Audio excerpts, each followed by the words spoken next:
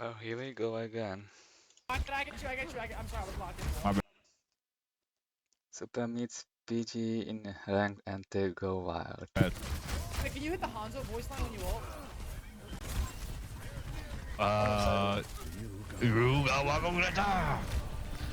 That's definitely it. Yeah, right there. I don't know it, bro. I have shadow. Alright, now check this out, ready? Okay. Yuji no Kino Crack!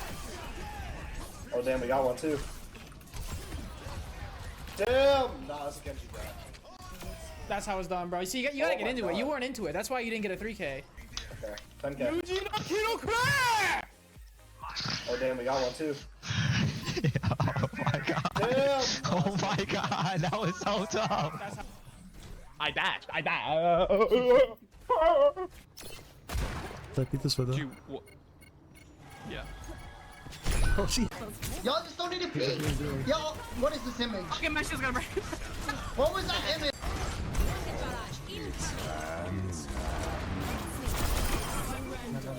Oh Bro. my god. True palm. Oh, espérame, Nobody saw him. Oh. Nah. What is this? Bon, vas-y, je switch. Bonjour.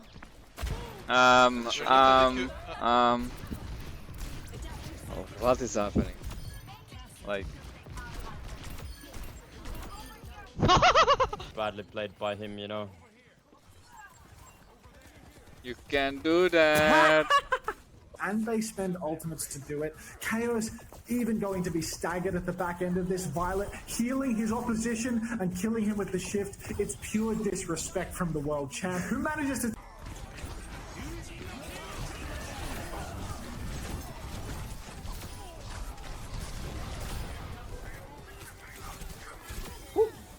I have real. I think it's very low.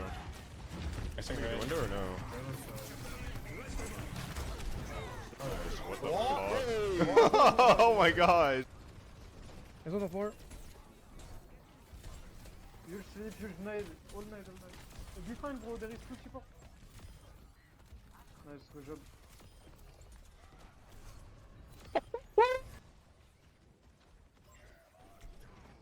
No way! Okay, so it works against me, but it doesn't work when I do it. Alright, Overwatch, alright.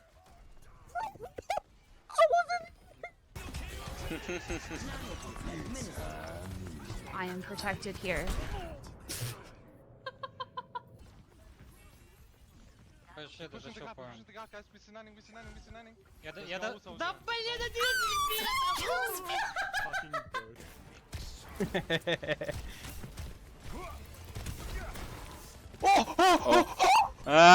What?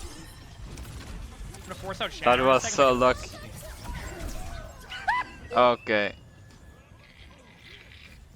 Hammer down. Too good, my bad!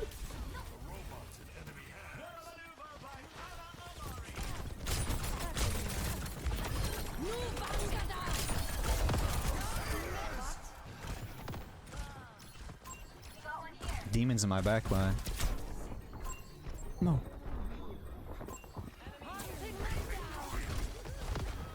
She didn't shoot me. Hello? What do I feel like I have plot armor? I'm not dying. Okay.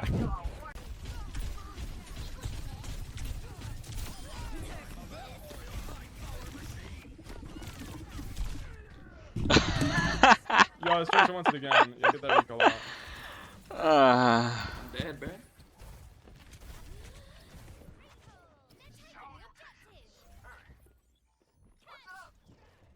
Yeah, that's me right over there. Don't. Fighting post.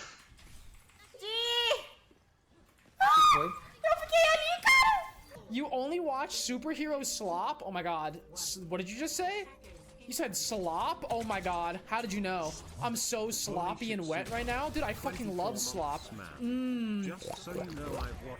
Digs in my trough like a good little piggy. Slop. I fucking love slop. Yes, man. Fucking slop. Yes! Oh shit. Ah shit. He's on console. Revive me. Quick, revive me. Nah, the console various. Nah. Thank you, Nicky. Oh, you did revive me. Oh shit. Oh yeah, but I just died again. Ouais, de toute façon, on va faire la touch. Touch. Vite, 3, 2, 1. Ouais, je l'ai pas eu. Jules, sur toi.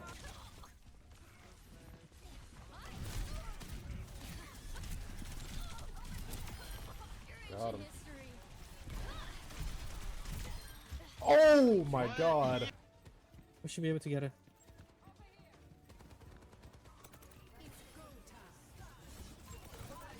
Nope. What do we do? She's C9. That was a nice.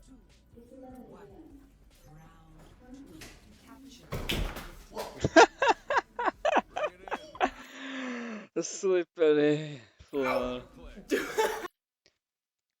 These floors are the worst, like very smooth. Yeah, and you walking over there with socks. I've got you in my sights.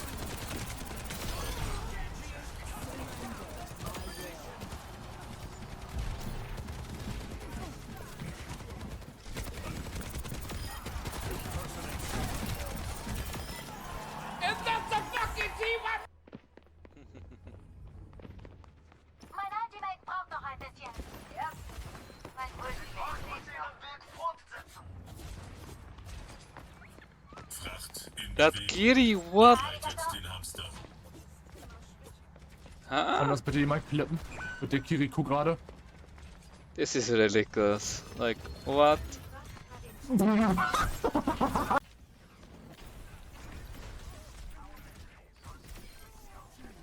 What is this lag? You can't make this shit up. What the F? What the David Blaine F?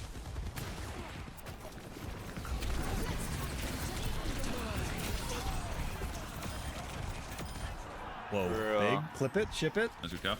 The shove. Half. This is the new map, at least. Venture half.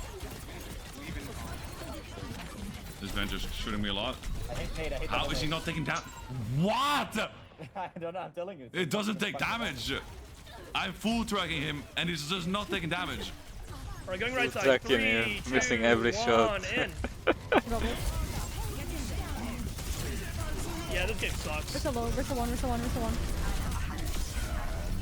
Versa 1 IT point. I see.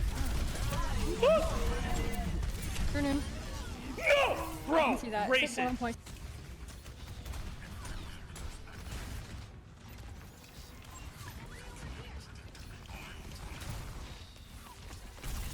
Nej, vi trodde jag var face mask on. Ja, det verkar det. Okay, that was actually disgusting, chat. That was actually disgusting, chat. Qu'est-ce qu'il fait sur le point, lui? Wow, c'est... Ok,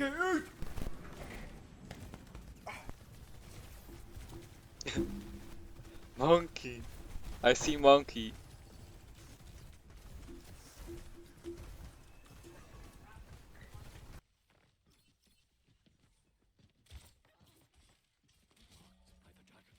I'm getting chased by almost 3.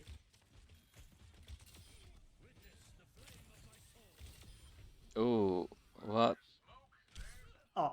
Ah. Je le cite dès qu'ils avancent. Hein. The trap are white win. Huge. La patte, mort. La mêlée, elle bloque. Elle est morte. That fool is. Je prends H. Yeah, the fool.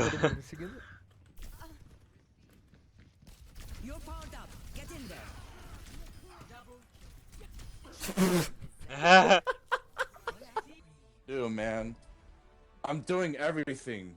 All the damage and all the blocking, bro. Like, Jesus. No, I fucking hate you. I hope you fucking hang yourself. Because you're shit. You're shit. I helped you. Bro, why am I doing all your damage? Why am I getting all your kills? You're supposed to be the DPS, bro. I'm the tank. I'm the fat motherfucker that's supposed to take damage. You're supposed to kill everything. Why am I doing your job, you fucking paraplegic? You're... Да зря, не надо было, блять, ну я ж... Олег, готов? Ты рядом? Да. Ёбаный р...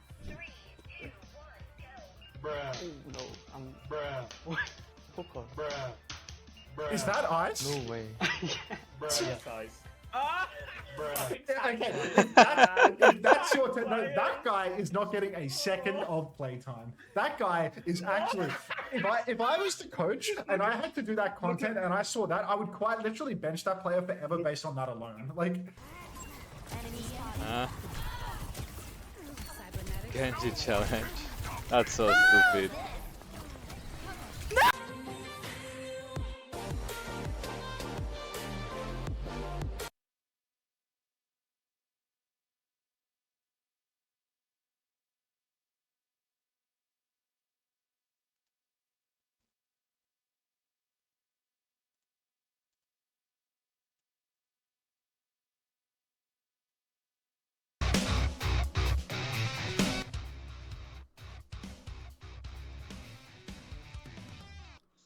What up, dudes? It's Gaz, and welcome back to another Warframe video. So tonight we got the Tennocon concert, and we also recently just got a new announcement for the next Prime Resurgence. We'll be covering the Tennocon schedule for everything that's happening, what you can expect free-wise, and also the new Resurgence that just got announced. So we'll go over those things today. Before we do, make sure you sub this channel to daily Warframe video uploads, build videos, news videos, extensive Tennocon coverage starting tomorrow, and more. You're in the right place for Warframe content. Okay, so first things first, let's go over the new Resurgence. We got the extensive Tennocon schedule here. Now, as far as the new Resurgence, they just announced it, and it's going to be in the next 2 weeks. And it's some frames that are pretty good, but so not the best weapons, unfortunately. So, drum roll, please. The new Resurgence is... It's going to be Wukong and Equinox. Now, as far as Wukong Prime, Equinox Prime, their weapons are as follows. The Zhuge Prime primary for Wukong, the Ninkandi Prime melee for Wukong, and also the Stradivar Prime primary for Equinox, and the Thibodeau Prime melee for Equinox. Now, as far as the entire Prime access, both bundles, what the best stuff is, the 2 frames are the best, but for sure, the weapons are forgotten. The Stradivar Prime is, I call it the Badavar Prime a lot. It's really bad. It's really outdated, too, and it has no Incarnon, so I wouldn't recommend it. The Thibodeau, it's got high slash. I mean, this could be actually decent melee, but yeah, at the same time, it's no Incarnon. It's got normal stats. It's got high slash at least, but yeah, outdated for sure. Equinox is very good for like AoE nuking with their ult. They're also good for other stuff like slowing aura with their 3 and night form, or other various utility things with their different abilities. They have multiple abilities, unlike other frames that have like 4 abilities. This frame has, I think, like 6 abilities total. And transforming is one of them. For Wukong, this is a must-have frame for sure, but you can get Wukong normal from your clan dojo. Wukong Prime is extremely powerful on the current patch, with his Exalted Staff being reworked to have really, really good damage capabilities. So, long range, good damage, etc., etc. He's also got good utility with his Shadow Clone from his first ability, Celestial Twin, watching your back. And you can also turn to a Cloud with Cloud Walker, which lets you be invisible and go through lasers. Very good for spy missions and just various utility things. So yeah, really good frame. As far as his weapons, the Zhuge Prime, it's an exploding crossbow, which sounds like it'd be really good, but in 2025, we're pretty power crept past this, so wouldn't recommend it for your main weapon. And the Ninkandi Prime, these things are actually pretty good in 2025, because they have built-in electric and IPS, so they're a pretty easy melee influence setup. That being said, they're nunchucks with like 2 meters of range, which is still more meters of range than Valkyrie's ulti with Prime Reach.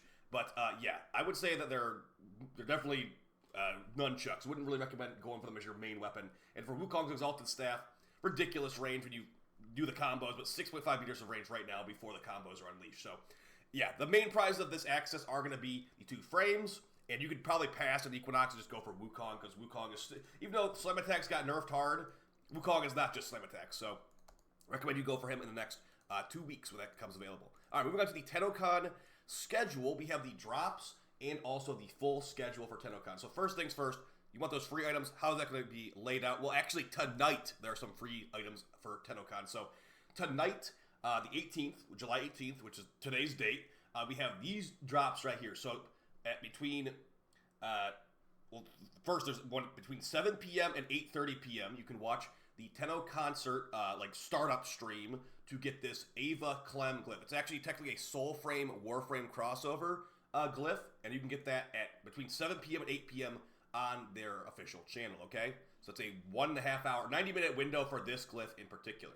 And it will probably get added to the game eventually in the future.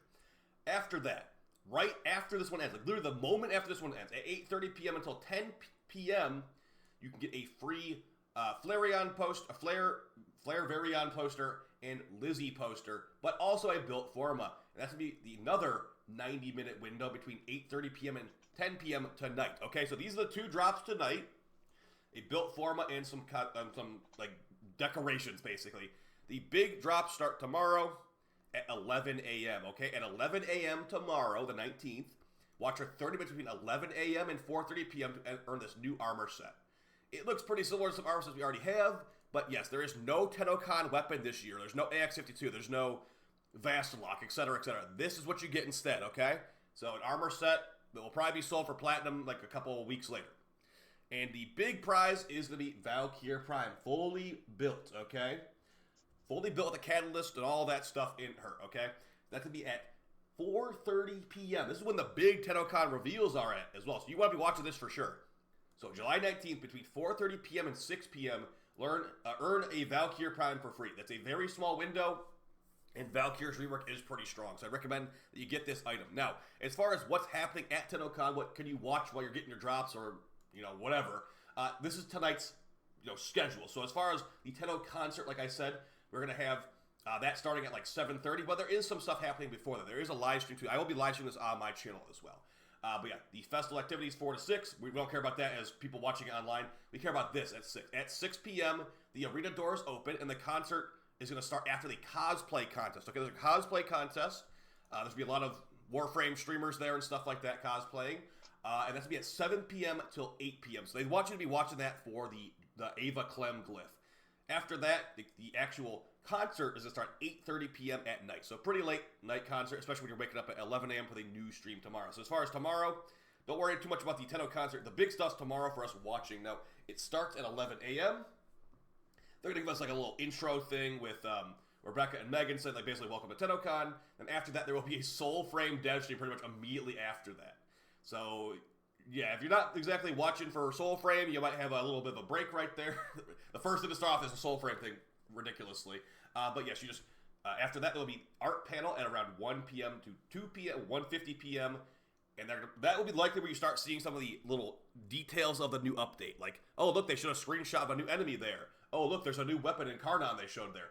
There's a new like complete aesthetic for this new tile set we haven't even seen yet. There will be some mini spoilers. You want to see a sneak peek? I'd say watch a little bit of this one at least. The thing you don't need to watch it all because it's going to be usually just like how they make the sound effects of Warframe is the sounds panel at 2 p.m. until 2:50 p.m. That's one you could definitely take a break on. There's actually a meta arbitration at this time tomorrow, so you could go do a meta arbitration on Simony instead of watching this because it's really up to you. But again, if you need to get your drop, go ahead and watch it. And the last one, the narrative of Warframe, is going to be at 3 p.m. till 3:50 p.m., which will be another panel involving things that are how Warframe was made, basically. Now, as far as the big stuff, that's going to be at 4:30 p.m. till 6 p.m. That's where you get your big reveals for the Tau system, wherever it will end up being. And that's where you get your Valkyrie Prime. So that's all I got for you guys today. I want to make a video showcasing and talking about what is happening at Tennocon tomorrow, even though we're not going to be probably going there physically, what you can expect as a Tennocon watcher, and also some new Resurgence stuff. So the Resurgence looks good. I'm actually going to probably go pretty crazy with Wukong relics. I'll probably get like over 100 Wukong relics. But for Equinox, I'm probably going to dodge her relics entirely. So, yeah, let me know what stuff you're excited for with Tennocon and the new Resurgence. I'll see you guys in the next video. I'll see you on stream tonight. I'll be doing, like I said, I'll be streaming the Tenno concert tonight. We also got some giveaways and some other stuff, too. So, see you guys then. Have a great Tennocon. I'll see you before then. And, yeah, let's hope that we get the most awesome Warframe reveals ever. Take it easy. Peace.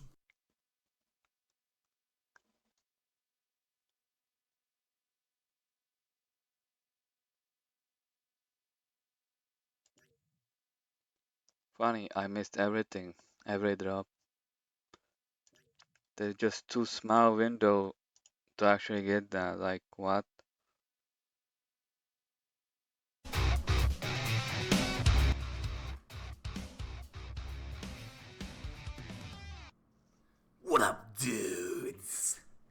Same thing with final reward for Operation 8 Craft.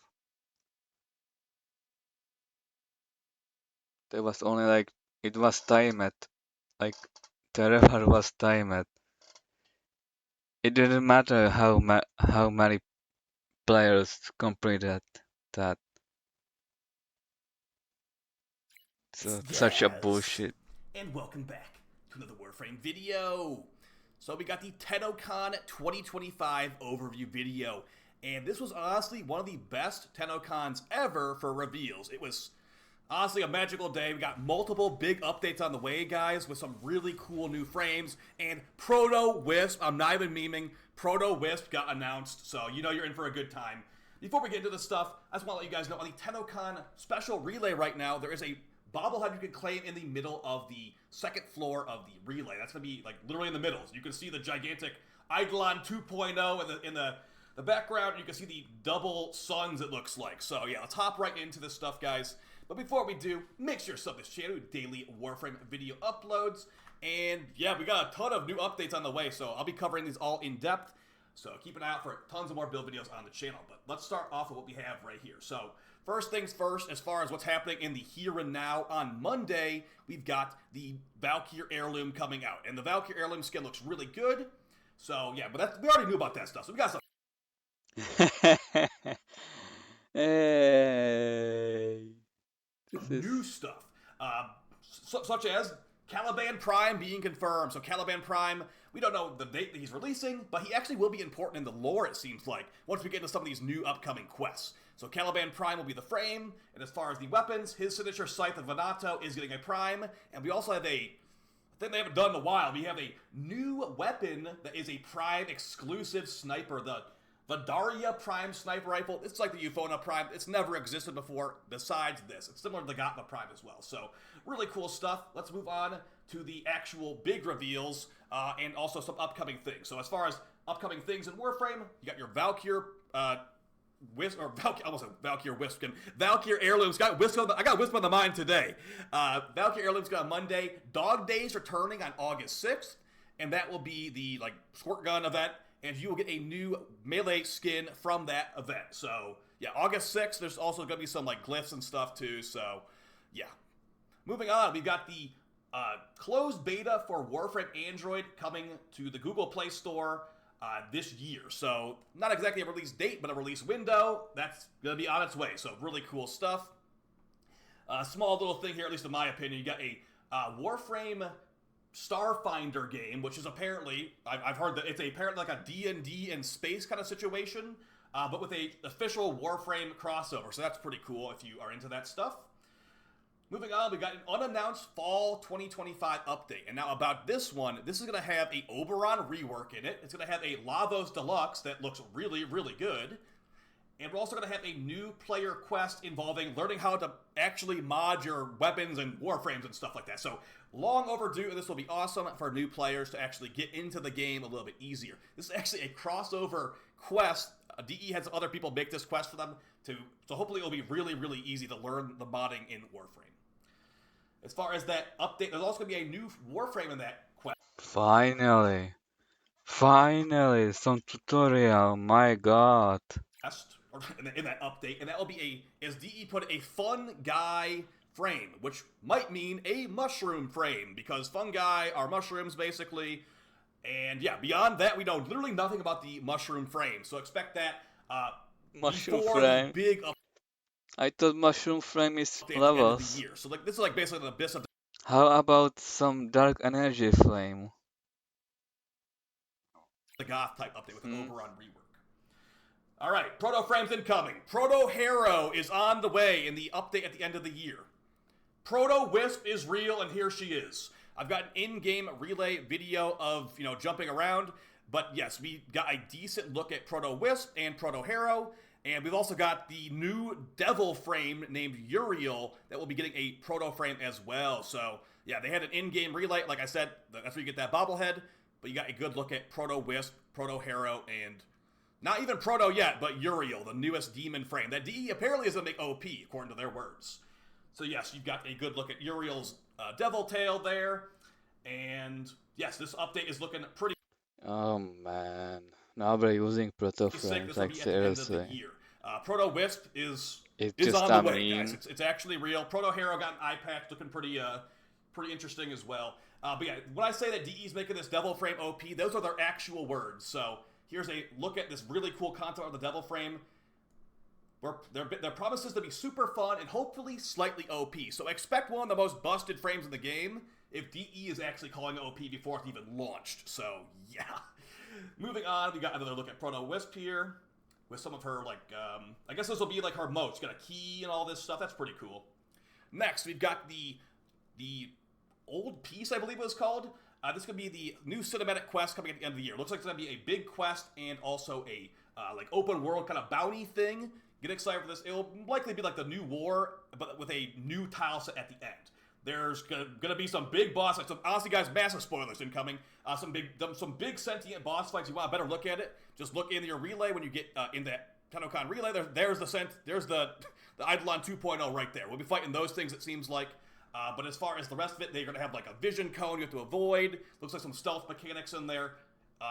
The sentient was named Hunhulis. So yeah, maybe Hunhao's distant relative.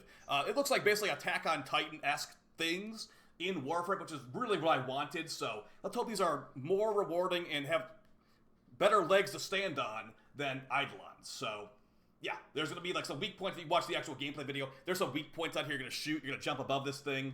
It looks like it could be pretty fun as far as the gameplay. So for the cinematic quest, again, spoilers incoming. We have a new sentient character here that will be crucial to the quest. So yeah, I'm not gonna do all these things for too long, but yes, lots of big story stuff coming up. If you want to watch the gameplay trailer to get all that stuff spoiled in detail, go ahead and watch that. But yeah, big cinematic quest. We got BOIS here. This will be basically, again, spoilers. It looks like pre-Orokin Empire collapse. So we'll probably be there for the Orokin Empire's collapse. What part do we play in it? We'll have to see. But yes, this could be, looks like a new tile set here with a new cinematic quest. This could be the Tauron Academy. Now, as far as Caliban Prime, look at that, Caliban Prime actually in the quest, so he might actually be a pretty important part of the story. Got a new Cephalon skin for Ortis, it looks like. We'll definitely be able to buy that.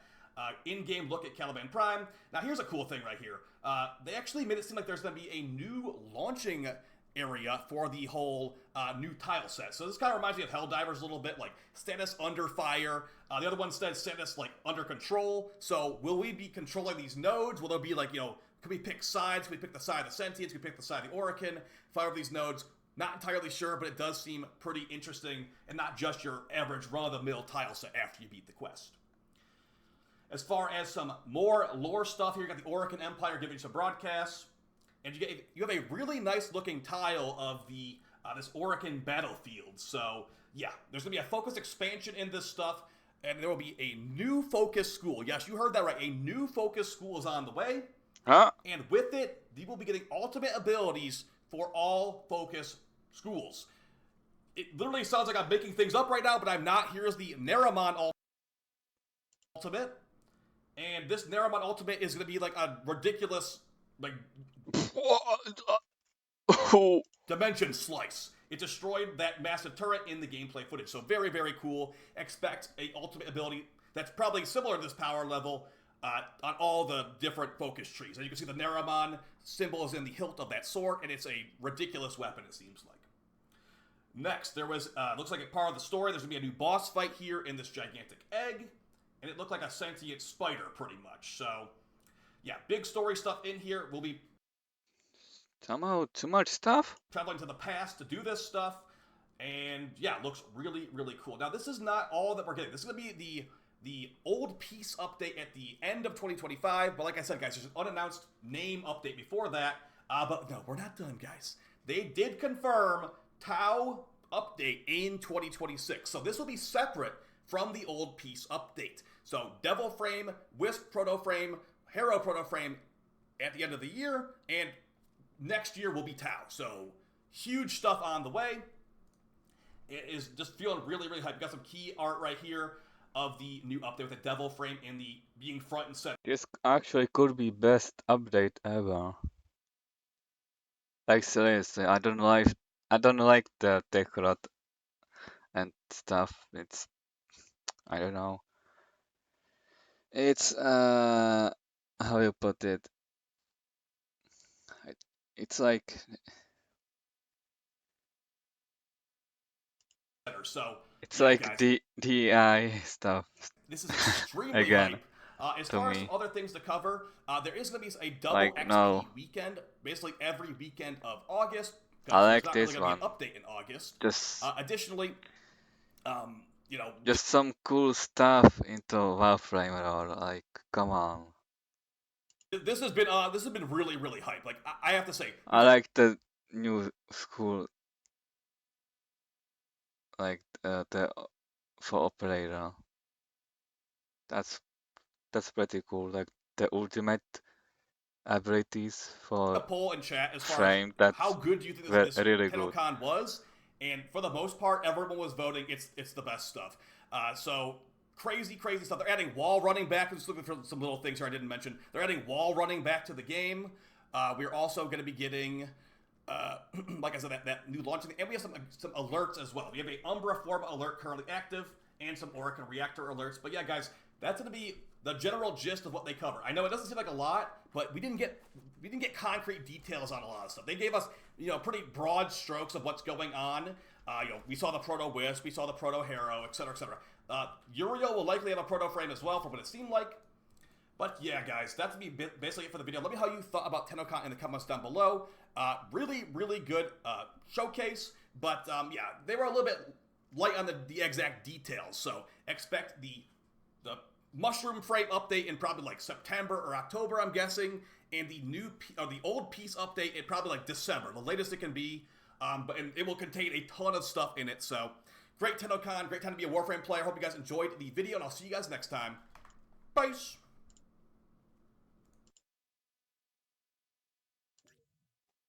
Here we go, Mr. Warframe.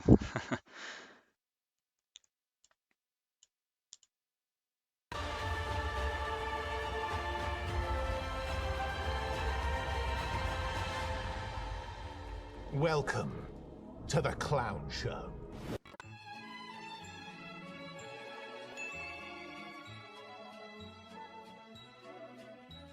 Hello?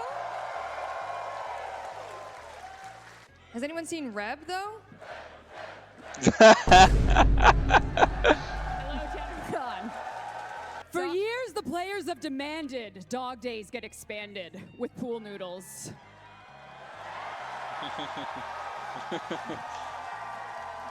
Absolute cinema. And somehow, one of the last changes before Tennocon going in for today's hotfix was a pool noodle fix. So. A pool noodle fix. And it's aptly named the Noodletron. The Noodletron. You will be able to get the Noodletron as a melee skin and whack your friends with it. And that's it. That's all. That's our reveal. Thanks for coming. That's Tenno Live. That's it. What are you talking about? You sound insane. And now, what if I told you that next Prime Warframe is Caliban Prime? Rise up, Caliban gamers, let's go. Caliban Prime summons. Yeah. So. Me and the boys at 2 a.m. looking for beef. So the Venato Prime is also coming with his Prime access. Had a Prime sniper rifle come out in a while. And so guess what? You're getting one. The Vidaria Prime sniper rifle. Excuse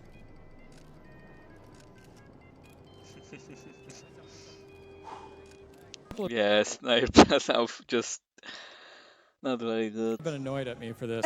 Maybe on Eidolon hunts, maybe. But you can bypass everything with anything. For currently about 10 years now. So. That the skin has been revisited, and in memory of Minky, it will be part of the rewards for this year's Quest to Conquer Cancer campaign in October. And there she is. And another thing we haven't shown yet is a new Warframe, the Devil Warframe.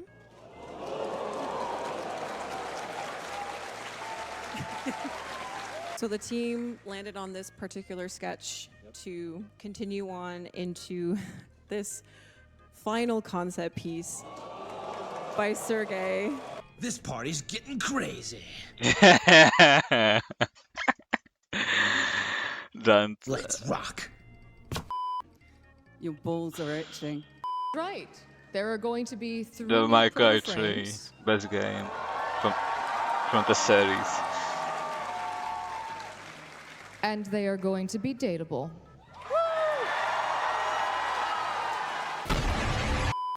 You've seen her before, but we don't ever get tired of looking. Valkyrie heirloom, yes.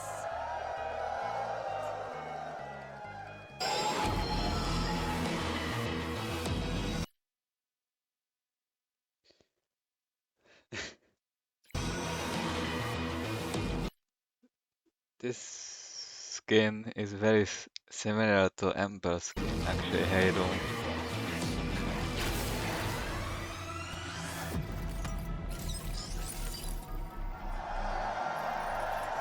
Very good.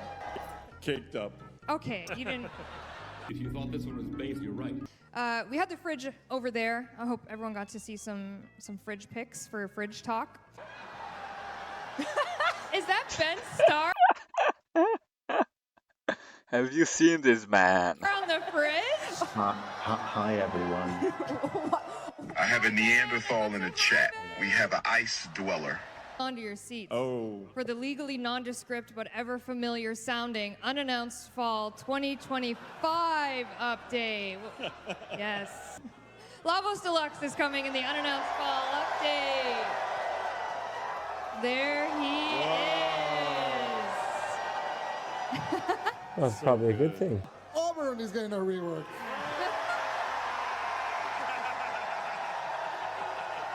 I think you all approve. Dude, I want to jerk off! Fuck, I want to jerk off! Look at this! Substream, I guess. Keep That's what- cooking, Pablo. Aw. Chef Pablo. I don't like him. He nerfed every companion. Like, he hates Korra, he hates...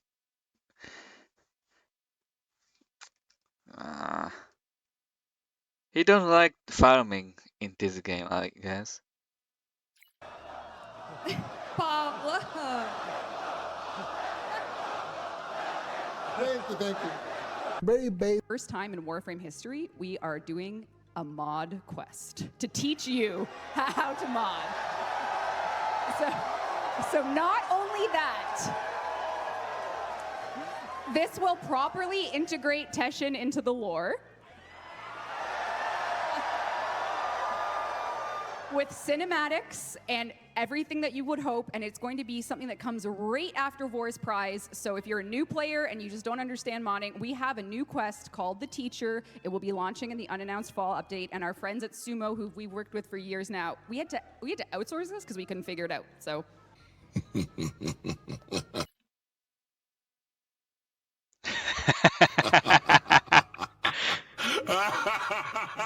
the 63rd Warframe coming.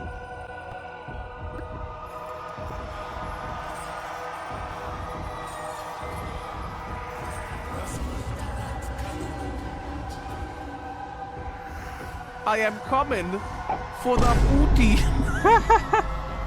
So the Devil's Triad will be a chapter of one of the updates that you'll hear about soon. It introduces 2 new characters, a new Warframe, and the machinations here and everything we will talk about on a later dev stream. We just want to give you a little taste of a part of the upcoming later, not unannounced fall. What do you think will happen? 6.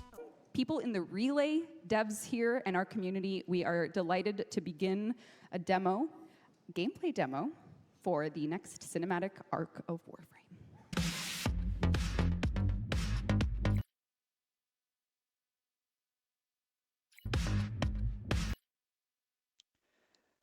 Excalibur Prime and Scana Prime.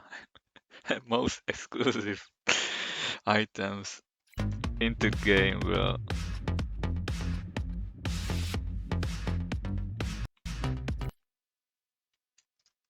Please no more stud mission. Confirm.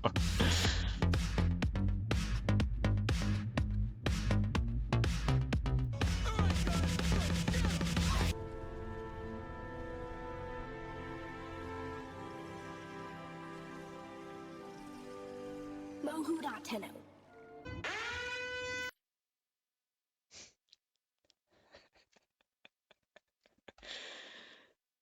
This is not Echo. Come on. How you even? Ah man.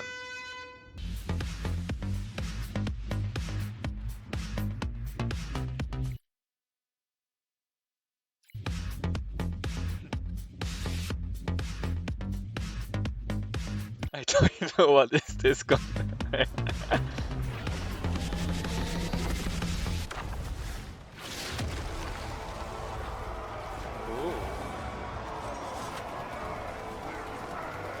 I'm just gonna scream. Yes, finally some good shit. I'm just gonna scream.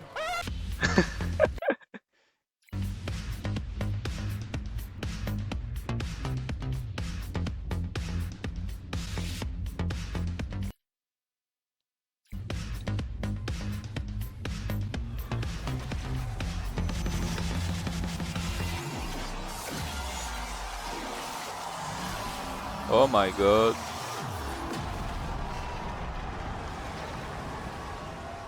Okay, okay, okay.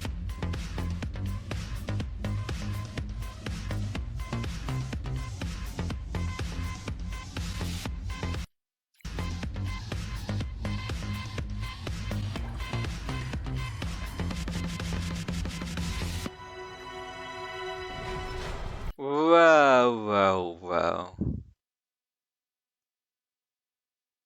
This is everybody's dream from day one. Who met Lotus for first time, I guess.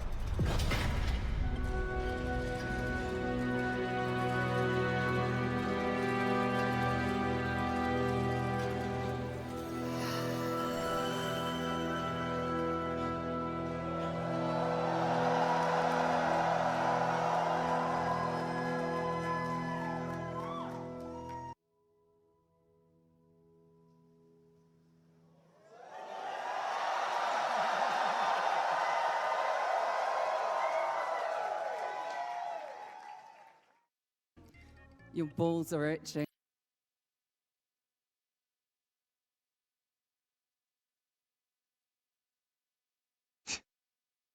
You both of shit. No, bro. Do you really think somebody talked like this in 1999? Like, what? Nah.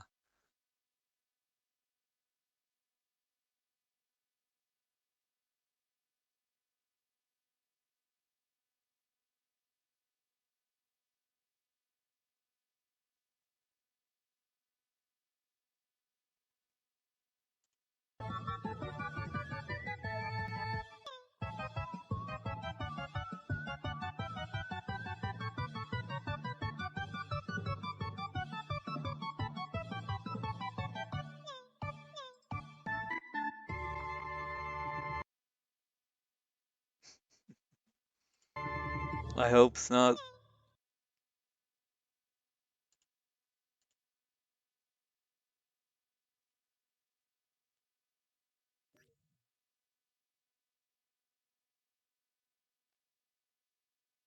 From cardboard condos to converted buses and homes built out of literal dumpsters, today we're going to check out some unreal pieces of real estate that have surprisingly luxurious interiors. So let's couch surf through the craziest looking houses that you'll want to laugh at until you step inside.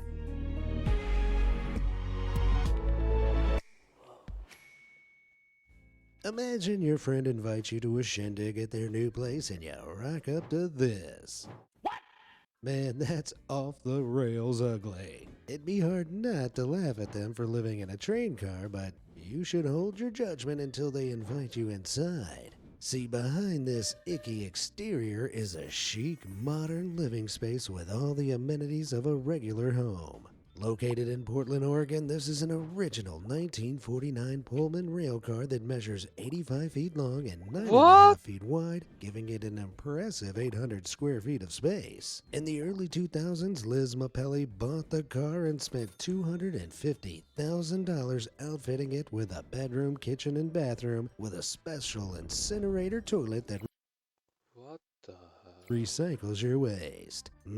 Burnt human poop. Can somebody light a candle, please? Liz hasn't fitted the home with running water, but she says that it could easily be provided by a water tank on the roof that'd then be hooked up to the sink and shower below. This all makes the train car a very comfortable home with a ton of potential, and it also comes with some unique perks. For starters, you're guaranteed to never get robbed again by giving your house the most effective defense system yet, the masterful disguise of a horrible graffiti-covered train. Alongside its clever camouflage, you also don't have to pay property tax on the train house as it's technically classified as rolling stock, not real estate. The only caveat is that despite owning the rail car, you will need to rent a track for it to sit on, which can cost anywhere between $200 to $1,000 per month. But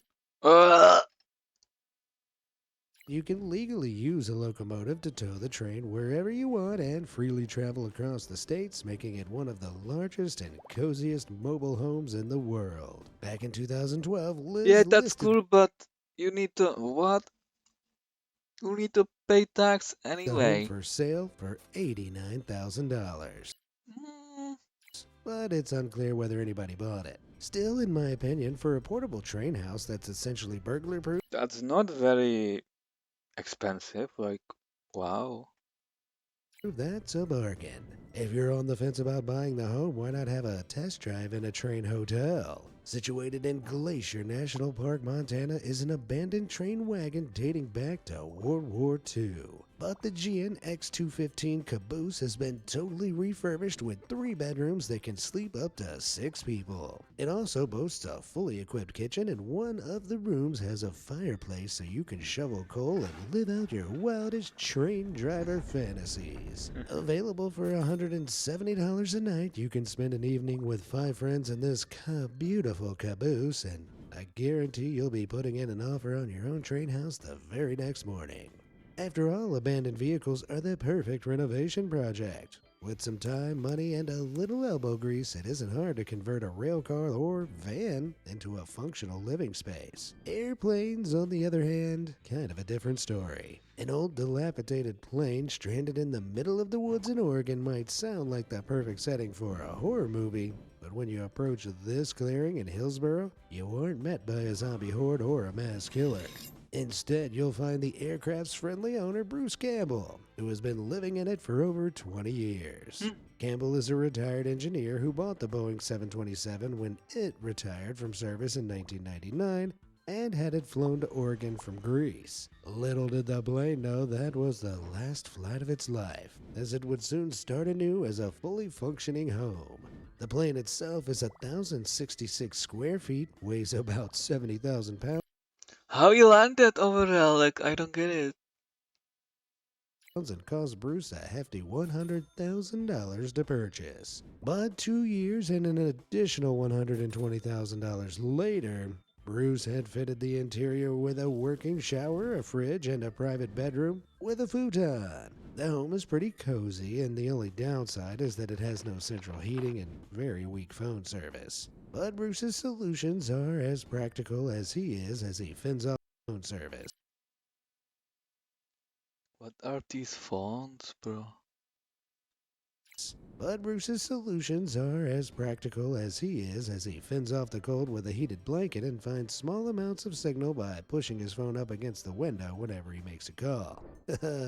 Should he have on airplane mode anyway? If you ever find yourself in Hillsboro, you should pay Bruce a visit because he welcomes guests all year round and regularly lets them sit in the cockpit and play with the plane's controls. That's awesome.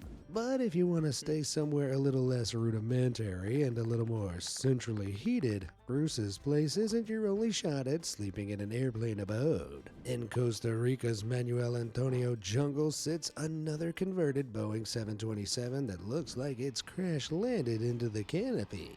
But unlike Bruce's grounded airplane, this one is available for rent, and it's actually a suite in a hotel. The plane was Well, built in 1965, and in a past life, it was a South Africa Air and Avianca Airlines workhorse. But today, the Hotel Costa Verde has converted it into a fully refurbished 2-bedroom, 2-bathroom suite with a wooden interior that sits on top of a 50-foot platform. The hotel lists it as their most exclusive suite, and during high season, a stay will cost you $406 per night. But during the winter months, those sky-high rates can fall as low as $260, which is far more reasonable. Especially as the room houses up to 6 people, so you can split the price with 5 of your buds. I wonder if we can pay in air miles. The way that both Bruce and the Costa Verde transform those scrapped airplanes into buildings is pretty impressive. But nobody has mastered turning one man's trash into treasure like Gregory Klon, a California-based artist who literally builds homes out of dumpsters. See, Greg initially gained notoriety online in 2011 for his home built inside a $2,000 waste container. But before you laugh, despite the dumpster's cramped size and trashy exterior, it was able to house a fully functioning abode with a bed, shower, stove, and a flushing toilet. Greg wasn't satisfied with the basics, so he also installed a minibar and barbecue in the home, showing that you can live small and retain some of life's simple what the? This is insane. pleasures. This dumpster home was such a success that Greg started building more and giving them to homeless people to live in. Each mini house is constructed from scrap materials taken from garbage dumped on the streets, and today Greg hosts workshops so he can teach volunteers how to build the trash pads themselves. So not only do the homes guarantee a dry place to sleep for a homeless person, it also clears the street of discarded waste. And each one is made for less than $100, making them incredibly economical. Talk about recycling responsibly. Old Greg really promised to keep the streets clean. And the next time someone tells you your room is a dump, take it as a compliment, because these dumpsters are pretty dang dripped out. Of course, I'd still That's avoid bringing up insane. the fact that you live in a dumpster. That on guy first has date. my Though it respect. could be worse. You could live in an old concrete sewage pipe. These old poop pipes are now totally functional tiny houses, and although this lot looks like a construction site, these so-called O-pods are the brainchild of James Law and his company Cyber Texture. They were created as a low-cost alternative to the extortionately expensive Hong Kong housing market, which was ranked the world's most unaffordable city for the 14th year in a row in 2025. The O-pods are built out of repurposed stackable concrete water pipes that measure 8.2 feet across, and that feels cramped, but each one is kitted out with all the amenities you could need for cooking, bathing, and sleeping Ah, yes, that's Kikikamari dream, I guess. comfortably. Furthermore, the windows on Very either cramped. end are double glazed for insulation and work as doors. And the best part? The whole tube weighs just 22 tons, so it can easily be moved wherever you want on the back of a truck. Of course, at only 100 square feet, the O-pods really put the tiny into tiny house. But James believed that these tubes would be perfectly adequate for young people looking for temporary housing like students. They're currently only at the prototype stage, but James estimates that they'll eventually be sold for around $15,000 per unit. And hey, when rent prices are at an all-time high, it's either a repurposed concrete water pipe or an in-use one. And I know which one I'd rather live in. Seriously, the housing market is getting so dire you'd think we're running out of land to build on. In Hong Kong alone, over 200,000 people live in coffin homes, which are subdivided apartments that are so small people barely have room to stretch out their legs. So it's no wonder that some people are ditching land altogether and moving to prime real estate out on the high seas. This terrifying property is Spitbank Fort, a military fortification built on England's south coast in 1867 to protect the country from invasion. It was used in both World Wars before being abandoned in 1956 as Britain started abolishing its coastal artillery.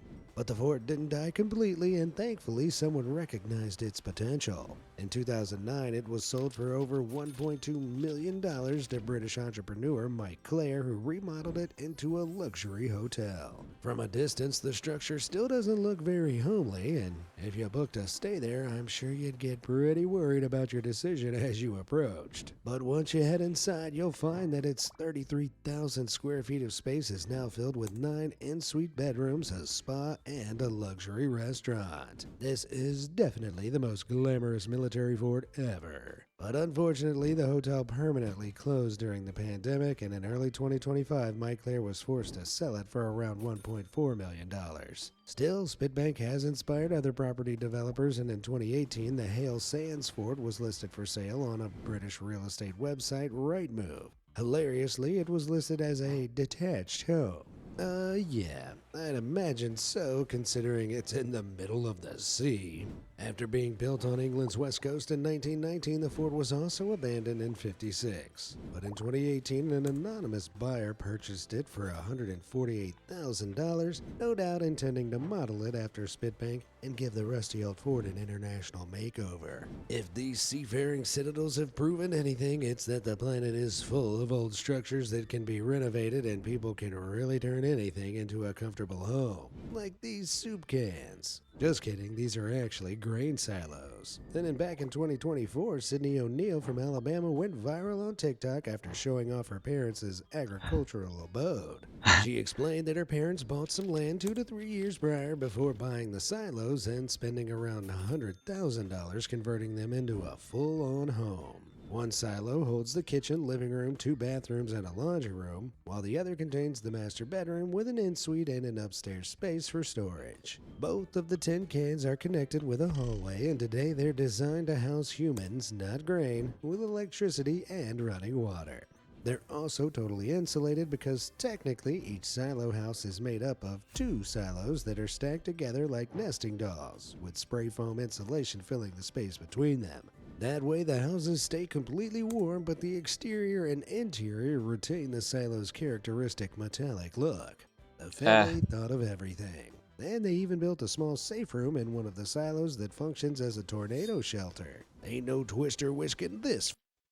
This actually is pretty good, but the interior, like the walls, are Family ugly. away to Munchkin Land. But of course, even if they do get blown away, it isn't the end of the world, because they can just drop off in Idaho and spend a night in the big Idaho Potato Funny. Hotel. Now, whether they're baked, boiled, mashed, fried, turned to chips, or hash brownified, I love taters. But I'm not sure I'd like to live inside one. Still, if you disagree, then the Big Idaho Potato Hotel is the place for you. See, in 2012, the Idaho Potato Center turned 75, and to celebrate the anniversary, a 28-foot-long, 12-foot-wide, and 6-ton potato was created out of steel, plaster, and concrete. Then it was driven across the country on a 7-year national tour before being retired. But a former member of the touring team called Kristen Wolf knew that this spectacular spot had some life left in it. So in 2019, she converted the tater into a 1-bed Airbnb located in South Boise, Idaho. It definitely gives a new meaning to the term starched sheets. And the potato's walls were fitted with 10-inch thick,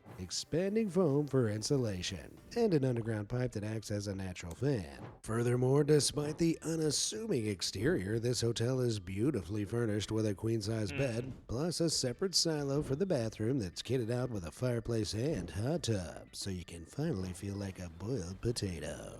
At $189 a night, the hotel is pretty affordable, and for those who yearn to hit the potato sack, lay down with some lays, and hang out with their best spuds, the hotel is a mash made in heaven. Moving from spud to Bro, the AI Sputnik, is the wacky everywhere tiny house trend right gets now. much more high-tech than potato tales, and this next pad is more at home on the moon than a farm. If you woke up in this structure, you'd be forgiven for thinking that you just crash-landed on another planet, but it actually sits on the banks of Washington's Columbia River, and it's really a home that's an exact replica of the Apollo lunar lander that reached the moon in 1969. Nice. Built by a naval architect called Kurt Hughes over the course of 4 years, the Earthbound lunar lander was his response to That the was tiny a house good trend one. with an interstellar twist. He had 30 years of experience designing small catamarans, so he knew exactly how to optimize the stuck-in-one-place craft's 250 feet of square footage, with functional lights, running water, a bathroom, and a fully equipped kitchen. He even placed the bedroom in a section at the bottom of the lander that's accessible via a staircase, allowing you to lie down and look up at the giant skylight above. This dome window is also fitted with a planetarium that allows you to feel like you're really flying through space.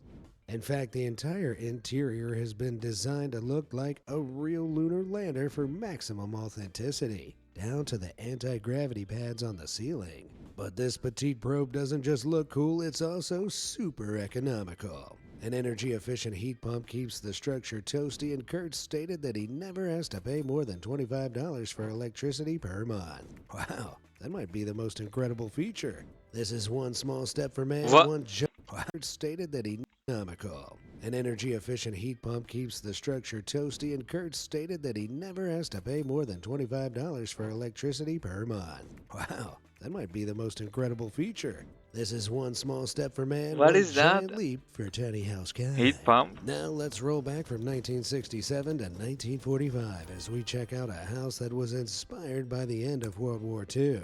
After the war, the Netherlands were struggling to rebuild, and they knew that they needed a lot of new houses to restore their cities and keep up with the rising population from the post-war baby boom. But they wanted these new structures to be creative, so in 1968 they started offering grants for experimental housing, and an architect called Piet Bloom rose to the challenge. He proposed a question that no one had ever asked. Why do homes have to sit the right way up? And why can't they all be built on an angle? This crazy idea resulted in the invention of cube houses, a design that's a headache to look at but a dream to live in. They look pretty ridiculous, but each concrete cube is a pretty roomy 72 feet by 25 feet that's all held up by a hexagonal pylon. The inch-thick walls and rock wool insulation provides warmth and soundproofing, but I know what you're thinking. I don't care how large or well insulated it is, living on a permanent angle sounds like a nightmare. But fear not, these walls are built at a 54.7 degree angle with the floor, giving you a flat surface for your furniture on each of the building's 3 stories. Interestingly, this design does simultaneously render a quarter of the 1,000 square foot space unusable due to the low angled ceilings, which is pretty inefficient. But when the first 3 cubes were built in 1974 near Eindhoven, they were so popular that 18 more were built 3 years later in Helmond. The success continued, and by 1982, construction on 38 more cube houses commenced in Rotterdam. Now, the aesthetics of the 70s and 80s were questionable at best, but the houses weren't just a passing trend, and 3 more were built in Toronto in 1996. It is a little hard to take the building seriously, but who are we to judge? After all, home is square the heart is. Piet's design has certainly withstood the test of time, unlike this next house, which only stood for a few short months in 2022. A 2-story condo in the heart of Los Angeles would usually be some expensive real estate. But despite this property's low carbon footprint and abundance of natural light, it's totally free. Wow, nice. Because it's made out of cardboard. See, in 2022, an architect called James Safari Parker found himself living on the streets of Skid Row, an area of LA with one of the largest populations of homeless people in the US. But James soon set about building a new home by constructing a 2-story condo with scrap cardboard and wood that he found in the surrounding area. Construction on the cardboard castle took several months, but his work paid off because the result was no ordinary shelter. Inside, it was kitted out with a sofa, a table, and a Christmas tree. And it was even built on wheels for easy transportation. A video of the house went viral on TikTok, catching the attention of Chandrika Medivir, an LA-based artist popular for creating sculptures out of aluminum foil. Chandrika was inspired by the story, so she met up with James and helped to give his home a bright, shiny exterior. The foil acted as insulation that kept the shelter cool while simultaneously bringing more attention to James's situation. But unfortunately, this extra attention meant LA's government caught wind and demolished it for breaching encampment laws. Once again, James was left without a home. But Chandrika started a fundraising campaign and soon raised $16,000 in online donations, so James could afford to move into some temporary housing while he tried to get his life back on track. Hopefully, the virality of the cardboard house opens some career doors for him. If that's what he can do with scraps, imagine what he could build with actual bricks. Building a 2-story house from scratch is incredibly impressive, and if I wanted to create my own home, I definitely need a solid base to start with. Something as solid as an entire school bus. In 2020, Rachel Dix and her carpenter husband Sam shipped a 38 by 8 foot school bus from New York to their home in Bristol, England. Then, over the next 6 months, they spent 800 hours and over $44,000 renovating it into their dream home. On the outside, it still looks like a standard bus, but inside, the screaming children and bubblegum-covered seats have been replaced with a cozy kitchen, bathroom, and bedroom with solar-powered electrics and a water tank. Not the solar Damn, panels. that bus I hate makes them. my apartment look like a total dump. Flipping a school bus is such a common conversion that it's officially called a schoolie. Sick, brah.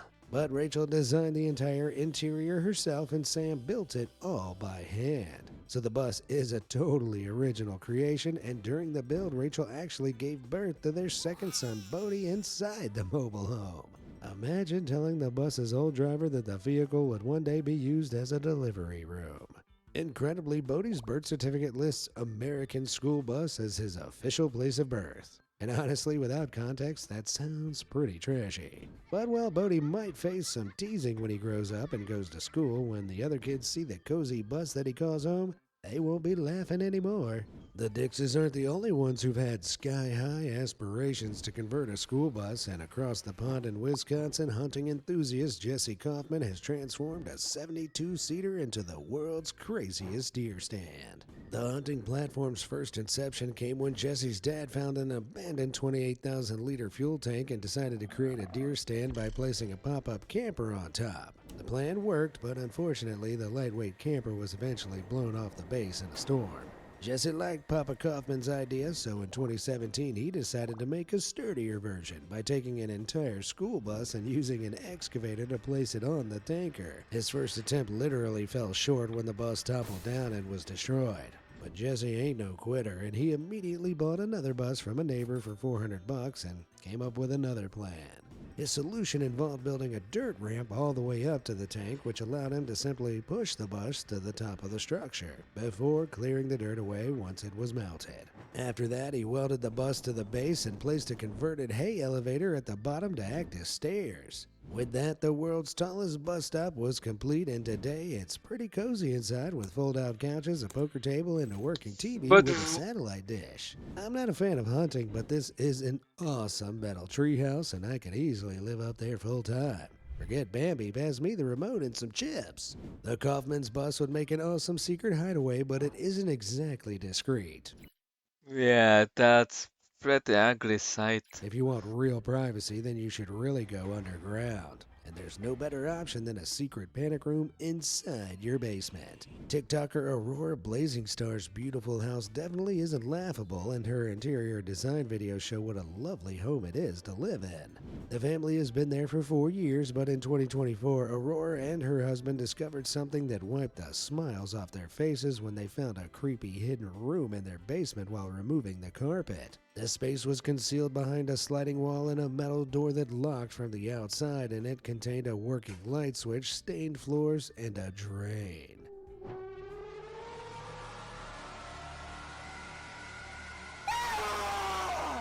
Aurora's viewers started theorizing that the previous owners had sinister reasons for constructing the space, but when the couple scanned the room with a blacklight, they didn't find any suspicious stains, and when the cops arrived, they said they couldn't find any evidence of crime. So Aurora currently believes that the room was probably a panic room or a gun safe, but that doesn't explain why it locks from the outside. And if I was them, I'd probably consider moving. Still, not all secret rooms are so creepy, and some homeowners have built their own hidden spaces that can turn a bog-standard house into something spectacular. This TikToker turned their entire basement into a panic room by hiding the entrance under their kitchen island. Similarly, other TikTokers have gone viral for displaying their home's hidden cinemas, secret bars, and reading nooks that they've constructed under beds, beneath secret hatches, and of course, behind bookcases. This classic bookcase passage has been likened to the Bad Cave due to the fireman's pole that leads to an extensive tunnel network that you can use to escape to the outside world.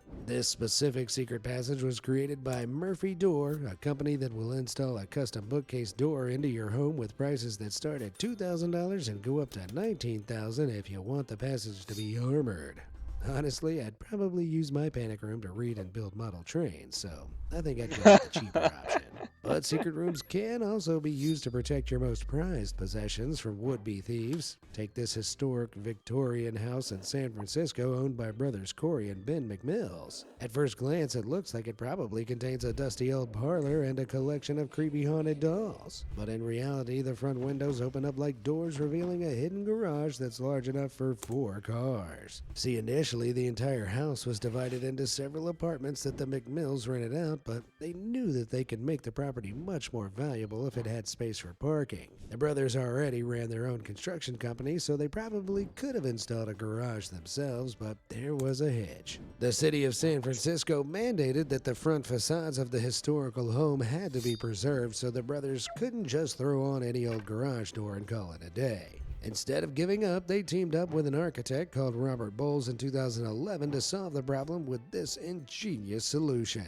The ground floor of the building was completely cleared for the garage, and they placed the front wall on hydraulic hinges so that the house's entire facade could become the door. Now, not only does this stick to the city's mandate by keeping the building's Victorian aesthetic, it also keeps their tenants' cars safe by hiding them in a place no one will ever suspect to look. You might think that this home is incredibly unique, but across the world in Ponsonby, New Zealand, an architect called Jonathan Smith and his wife Melody independently had a very similar idea. In 2014, the Smiths decided to renovate their cottage by extending its back deck. But as they worked on the renovation, they also came up with an incredible parking solution by adding a secret garage to the front of the house. Can you spot it? No? Well, at the click of a button, the windows and picket fence roll back to reveal a garage with room for the Smiths family car. That's one way to bamboozle burglars. But hidden parking isn't just reserved for unassuming-looking homes, and sometimes the pizzazz of a secret garage is matched by the pizzazz of the house. This 20-person restored farmhouse in South Limburg, Holland has 5 bedrooms, 5 This bathrooms, is nice a swimming house. pool, and oh yeah, an underground garage that would Oh, make yeah. Batman blush. If you want to live out your wildest Cape Crusader fantasies, then you can actually rent the property for a vacation, but with a starting price of over $5,000 a night, you'll need Bruce Wayne's budget to afford it. And remember, you'll have to pay to rent a car too, so you can have something to park. That's too expensive for my taste, so let's go from the Batcave to the doghouse as we look at an entire home that's hidden in plain sight. Driving along Highway 95 in Idaho, you'd be Atkins. forgiven for thinking this big guy is nothing more than an adorable sculpture. But despite his quirky exterior, the Beagle is actually I'm a Bob. fully functional bed and breakfast. Affectionately named Sweet Willie, this 30-foot pooch makes up the Dog Bark Park Inn, and it's run by the married chainsaw artist Dennis Sullivan and Francis Conklin. And no, chainsaw artist isn't slang for serial killer or a new genre of music. It's a practice that involves carving wooden sculptures with a chainsaw. Pretty sweet, right? Dennis and Francis initially met through their shared love of the art form and eventually made enough money from their carvings of little dogs to build Big Willie and open the Bee and Beagle in 1997. Willie is a pretty odd shape for a hotel, but the spacious interior sleeps up to 4 people with a master bedroom in his stomach and a loft in his head that's adorably dog-themed.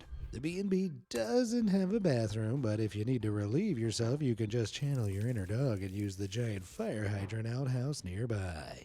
Unfortunately, in 2024, the Conklins announced their retirement, and with that, the closure of Willie as a hotel. But don't worry, the big guy wasn't put to sleep, and he still stands as a landmark to let passersby marvel at this magnificent structure. The Conklins really blurred the lines between art and architecture, but they aren't the only ones. And Erwin Worm is an Austrian artist who's known for creating wacky sculptures that are even stranger than his name.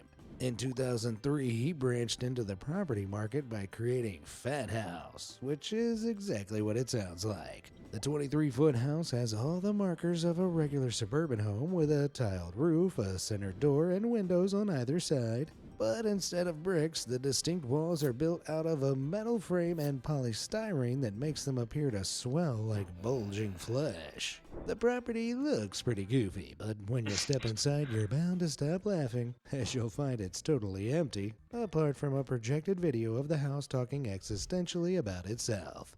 But the question is now, am I an artwork? I am a house. Yes. Hey, it kinda looks like me.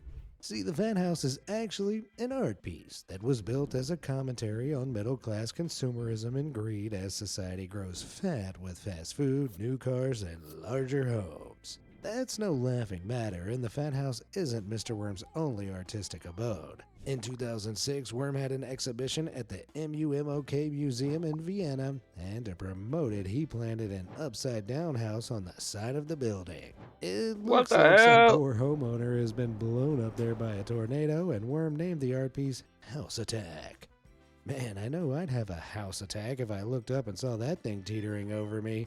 The house was built with a wedge-shaped gap in the roof and then carefully craned into position, and Worm has said that it serves as a symbol for everyday occurrences as well as small-mindedness. Whatever the heck that means. Unlike the Fan House, the home didn't have an interior at all, as it was just a temporary exhibition, and it was dismantled in 2007. But in 2008, it was bought by Austrian construction company Strabag, and today you can find it displayed on the roof of their headquarters near Bratislava. That's great, but I'm not sure it's the best advertisement for a construction company. Wow, that's a lot of crazy houses, with even crazier interiors. If you had to live in one of these homes, which one would you choose and why? Let me know in the comments below.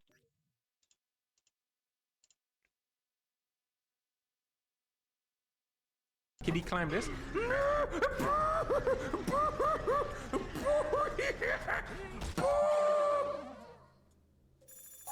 My money. You guys. I'm playing the new Donkey Kong. I don't believe that I'm playing this right now. Oh, banana. Now this golden ore is called monkey money. Give me this money. I'm digging. Oh, I made a little tunnel. Oh, it's like a tunnel type of Donkey Kong. Oh, look at his face. So you can just punch and destroy everything, the whole level? Oh, what did I do? Donkey Kong, punch this out. Oh, he kills that. I like punching. It's like a... Oh, give me those banana chips. This Kong is a dancing Kong. This is kind of like a Wario type of Donkey Kong. This is kind of like the intro to Starfield, where you start in a mine. Except in this game, you can just level the entire mine single-handedly. Okay, we gotta look at the water. We always gotta look at the water in the game. Mario Odyssey had very, very good water. I like the sound effects. I like the... Oh, look at the ripples. Oh, come on. He hates to get wet. He's so sad. It's okay, Donkey Kong. You'll dry off later.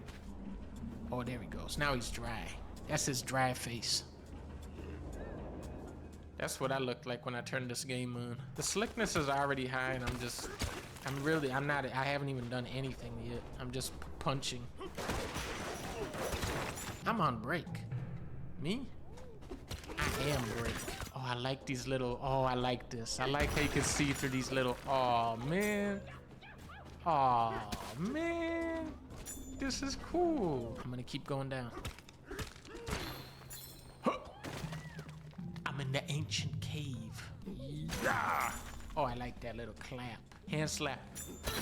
Oh, give me all the money. This is money in here. Give me the money. The monkey bone. Oh, look at all this. Oh, man. This is even more of a collectathon than Mario Odyssey. Oh, they're slick on that. They're slick on that. They're slick on that one. Oh, we're already getting slick? Already we're getting slick on me?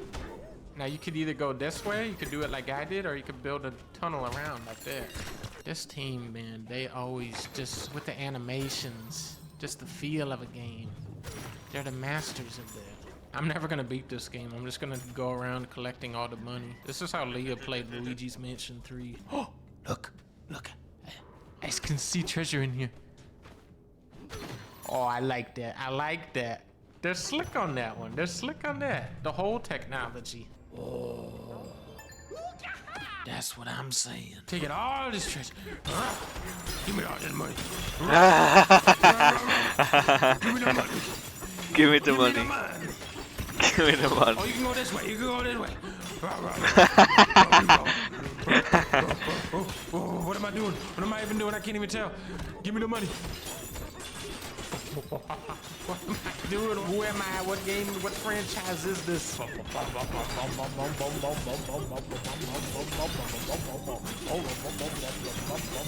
If Leah was playing this, she would have to get like all of this.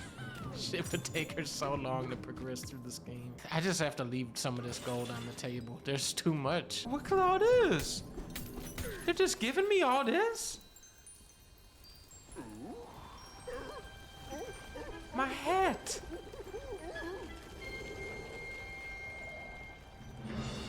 Oh, look what your greed did, Donkey Kong.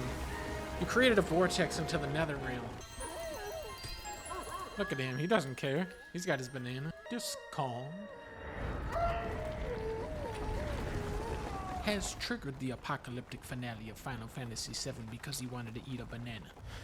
Oh no, Donkey Kong made a void out like in Death Stranding.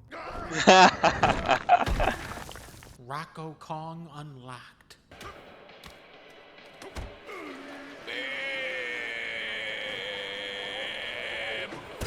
Oh, that was cool. With this game, they're like, listen, we want to have even more collectibles than Donkey Kong 64. But to collect stuff, you just smash and slap everything. That's what makes it fun. Balloon! Give me this banana chip. I need that. Super Mario Brothers 2 type of game? Donkey Kong Barrel. Now that's Donkey Kong. Oh, you can clap in the air. Banana chip, I gotta get that. Maybe I can get it with this. Oh, that's slick. There's slick for that one. We need to panic. Oh, no need to panic. There's every need to panic. Right now, I feel like I'm channeling the energy of disgraced YouTuber Tunneling Timothy. I can grab a chunk of the level like Chunky Kong. Hand slap. Oh, I like the hand slap. Hey DK, glad you survived. Unfortunately, Chunky Kong didn't make it. Where am I? Texas. You and me? DK? Humph. The Odd Rock has decided to join you. You can now use the power of the Odd Rock's voice. That's what I've been saying. I've been saying, when are they gonna let me use the power of the Odd Rock's voice? If you get confused, try singing a little ditty. Like Diddy Kong. Sadly, he didn't make it. Oh, look at these, you can look around. It's like Doll Man. Oh, the climbing is really fancy. Look at this.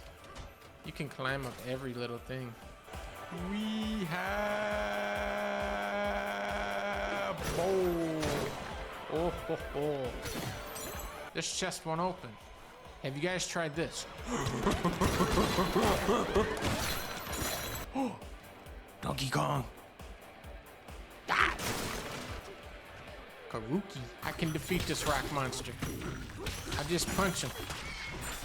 Okay, I beat him. Donkey Kong just destroyed that thing. The monkey key is what binds this world together. Through its power, we can live.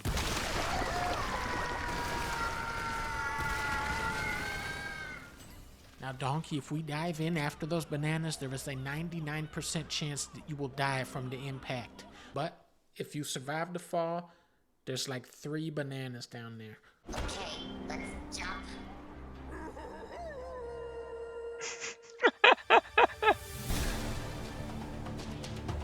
Balanza.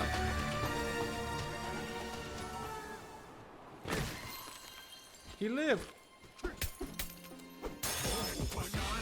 You can play as Naked Kong in this? I knew this was gonna be good. What's this, a fossil? Fossil. That's all that remains of Chunky Kong. If you're entering without permission, turn back. Oh, yeah, I don't have any permission. Okay, I'm gonna jump off the side of this. Sure, it worked out. That's a cool feature. Is there like a map in this? Oh my god, that is awesome. Can we just appreciate the slickness of the monkey leaf for a moment? And now it's gone. never to be seen again. If you punch him, that gives him a high five. Give you a lot of high fives. We don't take kindly to outsiders. You best get on out of here, okay? It's okay, you can trust us. We're just here to level everything created and take all the money from me so I can buy bananas with. Give me that crab, give me that crab. Give me that crab. Get over here, crab. Give me that crab. Hey, new crab unlocked. Did I get him? Ah, I'm gonna have to bring back my catchphrase for this game. Did I mind that? The pirate's gold. Look, that's a Donkey Kong face. Let's smash it for our money. I've unlocked bombs. No, Donkey Kong, don't surf on the bomb. No. This is how you throw the bomb. Oh, okay. This is bringing me back to like Worms 3D. The thing is, I like that. But once you're done That's playing, actually true. The bazooka thing. Oh, banana. Get that banana. Baby banana. These monkey statues have endured for 1,000 years. Now what if I just hit the floor with this? Oh, it explodes the whole world. Okay, nice. Look at the giant crater I made. I'm like Crater Kong. Watch out for this. Oh, God. Gone. I'm leveling the entire level. You can climb these mushrooms. I see a banana chip down there.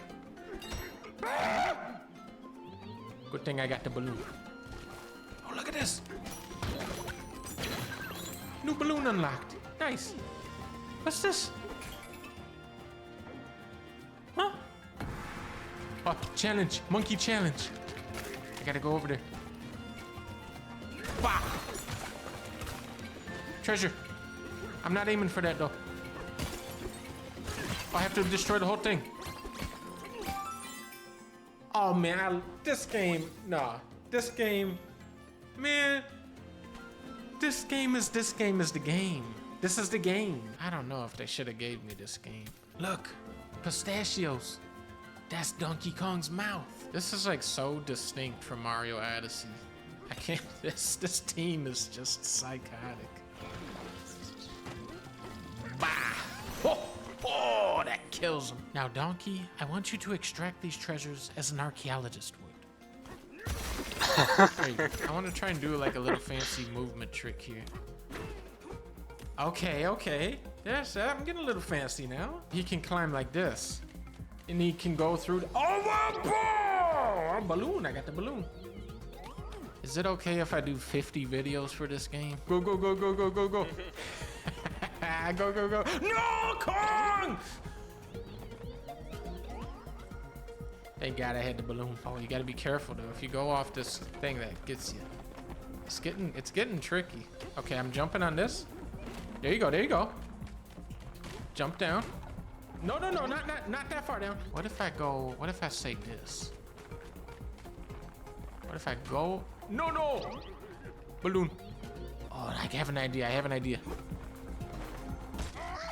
Oh! That was a good idea. Okay, this is what I'm gonna do. I'm gonna use this banana. I'm gonna jump on this fence and use this as a double jump. Oh! There it is. This is the super secret banana. We've got a lot of respect for whales down here. They just seem cool, like Chris Pratt. I can get to that whale. Watch this. Wait.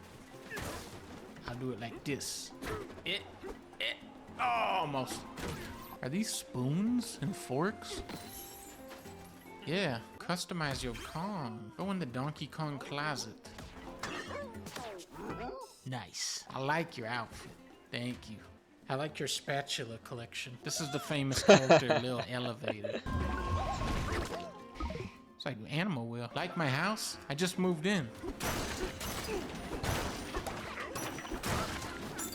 Should have bought Kong insurance. Listen to the sound effects on this. Thank you. I see that treasure over there. Yeah. Get that treasure, Donkey Kong. Oh no, you just blew up the entire monkey village. Oh, that's a big Kong. Oh, that's a big one. Oh, you can climb his monkey chair. You can climb his monkey hair. I'm gonna make this shot. I'm gonna gonna make this jump.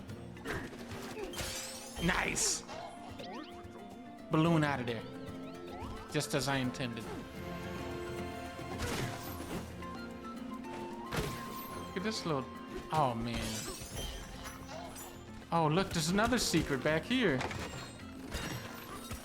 The level design in this is just absurd. Everywhere I go, I see like 80 more treasures I want to find.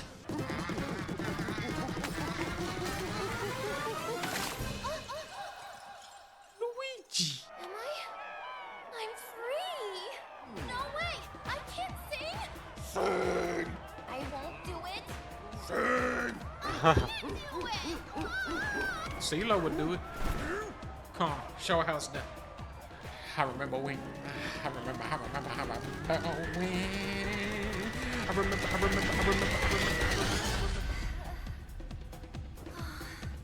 Here goes nothing.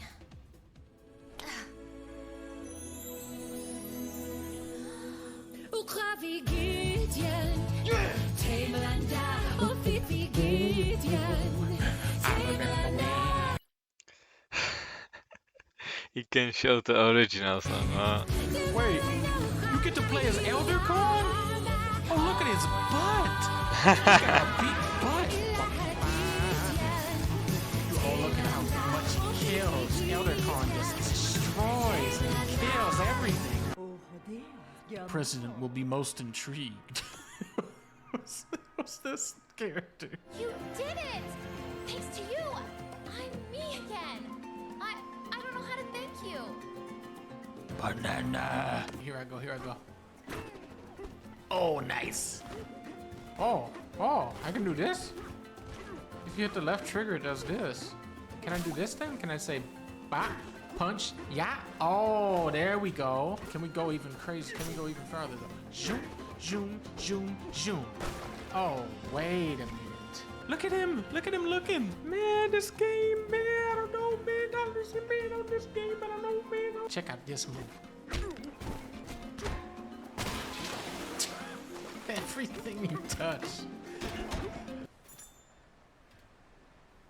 If you fall off here, that's it for you. All right. This is a movement test. I failed. Movement test failed. Okay, let's try this again. If you're good, you can make this jump. Okay. Maybe I'm not good yet. This is me. I'm good at this game. Boom, boom, boom. Oh, nope, I did it wrong. Okay, I'm all out of balloons. I'm about to be punished severely if I mess up again. Let's try one more time now. You gotta say, okay, this is what you gotta say. Zoom, zoom, zoom, zoom. That's not right. I almost had it though. Boom, zoom, zoom, boom, boom, boom, boom, boom, boom, zoom, zoom, zoom. It's like this. It's like zoom, zoom, zoom, boom, boom. No, not yet. You gotta do the double jump first because you still got the rock in your hand. You gotta say like this. Zoom, zoom, boom, boom, boom, boom. Okay, and let's do it on the barrel. Okay, here we go. Oh. Okay, need a new barrel. Here I go. Zoom. No. Okay. Let's try it with a rock. Okay.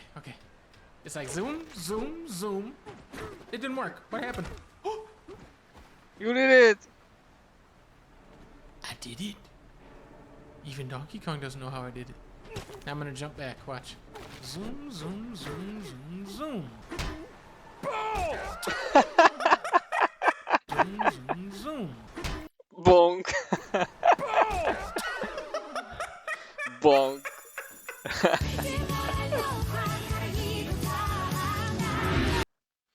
Bonk in the head.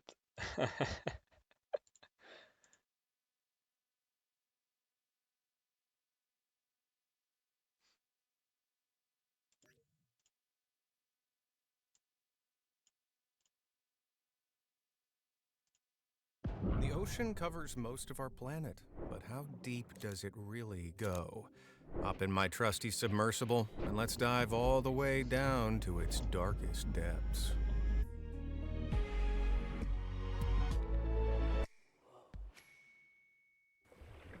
We begin our journey above the waves, at sea level. Plunging into the water itself, we enter the epipelagic zone. which is sometimes also called the daylight zone due to the amount of sunlight penetrating the water. Of course, lots of sunlight means lots of green. Around 130 feet beneath the surface, we start seeing huge kelp forests. Underwater seaweed and kelp jungles don't just provide food and shelter for all sorts of marine life, but they're also responsible for 70% of all the oxygen on Earth. Venturing just 20 feet deeper, we reach the perfect environment for coral to thrive.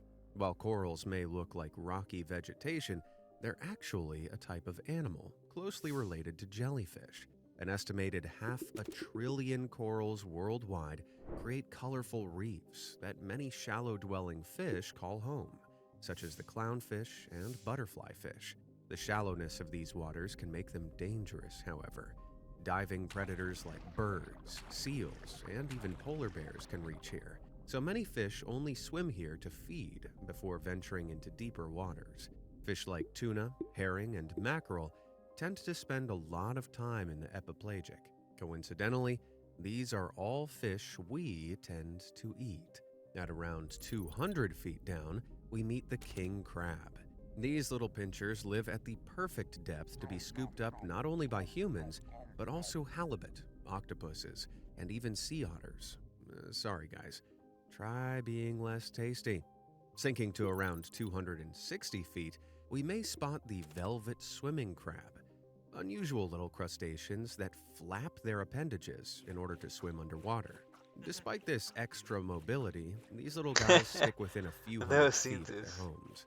300 feet below the surface lies the wreckage of the HMS Britannic. This was the Titanic's sister ship, which sank 4 miles off the coast of the Isle of Key in 1916, just 3 years after the Titanic.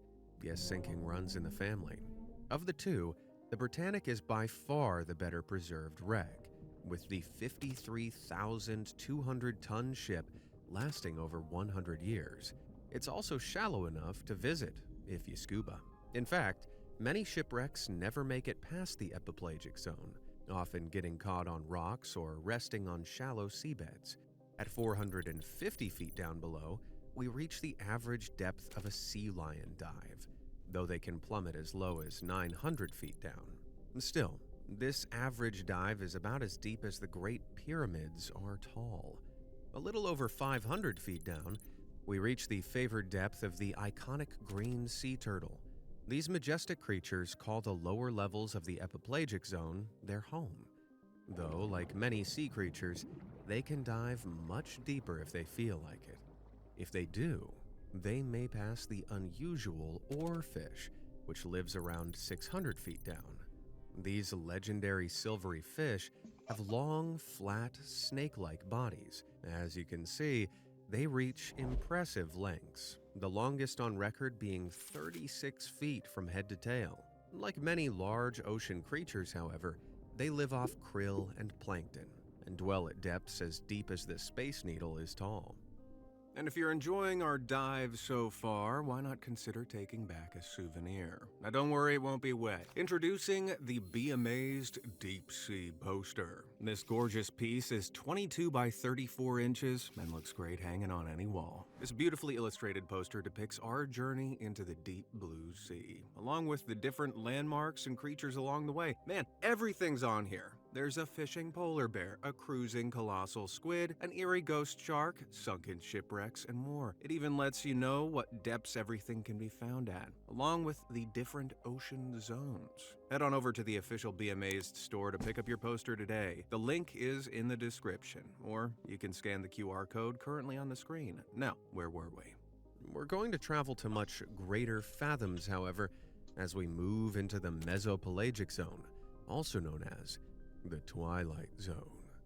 This area of ocean extends from 650 to 3,300 feet below sea level, and earned its nickname due to the fact that it slowly transitions from bright to dim waters, becoming dramatically darker the deeper we plunge.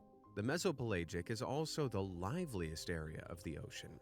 Nearly 90% of marine life, measured by weight at least, call this home.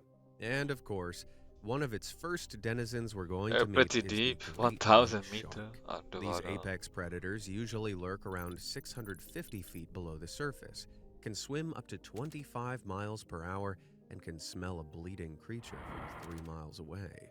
If they want to, they can migrate as deep as 3,900 feet below the surface. You know, just in case you thought it was safer to go deeper for some reason.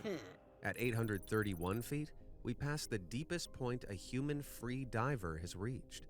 This record, set by Herbert Nitsch, was achieved without any oxygen tanks, and so required the use of a ground-breaking torpedo apparatus to quickly deliver him to that depth. This gave him enough time to make it back to the surface, What is that? still holding his breath, while battling against 25 atmospheres of pressure. At this depth, the pressure practically affects any cavities in the body, such as lungs, eardrums, and sinuses. 980 feet down, we reach the maximum dive of the common dolphin, though, as we'll discover, other cetaceans can dive much, much lower. At 1,089 feet beneath the surface, which is deeper than the Eiffel Tower is tall, we arrive at the deepest point a human has reached while diving. This was accomplished in 2014 by Ahmed Gabr, who managed this with the help of a team of support divers, resupplying him with oxygen every few hundred feet. This was because Gabr could not reliably carry the multiple oxygen tanks necessary for the round trip. Another human milestone was reached at 1,300 feet, the depth of the very first bathysphere plunge. Designed back in 1930, this bathysphere was a 4,500-pound hollow steel ball, some 5 feet in diameter, which was raised and lowered from a ship by a cable. It was designed by zoologist William Bede and engineer Otis Barton, and while cramped and difficult to operate, the two men journeyed deeper than any humans had ever traveled before. 1,453 feet down, we're at a depth equal to the height of the Empire State Building. As we move deeper into the ocean, light energy is scattered and absorbed by water molecules, meaning it gets darker the deeper you descend. Creatures past here tend to develop larger and larger eyes, like the big eye tuna. These eyes are designed to soak up as much of the sparse light as possible in the murky depths. 1,850 feet below the surface, we meet an unexpected visitor, the emperor penguin. Shockingly, these birds often dive this deep looking for fish. Far more graceful in the water than on the surface, these birds can swim as fast as 8.9 miles per hour, over 5 times their land speed. This means the birds can dive deeper much quicker, reaching depths that are greater than the height of any of the buildings in the New York skyline. At 1,950 feet down, we meet this thing. The sunfish, as it's known, can grow to be 10 feet long, 13 feet tall from fin to fin, and weigh as much as 5,000 pounds. However, they lack any air bladder, which is the organ that allows many fish to rise vertically in the water. The sunfish's poor control, massive body, and general helplessness has led some mean marine biologists to debate how they even evolved to this point. Talk about a freak of nature. Now, if you're afraid of spiders or crabs, look away now. Around 2,000 feet down, we meet the spider crab, and it's one creepy crustacean. Though the Japanese spider crab's carapace is only 12 inches, its long leg span can reach a gargantuan 12 feet. To survive near 61 atmospheres of pressure at this depth, Is this that creature from Half-Life? which is Looks about like the same one. as having 115 elephants standing on top of it. The crab's organs are protected by an incredibly tough shell, with almost no air cavities in their internal structure. So, compared to their tiny cousins in the shallows, these crabs are more monstrous inside and out. As we continue down to 2,300 feet, we move from spiders to slugs. Don't worry though, unlike terrestrial slugs, sea slugs are actually quite beautiful and come in a variety of mesmerizing colors and patterns. Just look at this little guy. It's thought that sea slugs, or Nudie branches evolved to be bright and garish as a defense mechanism. You see, at this depth, standing out is scary. Most predators think if something isn't trying to hide, it must be because it's dangerous or toxic. 3,000 feet down, They must be. we reach the lower domain of the monkfish. These unusual flat predators lie motionless on the ocean floor, waiting to pounce on prey attracted to their dangling antennas.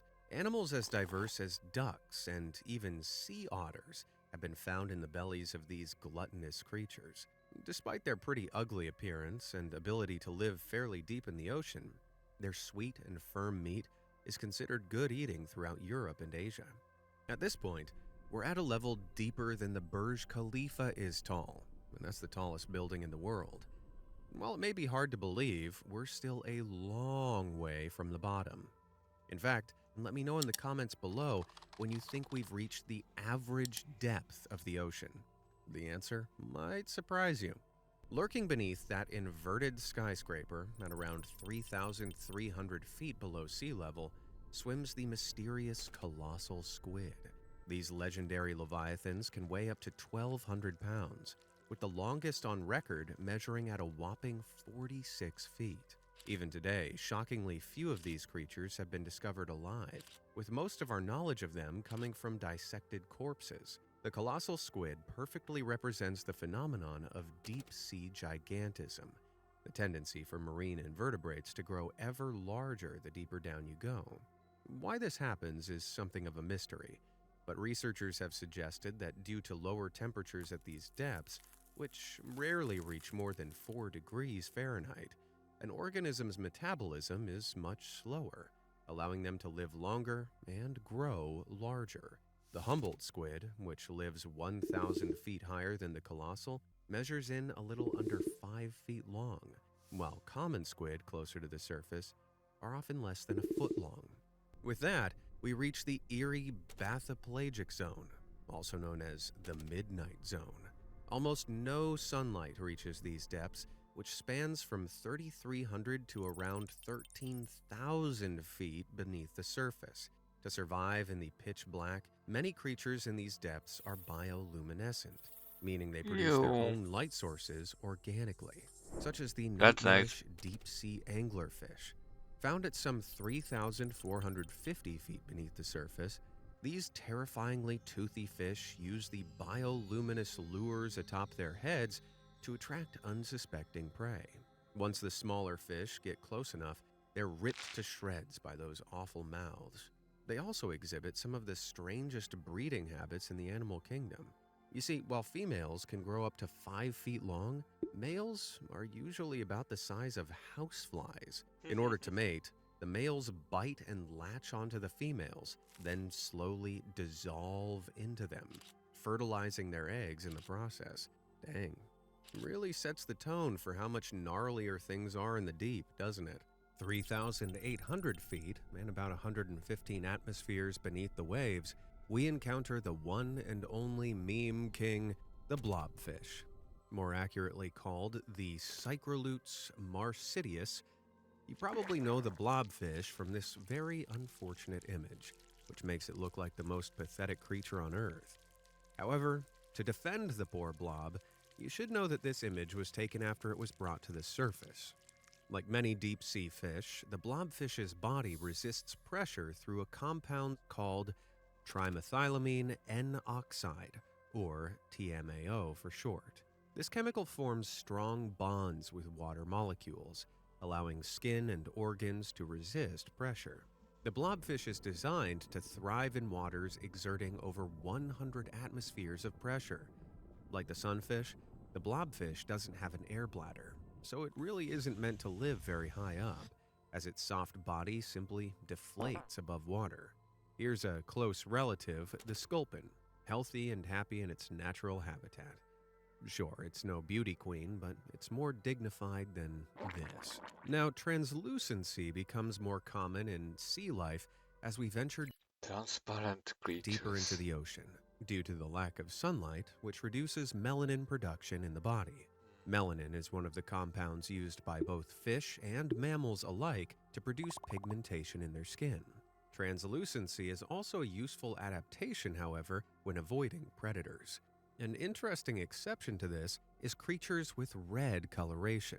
This occurs because red is the first color to leave the visible spectrum at these depths, meaning down here, a totally red creature is almost as good as an invisible one. A great example of this is the big red jellyfish, which lives approximately 4,800 feet down. This bulbous blob can grow to over 3 feet in diameter, but for all its size, its red color makes it difficult for predators to spot in these murky depths. 5,200 feet down, however, the opposite is true. Here swims the charming glass squid, whose body is almost completely see-through. The skin of the glass squid, along with most cephalopods, is covered in tiny pigmentation sacs called chromatophores. By keeping these sacs closed, the little squid becomes ghostly and translucent. They even produce very faint light around certain areas of their body, like the eyes. What? What's he doing with that tail? Mask shadows. Plummeting down to around 5,700 feet, we pass the migratory six-gill shark, heading in the opposite direction. These odd sharks are unique in that they have a pretty strict routine. During the daytime, they can be found in the bathypelagic zone. At night, however, they drift upwards to hunt in waters as shallow as 300 feet. It's theorized the sharks do this because they prefer cooler temperatures. So, as the sun goes down and the shallows cool, they migrate there to hunt. When those waters begin to warm up, they sink back down into the depths, where they digest and conserve energy. They're more disciplined than me. Approximately 6,000 feet down, brilliant displays of color still float through the dark. This miraculous creature is the Holytref's marcy, dubbed the firework jellyfish due to its spectacular bioluminescence. Little is known about this mysterious creature, which stands in stark contrast to jellies found in shallower waters. What we do know is that it's never been seen above 4,000 feet. Still, this enigmatic creature is a cool reminder that even bizarre creatures like jellyfish can become more alien the deeper we go. 7,000 feet below the surface is where we find the majority of the planet's hydrothermal vents, underwater fissures in the Earth that spew out natural gases and warm the water around them. Some hydrothermal vents can get as hot as 700 degrees Fahrenheit, which is extremely dangerous to most marine life. Still, certain bizarre creatures like the Yeti crab aren't afraid of them at all. These unusual crustaceans have bodies covered in a thick layer of fuzz. By hanging out near hydrothermal vents, they're able to farm their own food, eating the bacteria that thrive in warmer waters and cling to their bodies. How, organic. Around 8,000 feet down, we meet a truly unique character, the barrel eye fish. Remarkably, this creature has an opaque body but a translucent head. What the hell? The bright green eyes in the center of the fish's head can swivel around completely, meaning the fish can peer through its own Where head he when on the have lookout for food brain? and predators. Its eyes and brain are protected by a transparent fluid, but as you can imagine, that still makes the freaky fish fairly fragile. Entering a particularly spooky section of the ocean, we meet a trio of creepy deep-sea dwellers. 8,500 feet down swims the ghoulish chimera, also known as the ghost shark. The unnerving creature wasn't discovered until 2002, even though estimates suggest that they've existed for over 360 million years. Despite the moniker, the ghost shark isn't actually a shark. In fact, their teeth aren't even sharp. Instead, they have blunted plates better suited to crushing their meals than shredding them. Personally, I think that makes them even scarier. At 9,000 feet, we encounter the terrifying gulper eel. While they initially appear tiny, these predators silently sneak up on unsuspecting prey in the dark before unhinging their enormous elastic jaws and swallowing them whole. Disturbingly, the eel is able to swallow creatures larger than itself. When it does, the prey is deposited into a second bulbous protruding jaw, which acts as a kind of horrible cage the creature is stored in until digestion. At 9,500 feet, the What creature the is hell? protruding itself. Disturbingly, the eel is able to swallow creatures Well, larger what eat it? That video on left. than itself. When it does, the prey is deposited into a second bulbous protruding jaw, which acts as a kind of horrible cage the creature is stored in until digestion. At 9,500 feet down, we meet the final member of our frightful trio, the awesomely named vampire squid.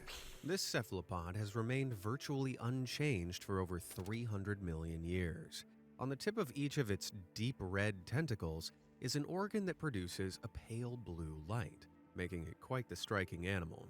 It was recently discovered the vampire squid primarily feeds on something called ocean snow, though it's not quite as whimsical as the name suggests. Ocean snow is the name given to dead organic tissue that drifts from the upper waters down into these depths, meaning the vampire squid likely scavenges on the remains of creatures it has never even seen. 9,800 feet below the surface of the waves, we reach the deepest point most mammals can dive, like the beaked whale. While the beaked whale spends most of its time in pelagic waters, slightly below 1,000 feet, it can launch itself down nearly 2 miles and has been known to remain underwater for as long as 222 minutes. It's believed it can accomplish this through aerobic respiration, which is a way of spending energy that doesn't rely on oxygen. Man, I've access to plenty of oxygen and I can still barely expend energy. At 10,000 feet, we reach the maximum depth of a sperm whale's dive. These beautiful colossi hold their breath for upwards of 45 minutes and swim up to 28 miles per hour. Consider the fact that these creatures can weigh up to 88 tons, but can still go from these depths 3 times the length of the Empire State Building to breaching the surface in a matter of minutes. How? Their bodies are more flexible, with their ribs bound by loose, bendable cartilage, which allows the rib cage to collapse at pressures that would easily snap a human's bones. These whales' lungs can also collapse safely under pressure, keeping them from rupturing, allowing them to hunt squid that thrive at these depths. Let's shoot all the way down to 12,099 feet. Remember that guessing game I asked you to play earlier? Well, if you can believe it, we've only just reached the average depth of the ocean. For context, this is as deep as the entire Hollywood Walk of Fame straight down. Crazy to think we've only reached the average depth, isn't it? We haven't even reached the trenches yet. Finally, near the bottom of the bathypelagic zone, at 12,500 feet below sea level, we reach the wreck of the Titanic, undisturbed for over 110 years. This behemoth of a ship weighed 52,310 tons and was deemed unsinkable by its makers, White Star Lines. As we all know, however, that sadly wasn't true. On the 14th of April, 1912, the Titanic struck an iceberg and sank. It plummeted all the way down to these icy depths. Of the 2,240 passengers on board, only 706 survived. Very few of those that perished, however, would have made it all the way to the ship's final lonely resting place, as the natural buoyancy of the human body is much greater than that of 52,000 tons of metal. And if you can believe it, we still have much, much deeper to go. Beyond even the resting Titanic, we sink deeper still, starting at 13,124 feet, almost 3 miles down. We reach the abyssopelagic zone. Imagine the entire Daytona International Speedway laid out straight and heading straight down, and you have an idea of where these waters begin. Journeying through the abyssopelagic, you would not only experience over 400 atmospheres of pressure, but also freezing cold waters and absolutely no light whatsoever. However, despite these near unlivable conditions, life still finds a way. I wouldn't blame you for imagining the creatures living in these waters to be hideous monsters. But our first visitor is actually pretty cute. Somewhere around 14,000 feet down, we meet the adorable Dumbo octopus. These creatures are named for the two fins near the top of their head, which they can Wait, flap in order it's to that aid their swimming. yellowy SCP creature. Not unlike how Dumbo the elephant flaps his ears to fly. They need the extra mobility too. Dumbo octopuses lack the ink sacs of many other octopods. This is because the reason most creatures make ink is to obscure themselves as they makes flee from predators. happy everyone And who the touch it. abyssopelagic zone is already so dark that ink wouldn't help. 15,000 feet down, the whimsical sea pig flutters by. These strange worm-like creatures almost defy categorization. Though they're technically sea cucumbers, they've evolved the ability to flap each of their wiggly bodies to soar through the water. Oh, and don't try to eat one. Despite the name, sea cucumbers are simple marine animals, not vegetables for picking. Even if you wanted to, these ethereal creatures are so fragile, without the pressure they've adapted to down here, they literally disintegrate if brought to the surface. Around 16,000 feet down lives the wacky tripod fish. This little fish has 3 long, stilt-like fins. It can rest against the ocean floor. This means the tripod fish is not only one of the only What the hell are you watching?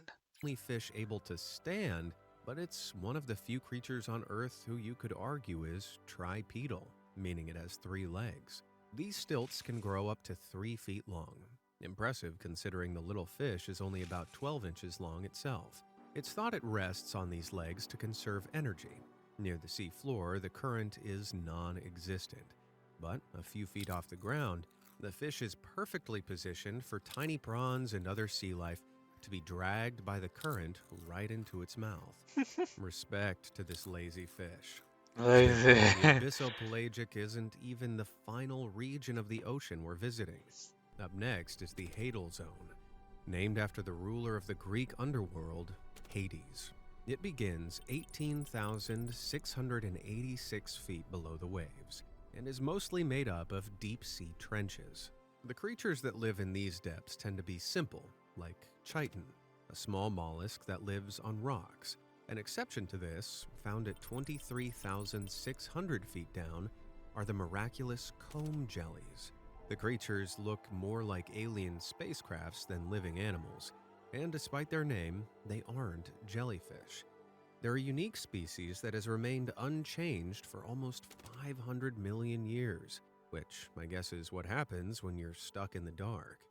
24,941 feet down, we find the mouth of the Mariana Trench. This is the entrance to the deepest chasm in the ocean, and it's where explorers Don Walsh and Jacques Picard found themselves on January 23, 1960. Like us, the men wanted to know how deep the ocean truly was, so put together a research team and created their bathysphere, the Trieste. The Trieste was around 50 feet long and 11 feet wide. However, the 2 men needed to remain in a tiny pressure sphere throughout their plunge. The 2 men journeyed down past the epipelagic, past the mesopelagic, past the bathopelagic, into the abyss, and finally down into the black chasm. 12 people in history have walked on the moon, but even today, only 3 have ventured down to the very deepest point of the seabed known as the Challenger Deep. At 29,040 feet, the men were deeper than Mount Everest is tall.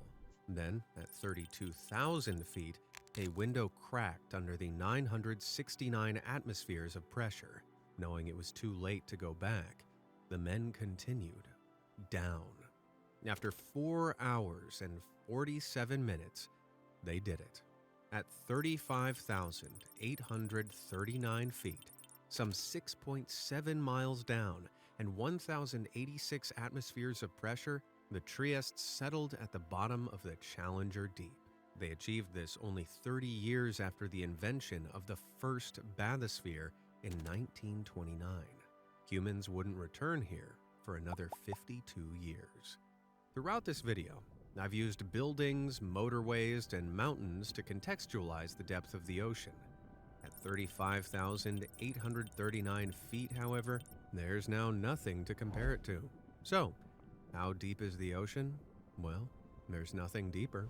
And finally, don't forget to snag our deep sea poster. Scan the QR code on screen now or click the link in the description to immortalize this video on your wall. Woo! We made it! What was your favorite deep sea critter we met? Let me know down in the comments. Thanks for watching.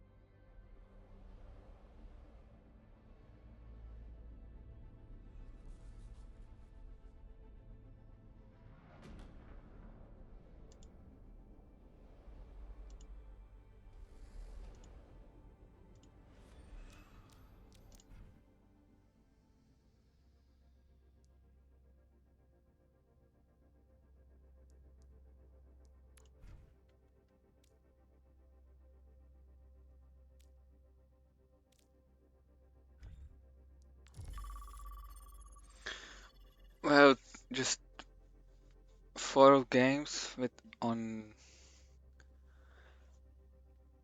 DPS role,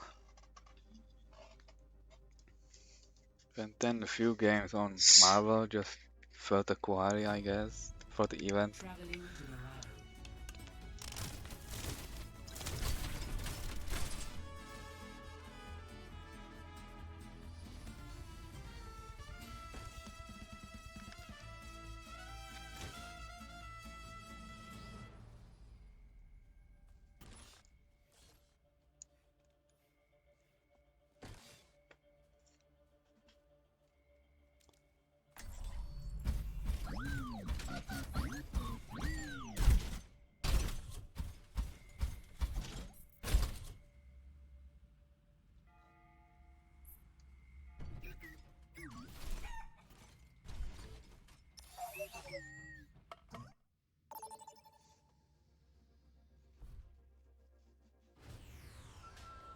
Now arriving at Lijiang Tower.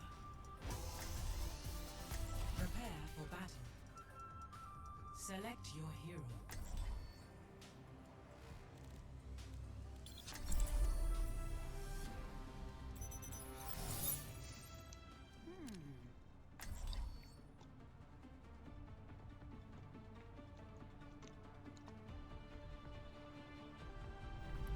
In my world, there are no secrets. If you are a knight, should I call you Sir Wilhelm? Yes! Finally, someone who understands!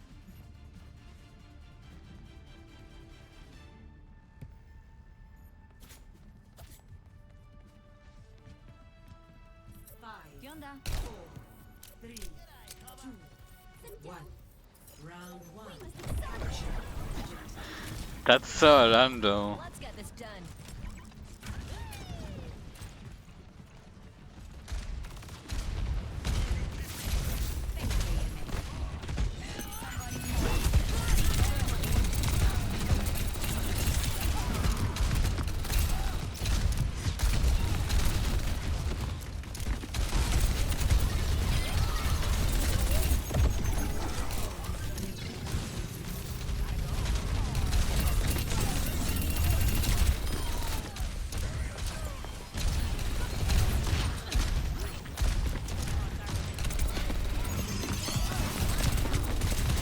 Moira!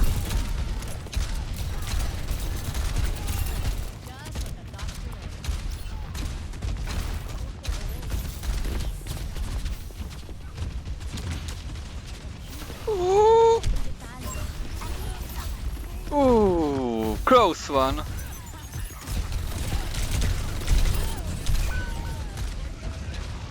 I just should wait over there.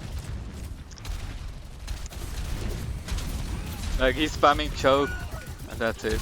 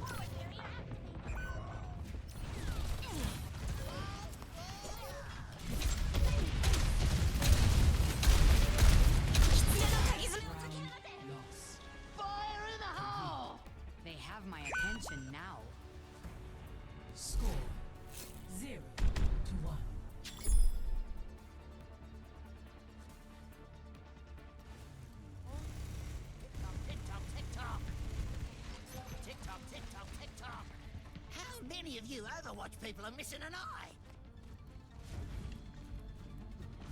I don't need two eyes to swing a hammer. Sorry.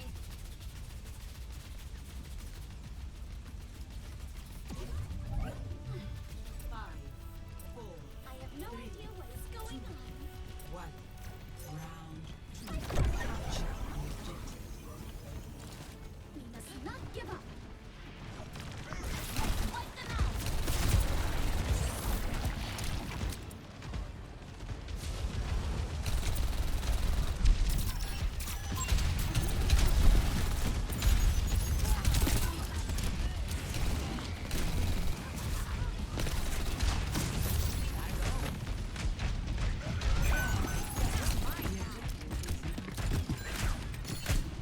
I'm on the objective.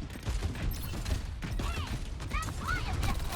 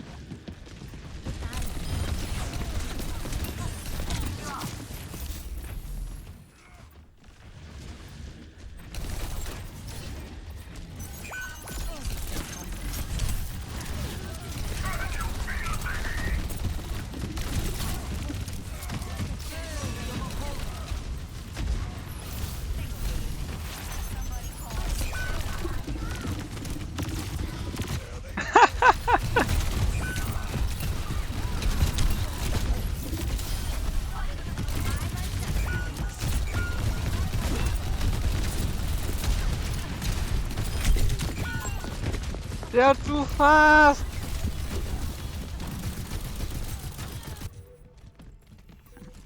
They really have it out for me. Hack complete.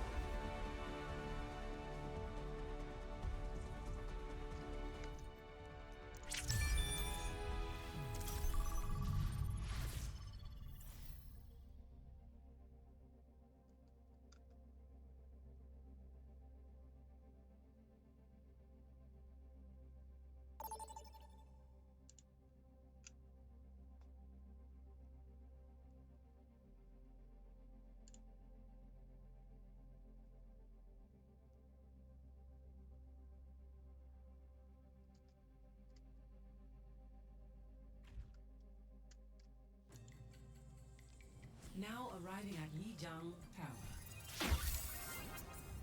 Prepare for battle. Select your hero.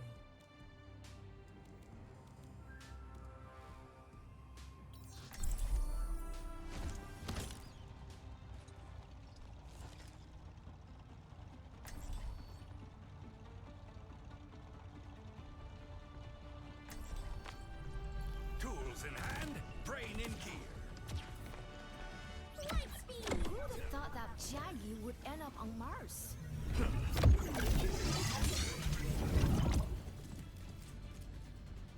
For the moment, we have a common purpose. Let's focus on that. 5, 4, 3, 2, 1. Round 1. Capture the objective. Waiting gains us nothing.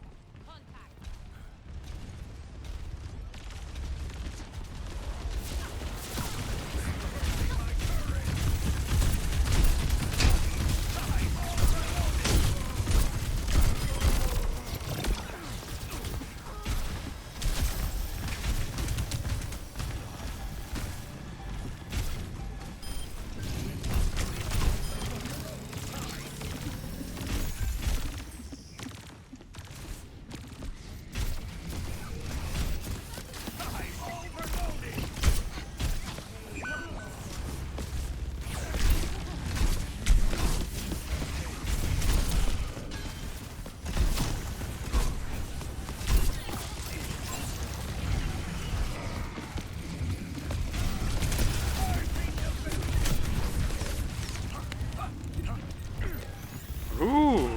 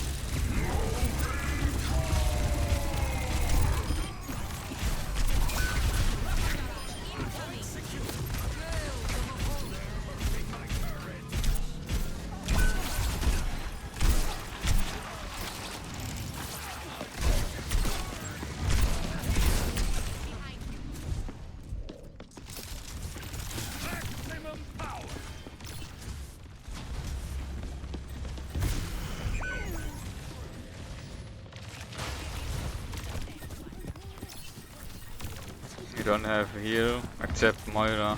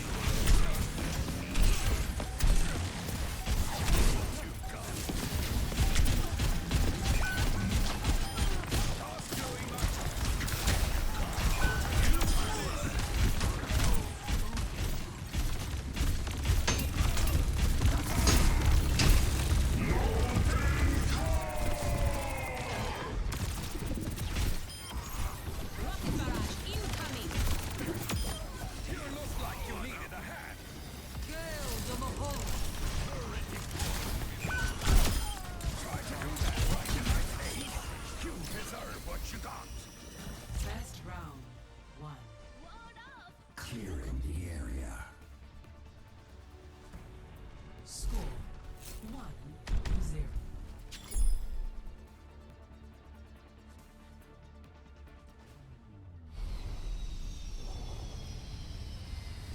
You are safe with me.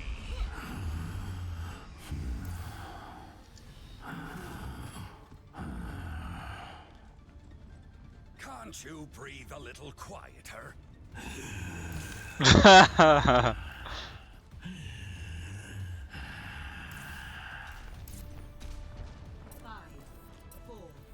3, 2, 1. Round 2. Capture the objective. Victory is at hand.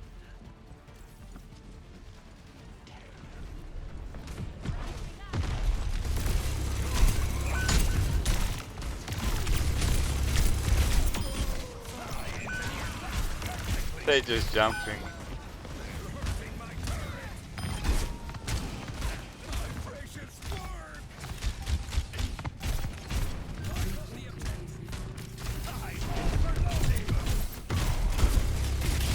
Uh-oh, I jumped.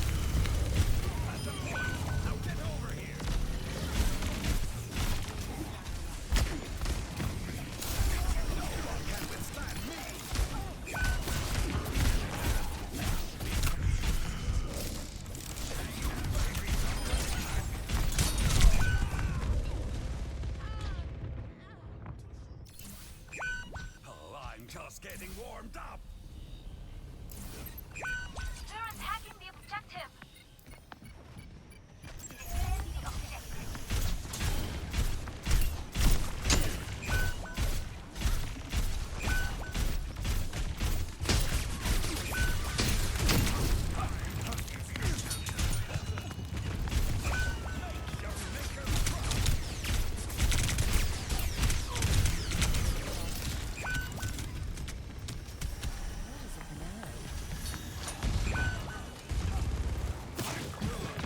I'm ready to start a blizzard.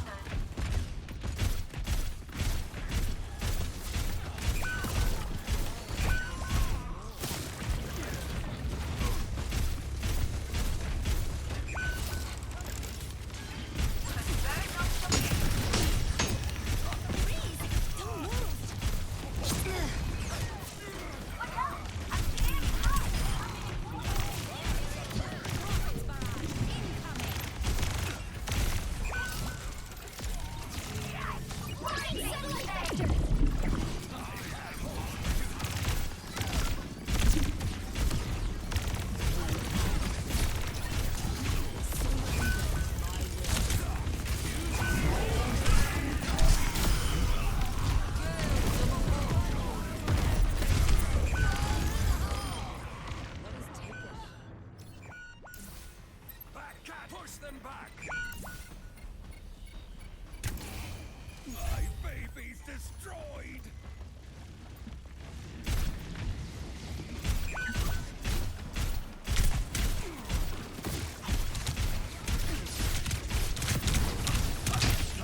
I have resumed the pieces.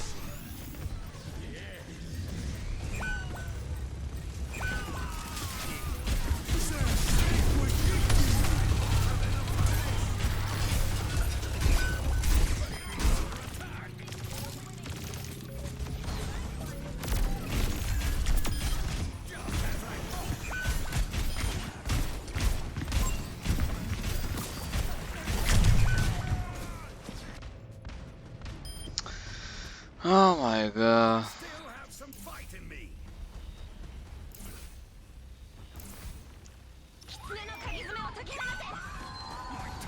See, that guy just jumped.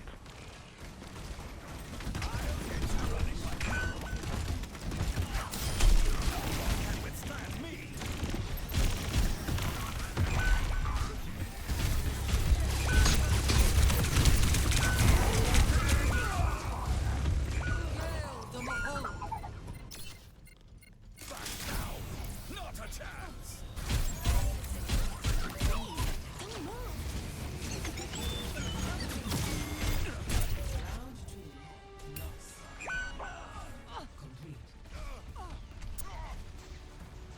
Score 1-1.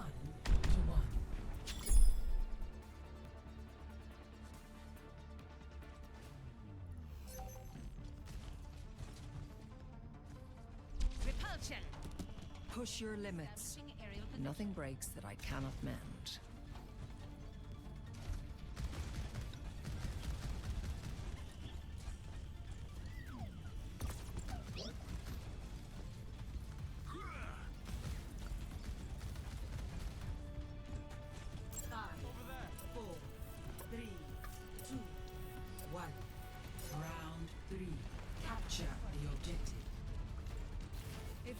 hoping to win, now's the time.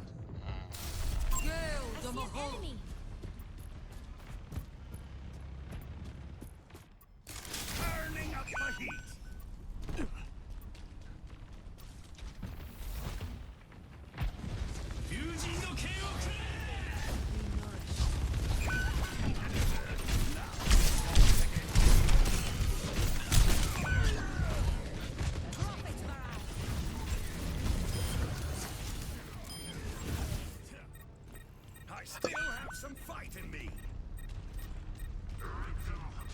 I'm overloading.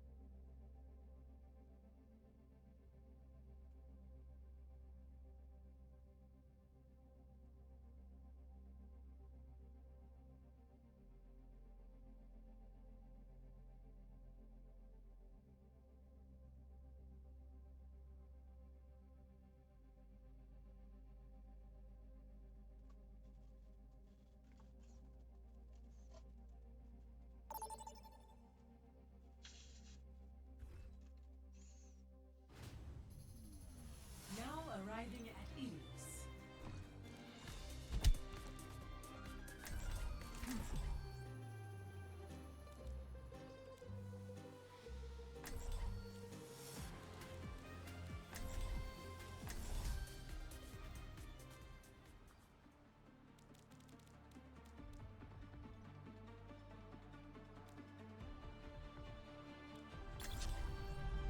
From imperfection, we build a new world. The world evolves, and so must we with it.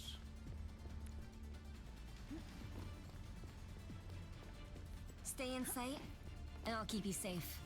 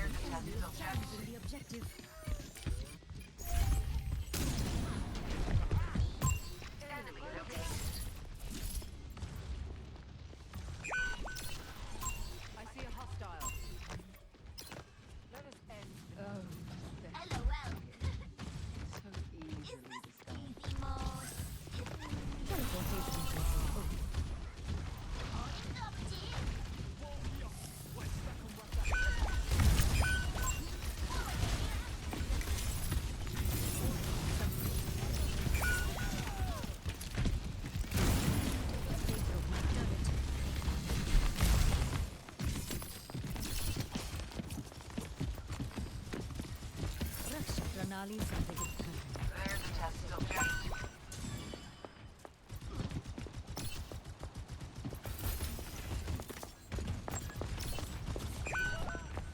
We are outnumbered. Sorry.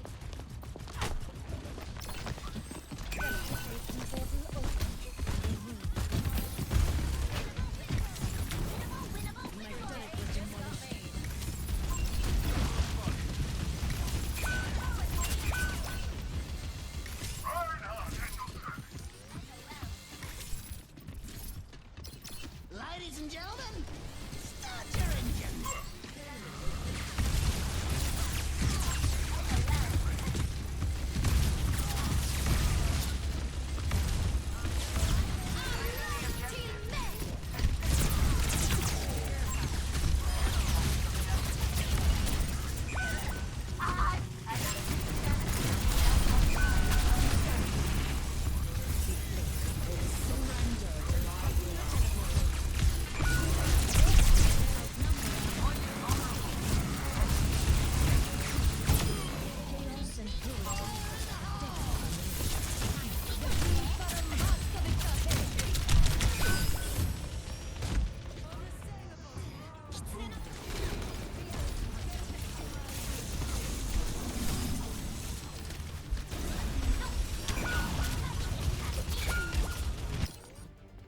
No path is completely certain. Best round lost. Complete. Score 0-1.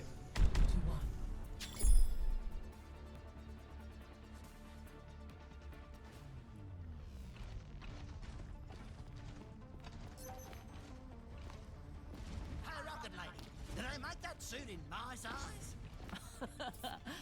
Oh, you Couldn't handle one of these. Why not? I was born to fly.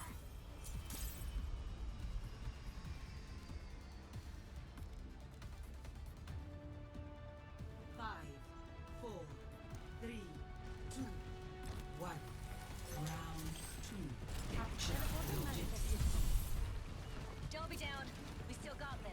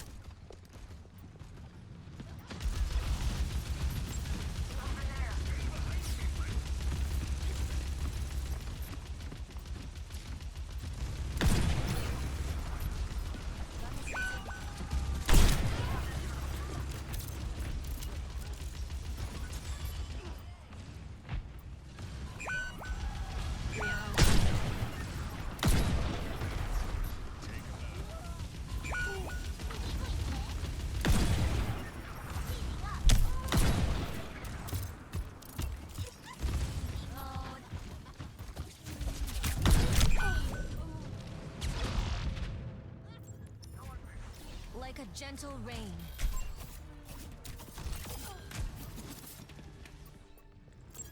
Over You here. cannot kill hope.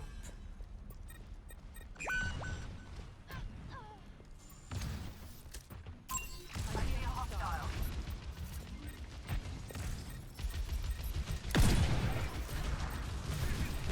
Claiming the objective.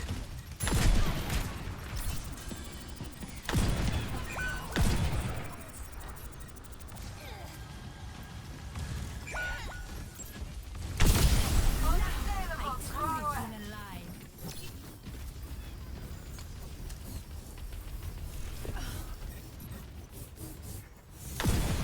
Point is lost, and you can't have it. My ultimate is ready. Join me. LOL, is this Let the kitsune izme o takenamate.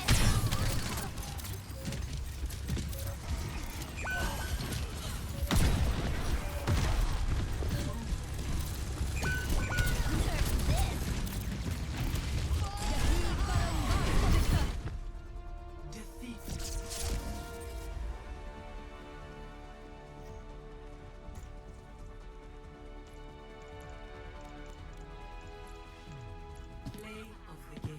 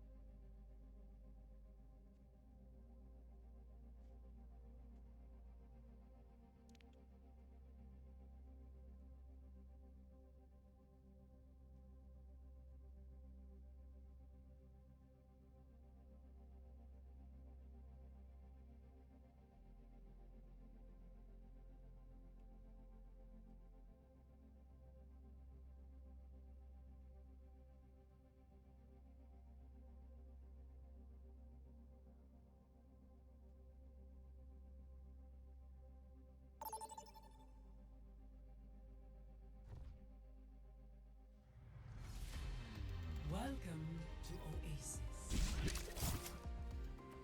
Prepare for battle. Select your hero.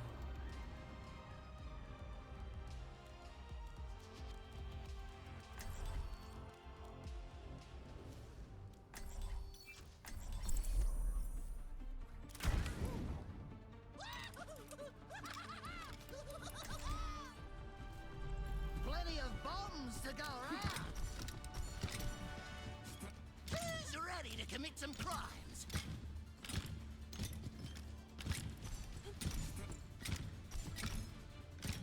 In times of conflict, one must seek balance.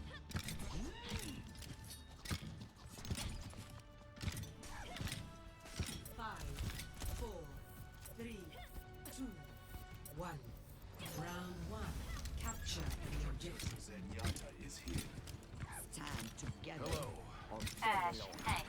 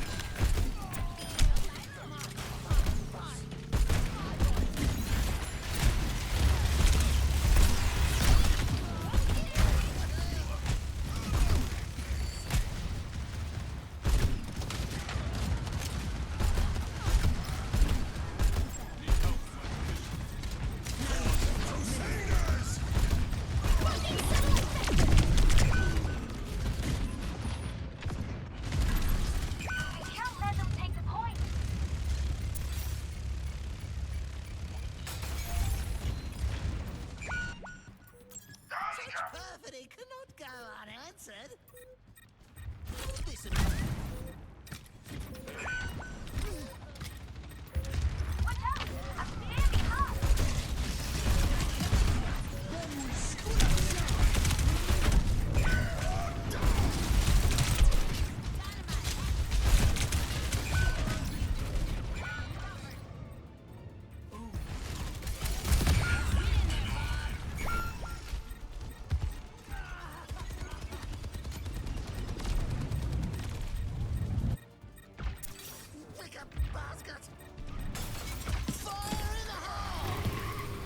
Best round lost. Complete. Score 0-1.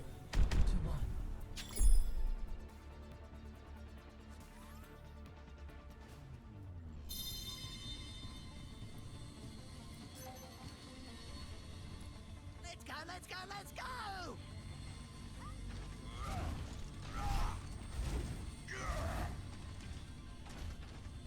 Anna, Jack, my old friends, this is going to be delightful! 5, 4, 3, 2, 1. Round 2. Capture the objective. We still do this. Let's give it our best.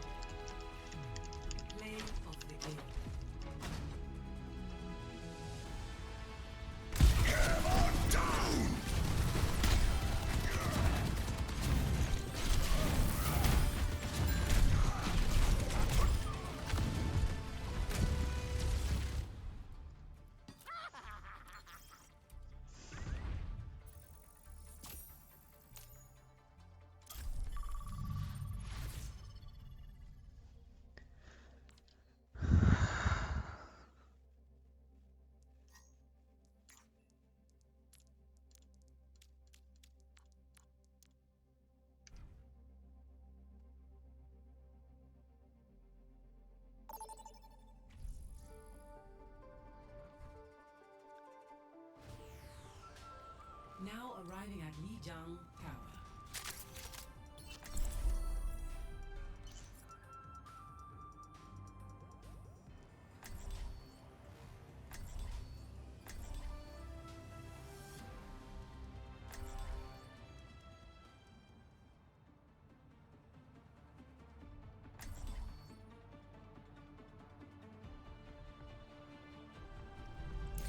I aim to liberate.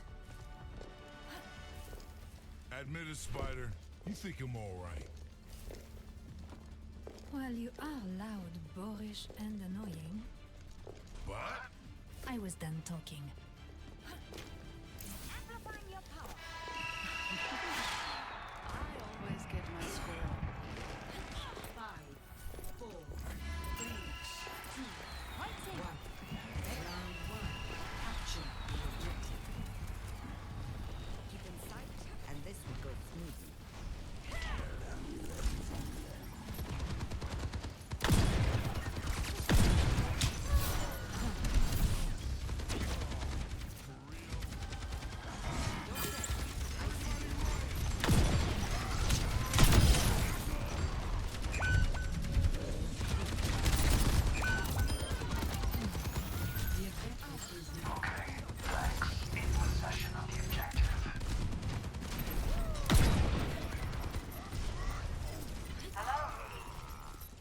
This point is mine!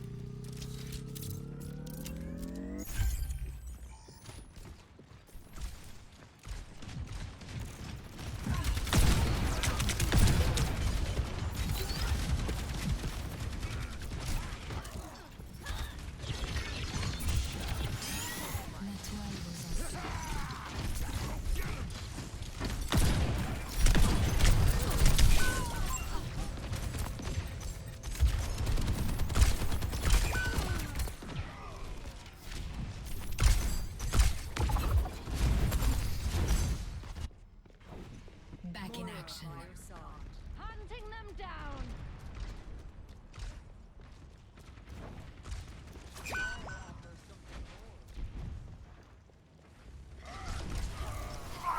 Like a volcano!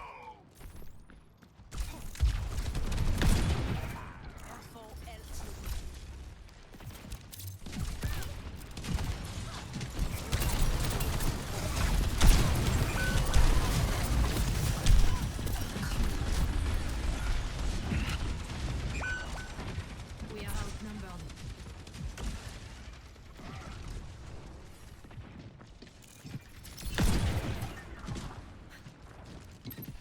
We have unwelcome guests on the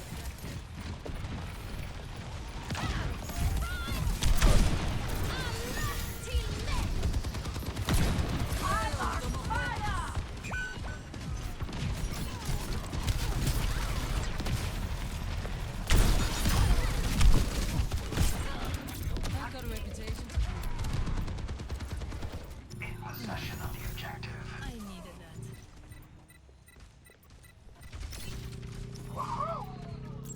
over there.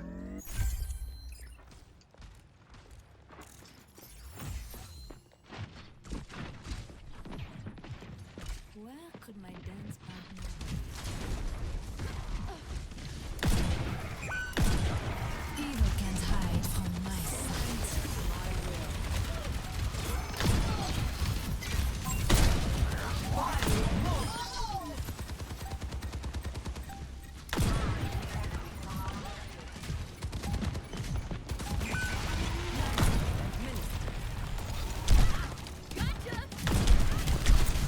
First round 1. Complete. Clearing the area. Hey there. Score 1-0.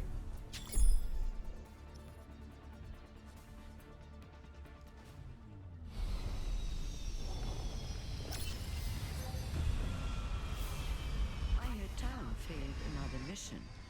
Going soft. Do not speak to me unless you wish to lose your other eye. I'd still be the better shot.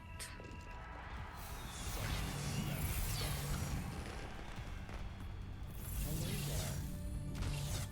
5, 4, 3, 2, 1.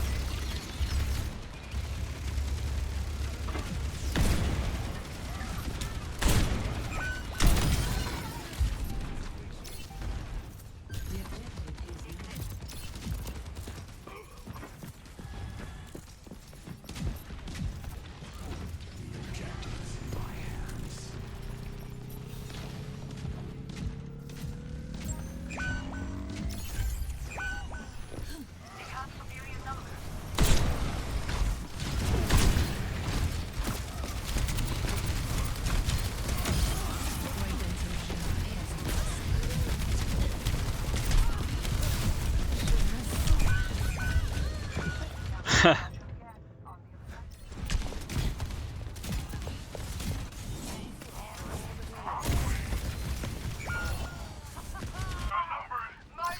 getting interesting.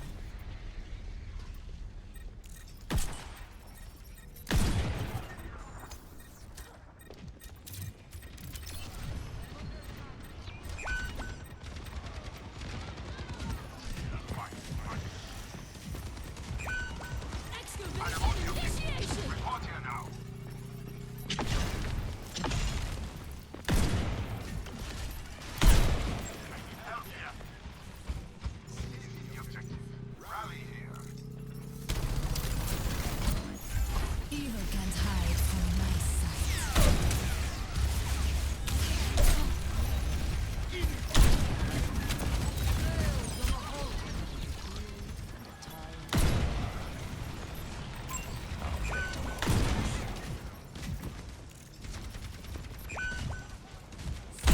Face my burning fist.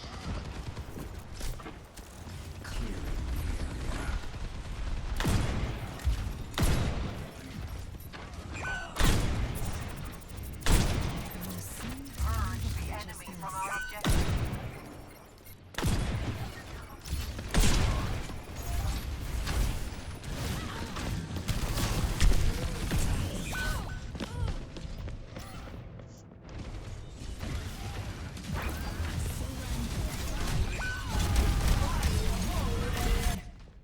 I want The this world still point. needs a hero. We are outnumbered. First blood call.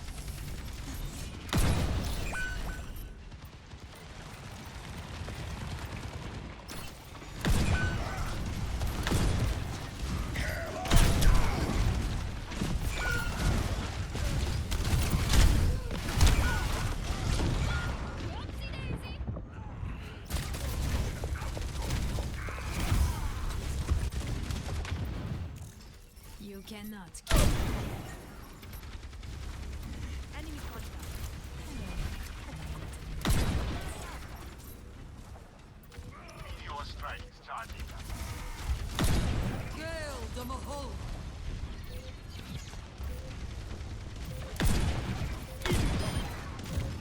Excavation initiation.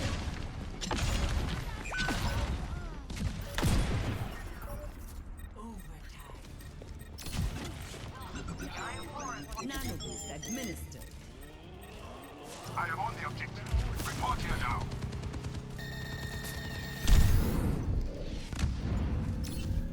I need healing. Merci.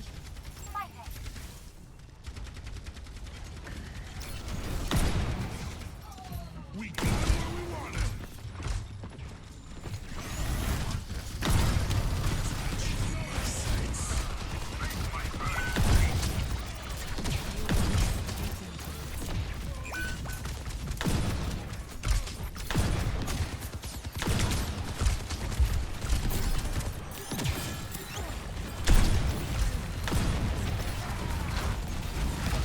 Evil can't hide from my sight.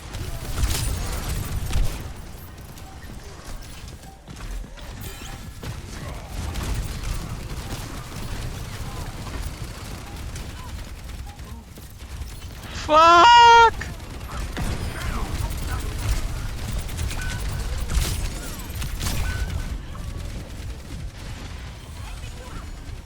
You must really like me. Team kill. Victory.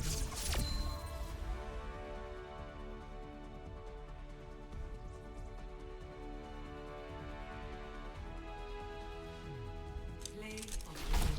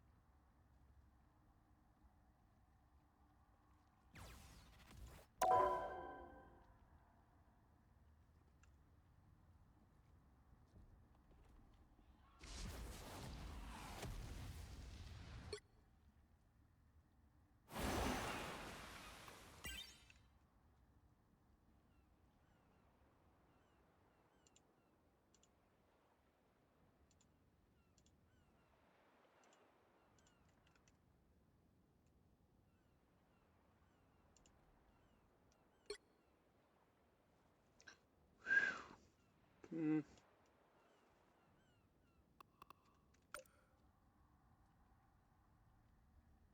can't even have music in this game because I got the MC8. GG.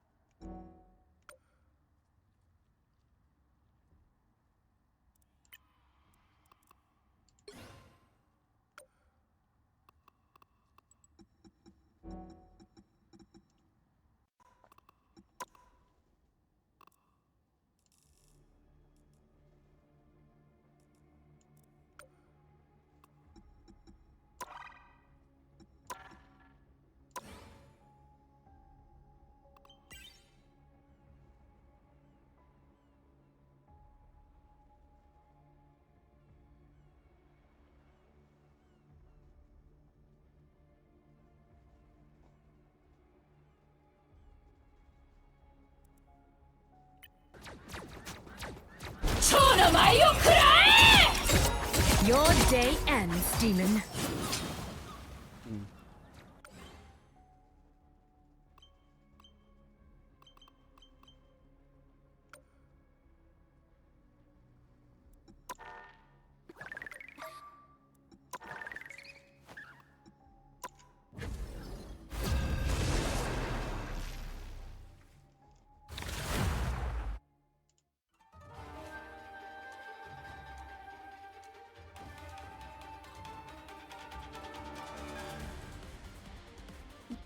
You'll need a top-notch team to win this one.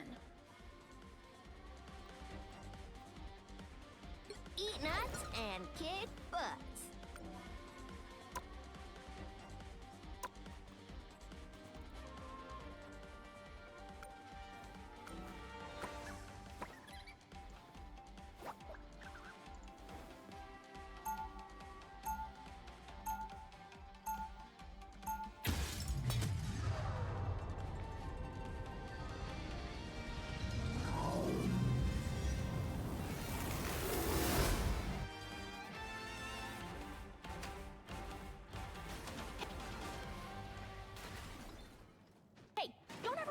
A pet, okay? She's my best 30 friend. seconds before you attack.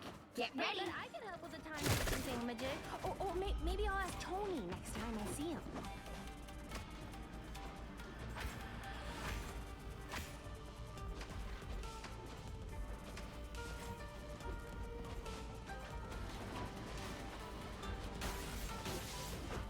The battle starts in 5, 4, 3, 2.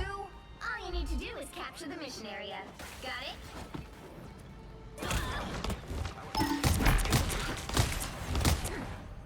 Render me assistance.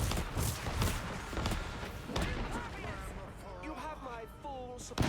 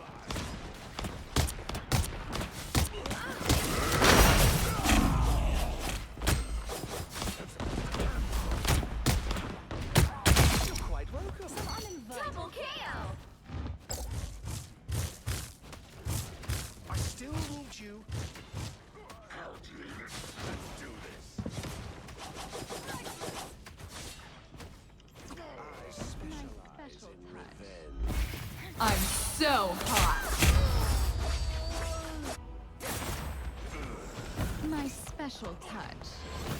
I'm so hot. Playtime is over. Double KO! You belong to me!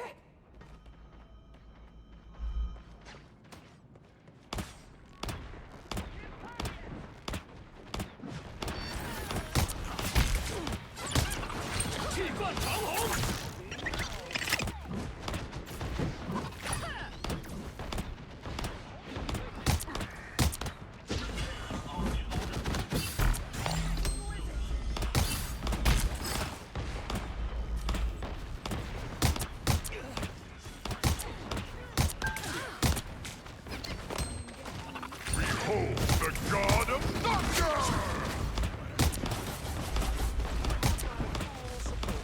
Bring on the chaos. I am Asgard's might!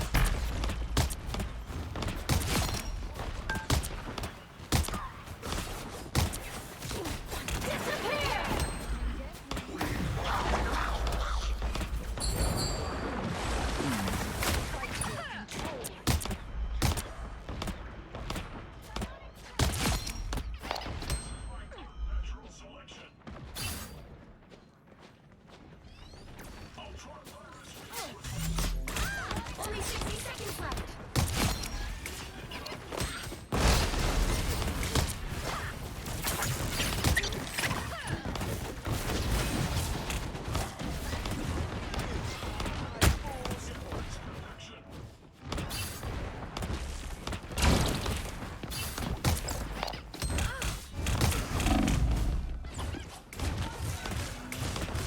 I'm so hot. Ultra Ring Supreme!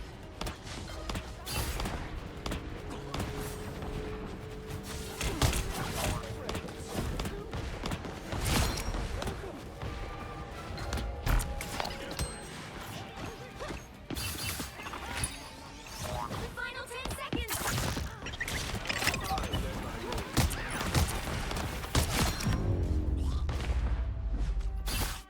Well, you can't expect to win them all.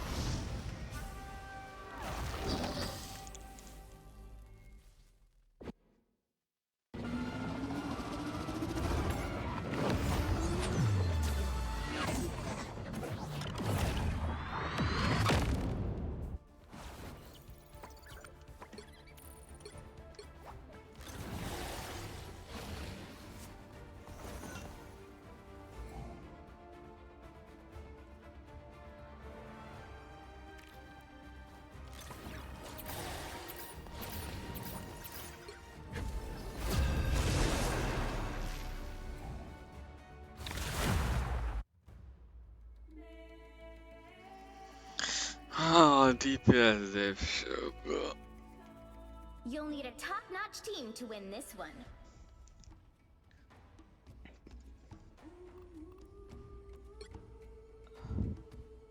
That guy was oblivious all the time, bro. He was on the point dying all the time. Like, what's wrong today with people?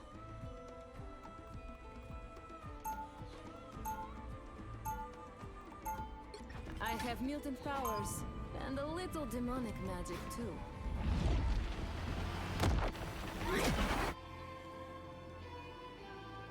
You know, I grew up in a demonic dimension. Charge! 30 seconds before you attack. Get ready. Oh, look at you! You're so cute! Nice to team up with somebody just like me. Do you have a fully fledged spider robot as well? Oh no, but I do have an army of squirrels. Does that count? And I suppose we'll find out soon enough. The battle starts in 5, 4, 3, 2. All you need to do is capture the mission area.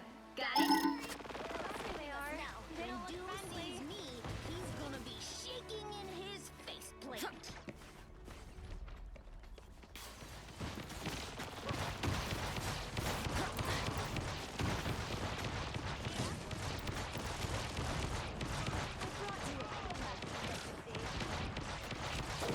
Save your breath. Here's another.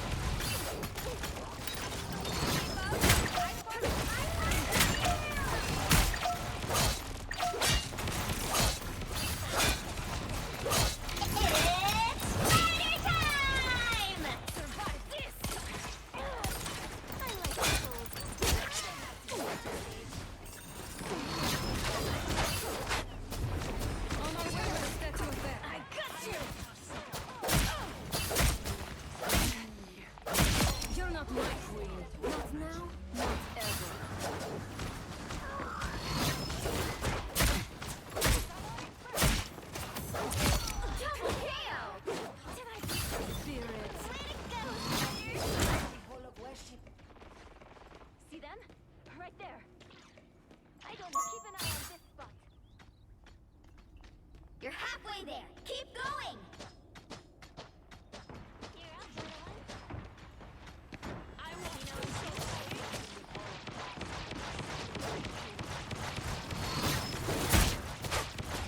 Keep your distance from the spider nest.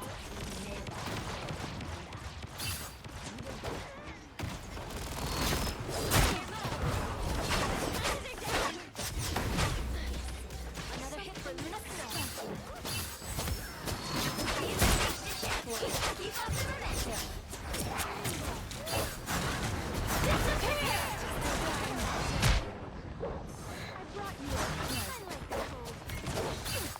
Us against the world!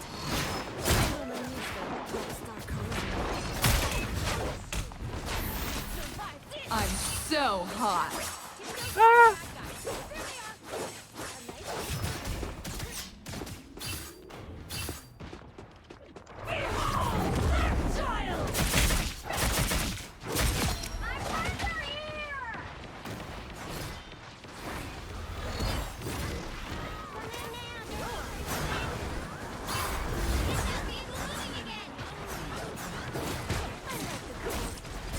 Just in time.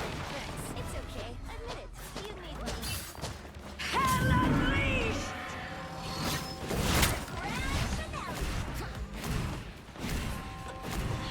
I'm hurt.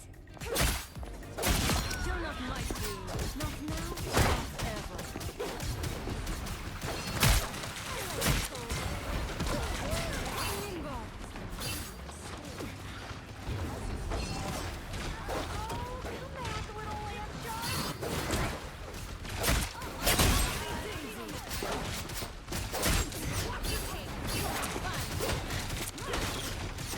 I kill everything I touch. Anything stand in your way. No escaping us now.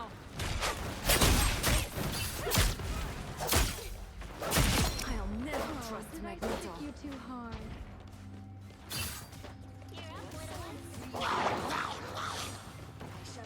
I suck. I brought you a present.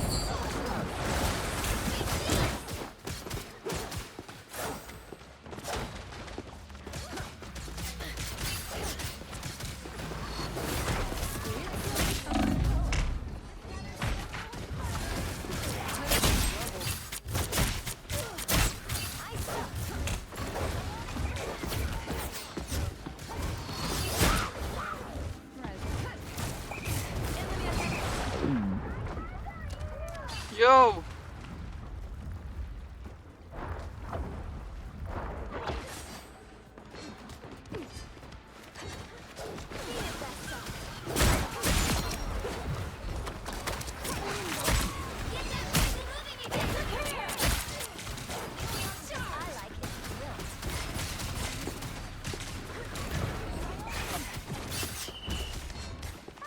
I'm so hot.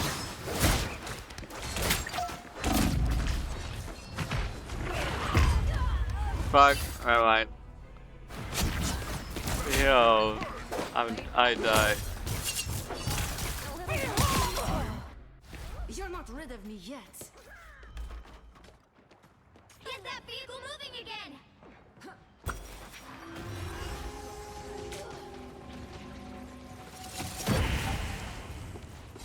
Enemies up the middle. Just in time. Thanks. Look what just called out of the ocean.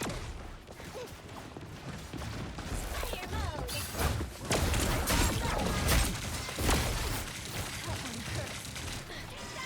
Behold the god of thunder!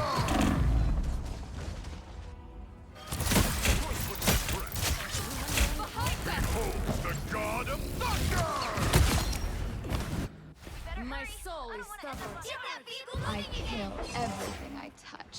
You are nothing. I suck. My friends are here.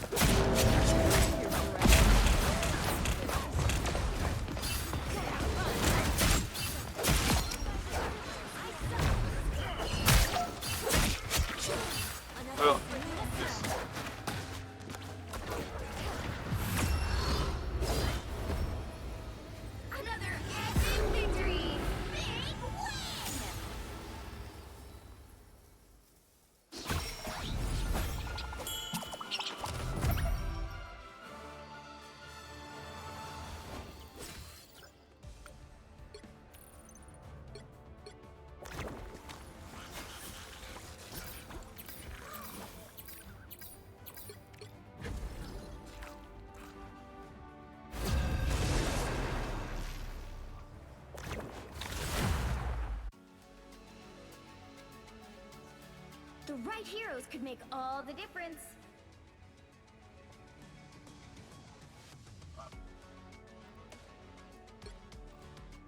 I have mutant powers and a little demon. I have mutant powers and a little demonic magic too. I have mutant powers and a little demonic magic too.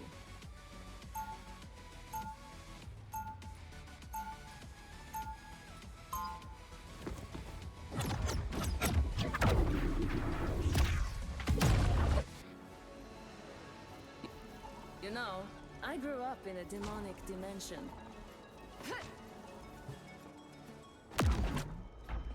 They'll be coming in 30 seconds. Stay strong.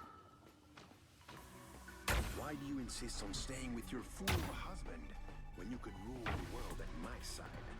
Reed saves the world countless times each week. Almost as often as you fail to conquer it. Ooh, you won't be, Susan. Not yet, but keep looking, and that could change. The battle starts in 5, 4, 3, 2, 1.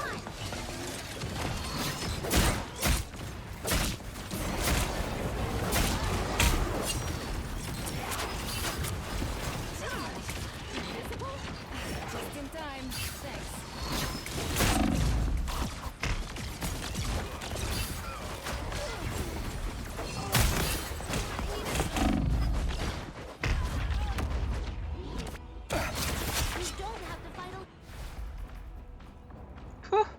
Physics.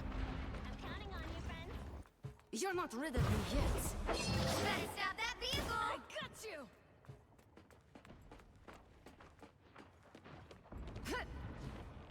They've made it halfway! Stop them! You made me angry!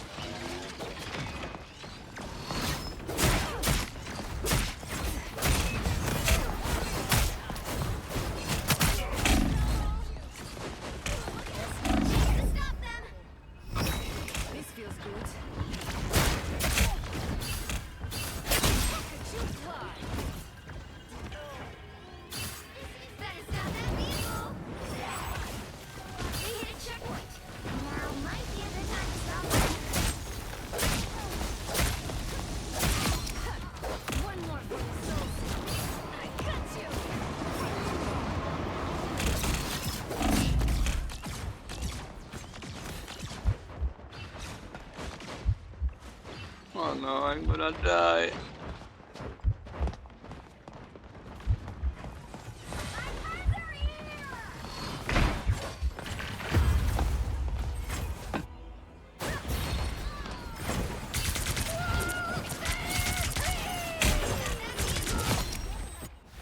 Have soul sword. We'll travel. Charge!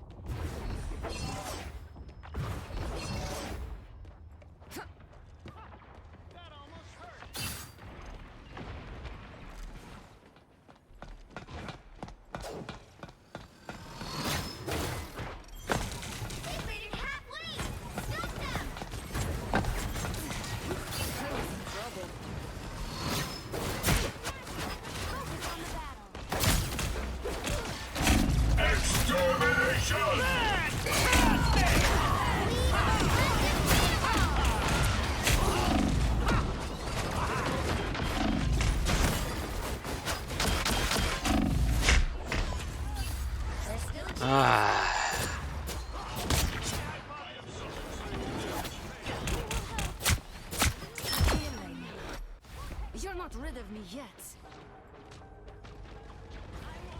They're so kind. They hit a checkpoint. Now might be a good time to stop them.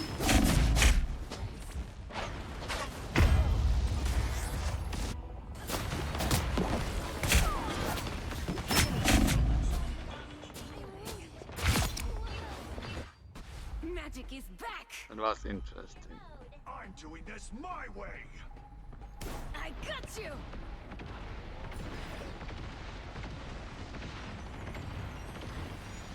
Lights out. Let's go. Heavy weapons. But it was pretty random. On the move again.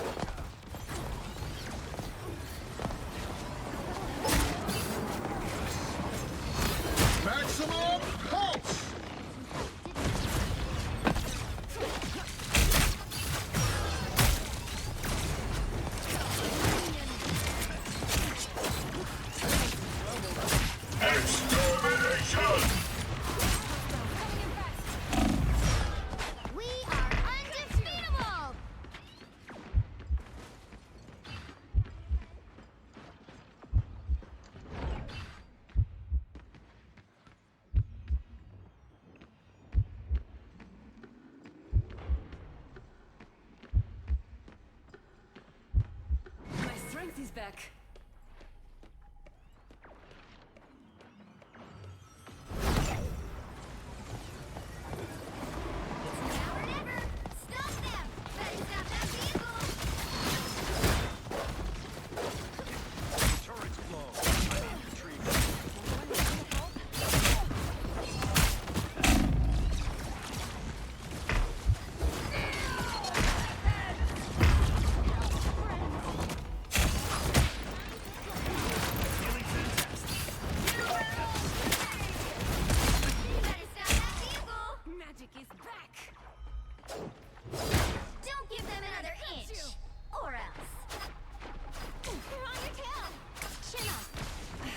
In time. Thanks.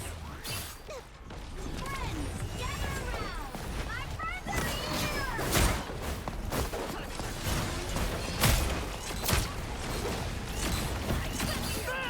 Fantastic!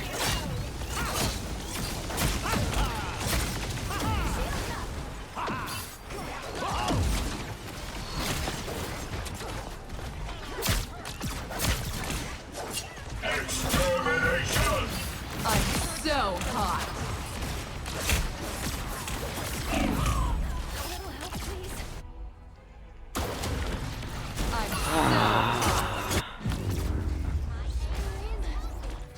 Well, you can't expect to win them all.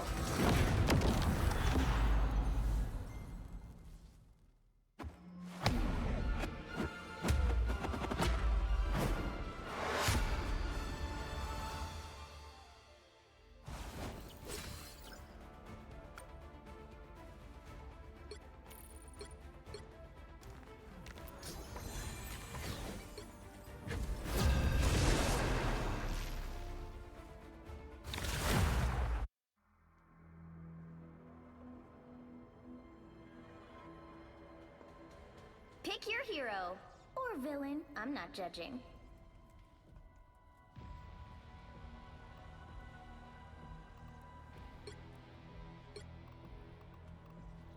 I have mutant powers, and a little demonic magic too.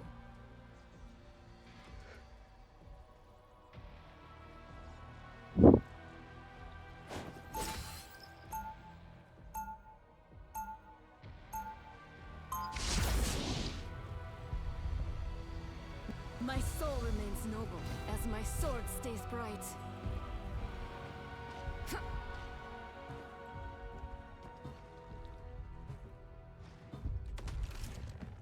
30 seconds before you attack.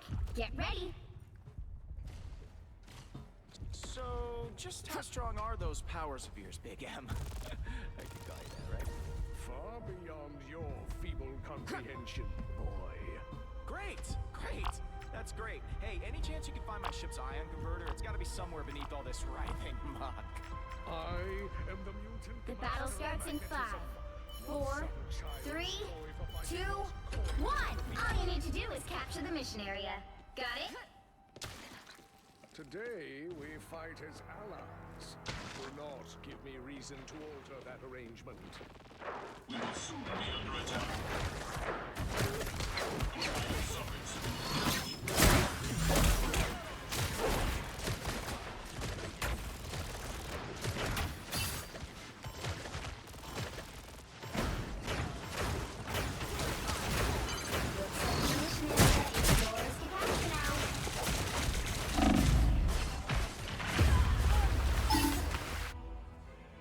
Bro, the Luna is so low. Just what the doctor ordered. I climbed up to capture the mission area.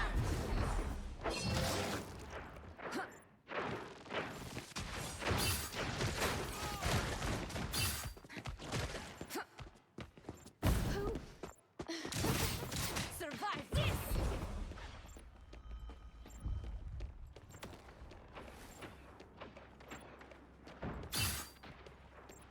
Oh boy, here they come!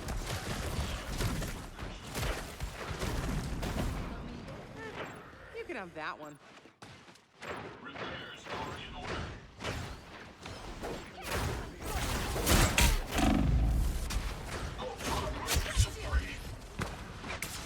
I was in trouble. You won't need our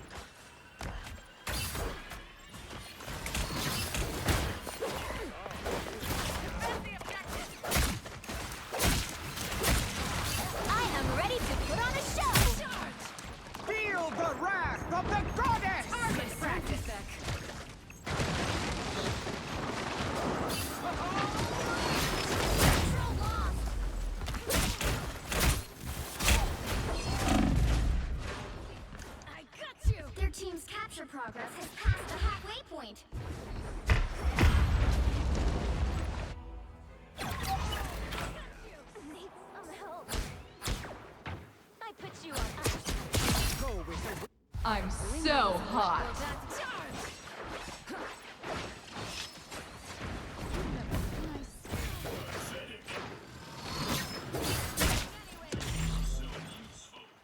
Can always use a shield.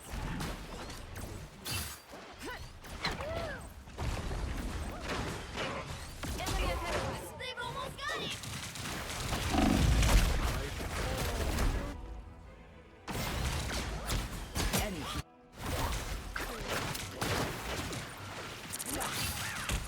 Limbo doesn't charge.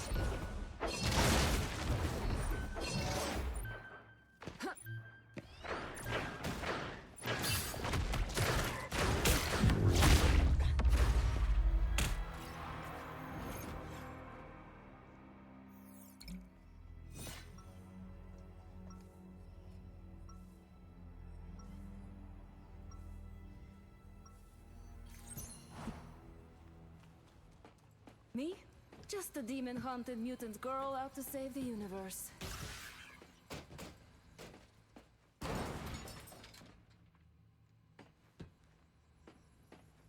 Seconds before you attack. Get ready. Disappearing. I visited hundreds of moons. How come they don't all have their own personal nights? Don't know, don't care. One moon is more than enough for me. Well, you're missing a huge opportunity, dude. Have you ever thought about franchising? Don't give Conch any ideas. The battle starts in 5, 4, 3, 2, 1. All you need to do is capture the mission area. Got it? I forged my sword with my very soul. There's no spell it cannot cut through.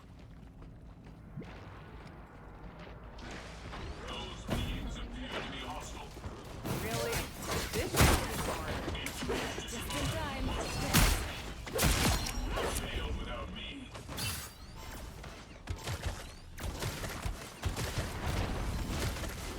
Looks like the mission area is yours for now. You brought ice to a sword fight.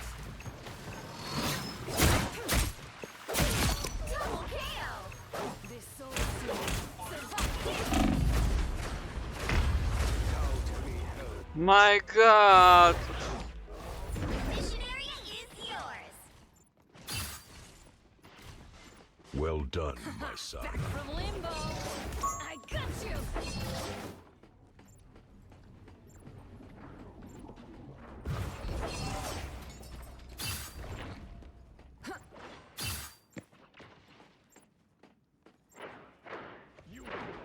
Feel the wrath of the goddess!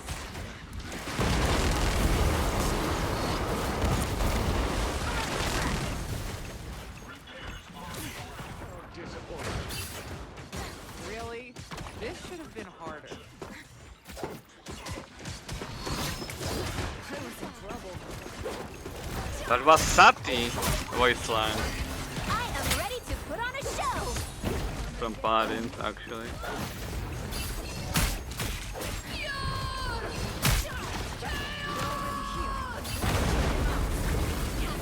Half of the mission area. Keep going. Control lost.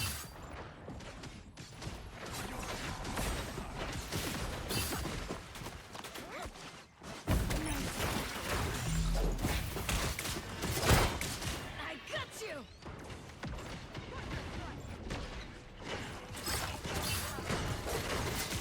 I'm so hot.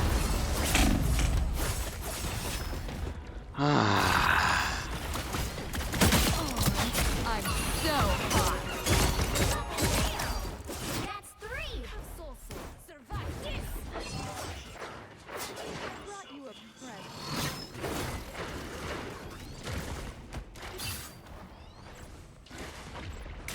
Just in time.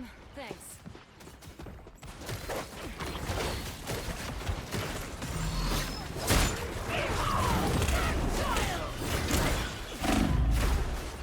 Their team's capture progress. Great ult, just insta-killed by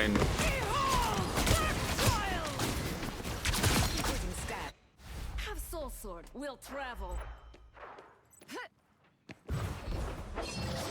Charge! I can't exhale everything I touch.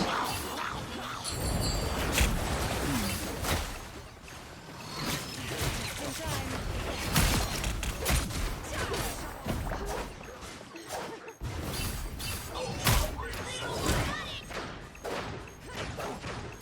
Here's how you...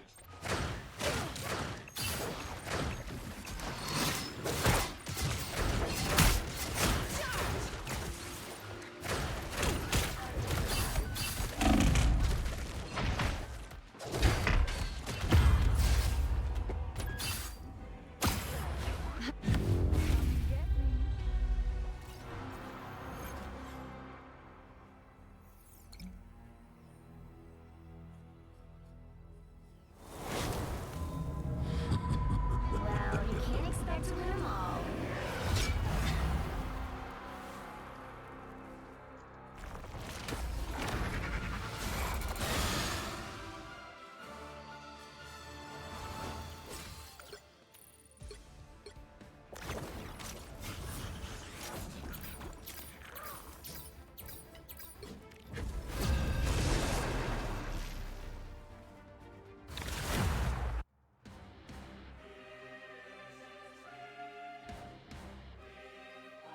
The right heroes could make all the difference.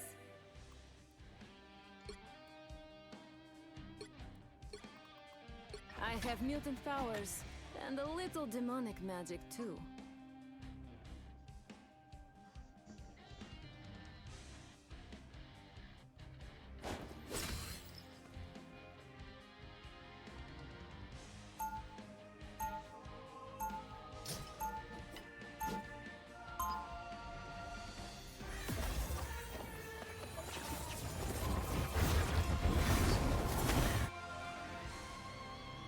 This soul sword can destroy just about anything.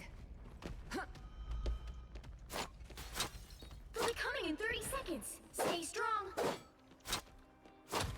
Rita's glad to have another genius around to help him along this time. Same. He takes my brilliant ideas and makes them ever so slightly better. I'll be sure to tell him exactly what you said. Please don't. There's no way I can do this without him.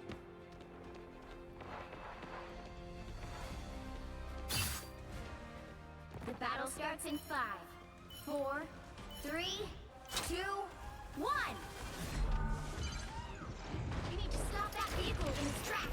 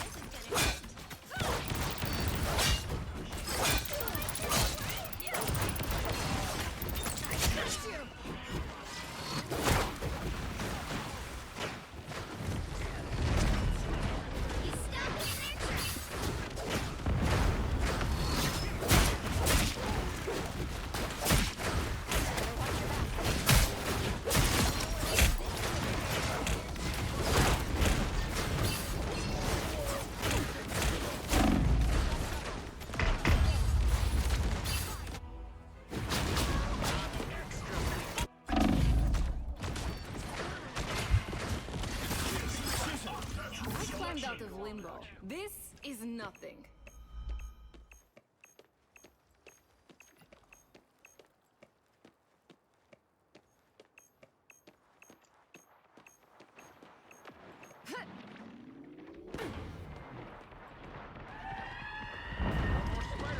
These spiders, what a fascinating design.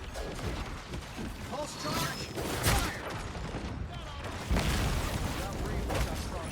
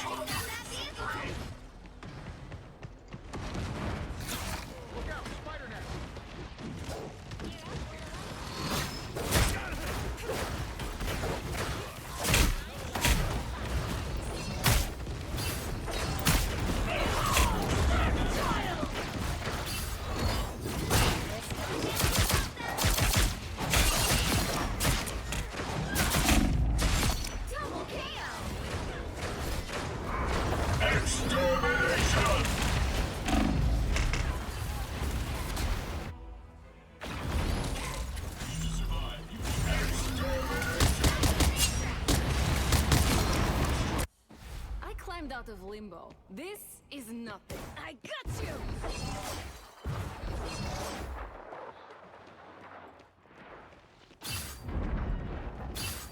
It's spider time! Fantastic! Ha ha! Ha!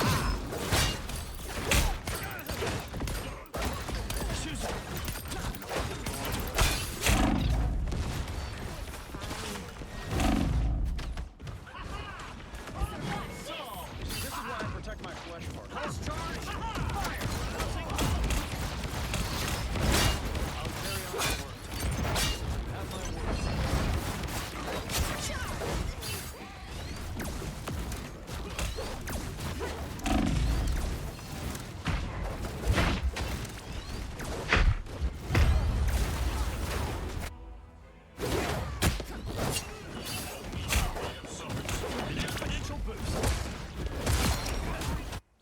Limbo doesn't let go that easy. Only 60 seconds left.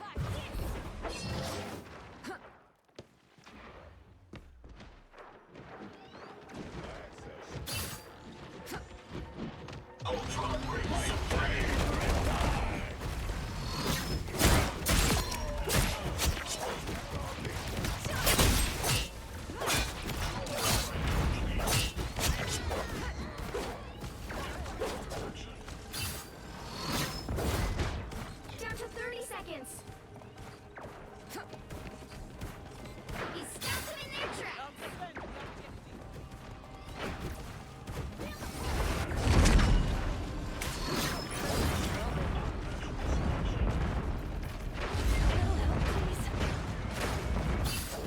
The final 10 seconds. This is real firepower!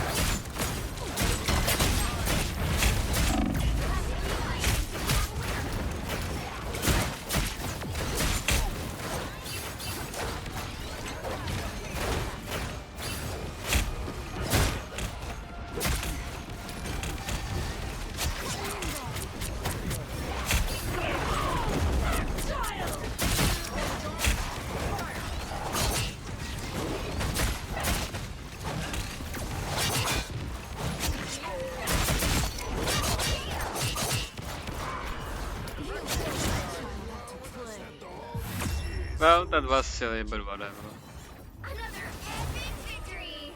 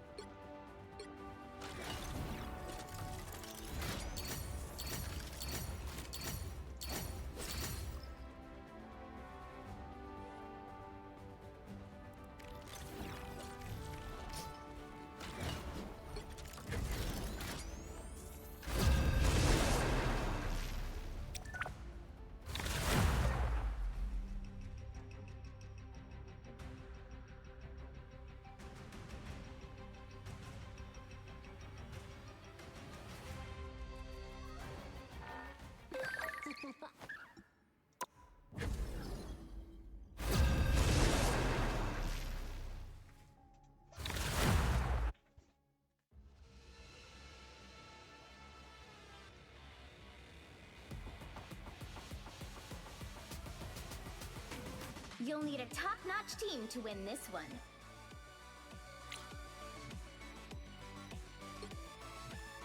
I have mutant powers and a little demonic magic too.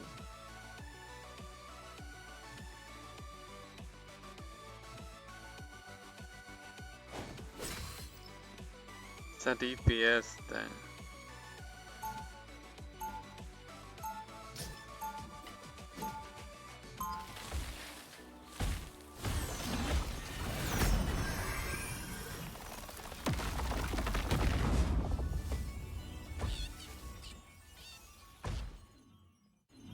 You know, I grew up in a demonic 30 seconds before you dimension. attack.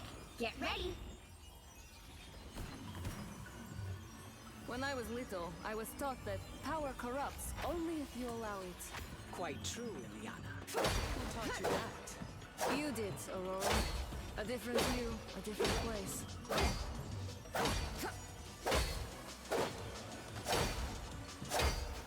Battle starts in 5, 4, 3, 2, 1.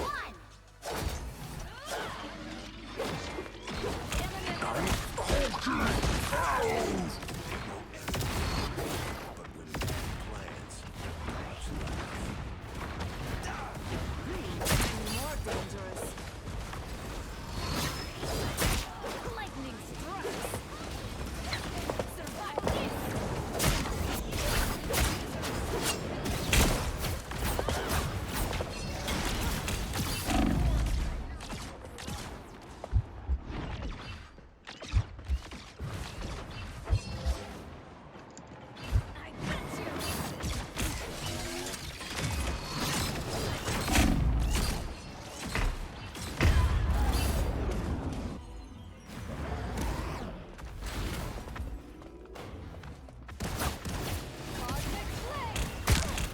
Limbo doesn't let it that easy.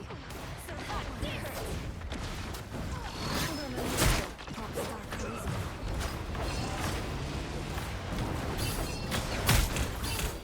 Survive this. Get that vehicle moving again.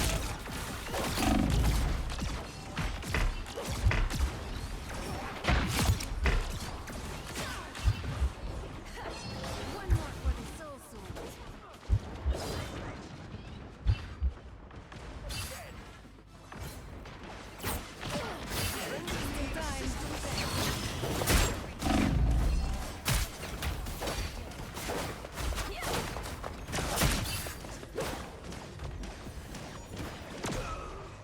My strength is back.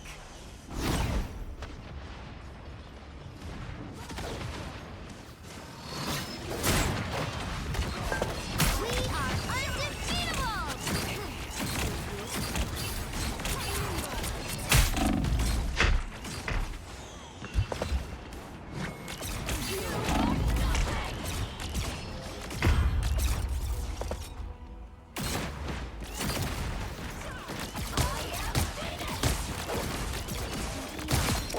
Enemies incoming. Ignorefontes record. That was Imani, bro. Just in time. Thanks. Some paladins too.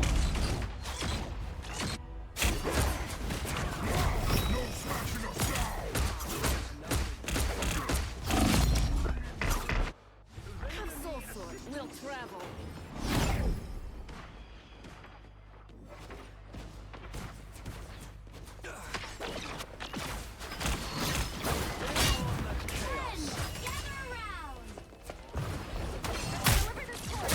This war is bigger than one life. Maximum punch!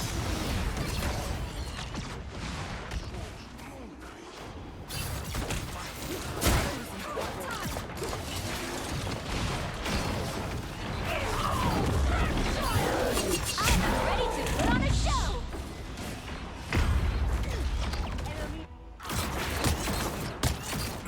What do I hit next? I'm taking requests. That put a spring in my step? That's 3! Bro, the elements are so boring, bro. I got you. Moving again!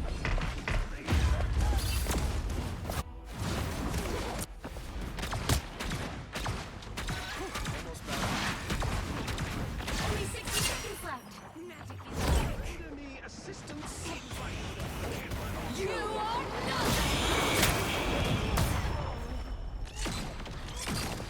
We can destroy the Phoenix.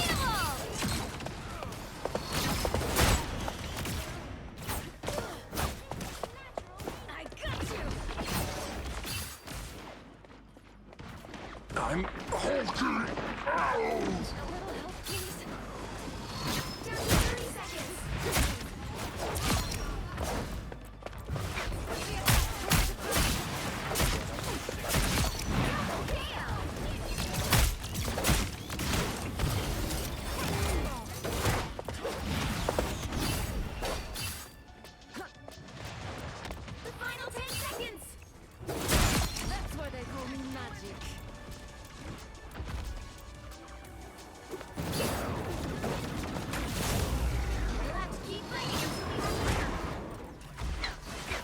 Maximum pulse!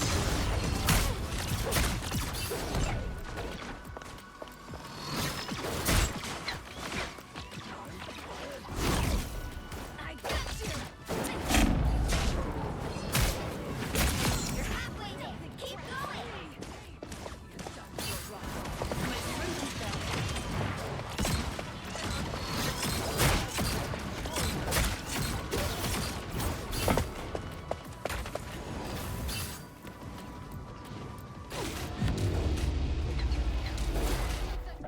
Well, you can't expect to win them all.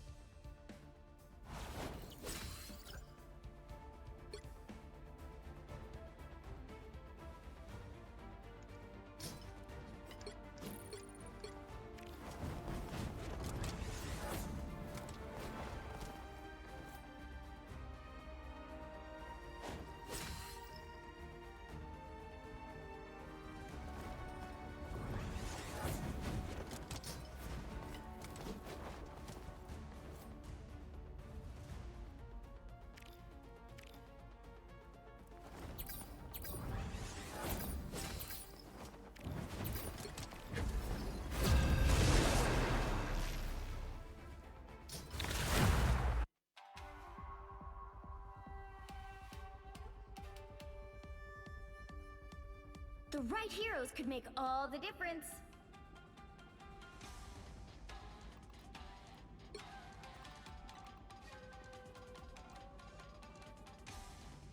I have mutant powers, and a little demonic magic too.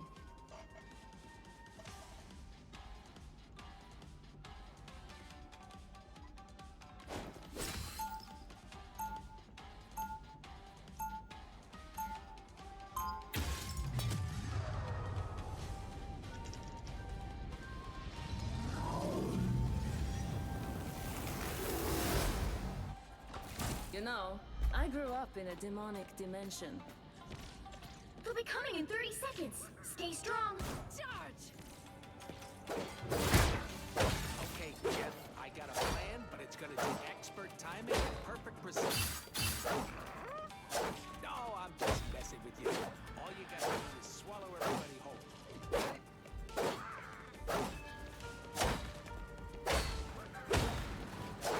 The battle starts in 5, 4, 3, 2, 1!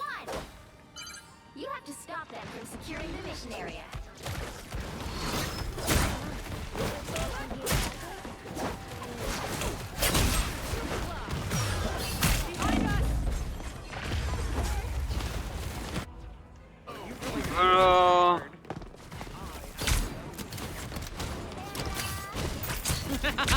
Double kill! Survive this!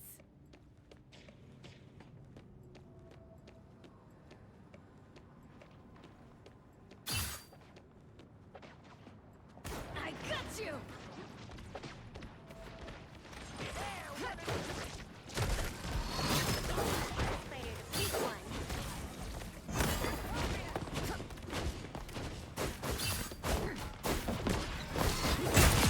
Trouble.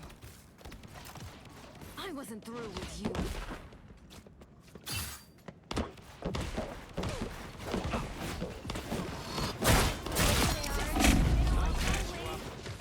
Don't mind me.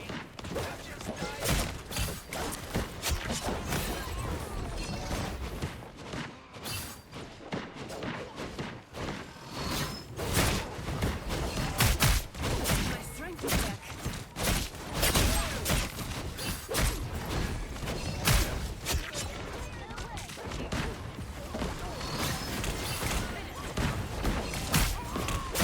This soul suit. Just in time. Thanks.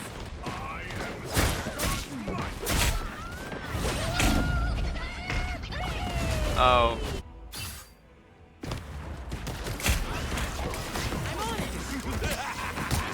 This is real firepower! My soul is charged! Target practice! Get here!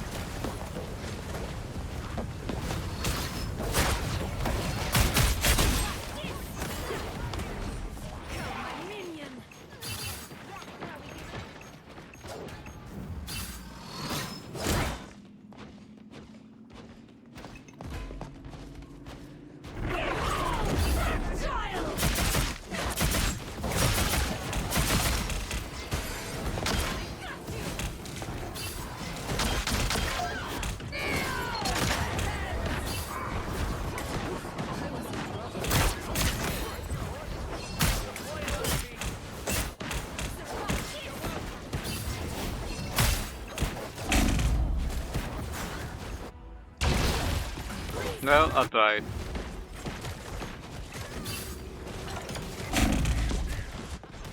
Have Soul Sword would survive this!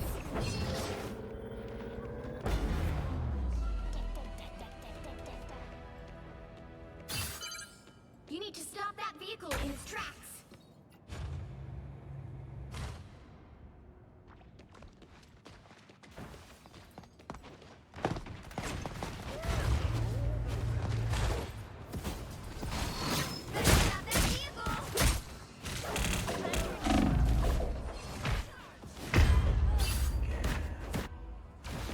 I just slide.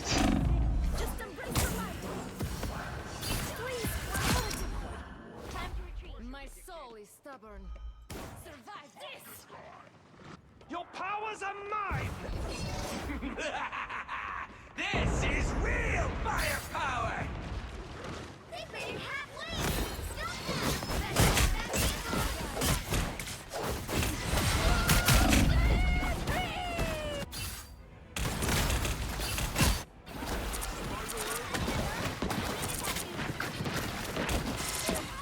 Haha! Back from limbo! Charge!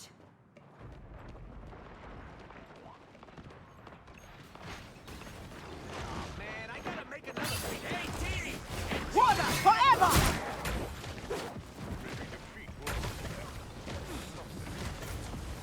Us against the world!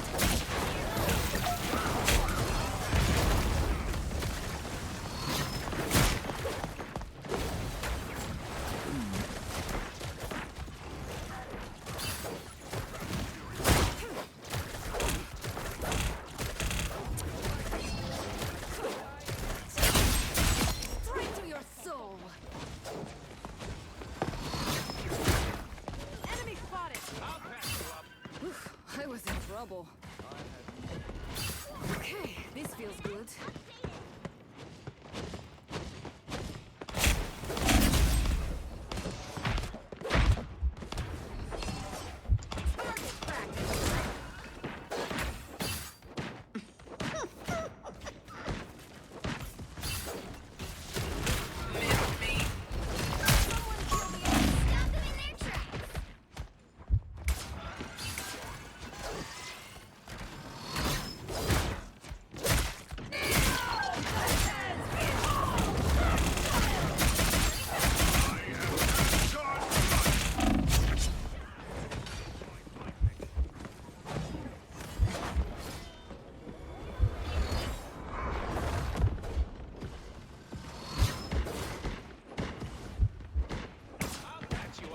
I was fine. Enemy spotted! Don't mind me. I'm just dying.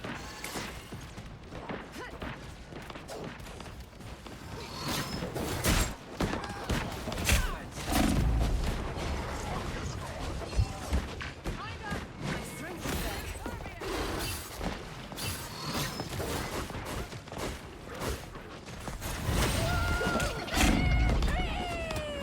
Huh? Healing for my friends.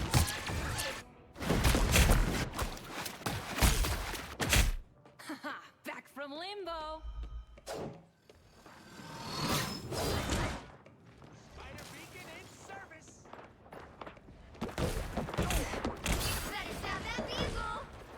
I was in trouble. There's still a chance to stop them! Enjoy the amplifier. Only 60 seconds left.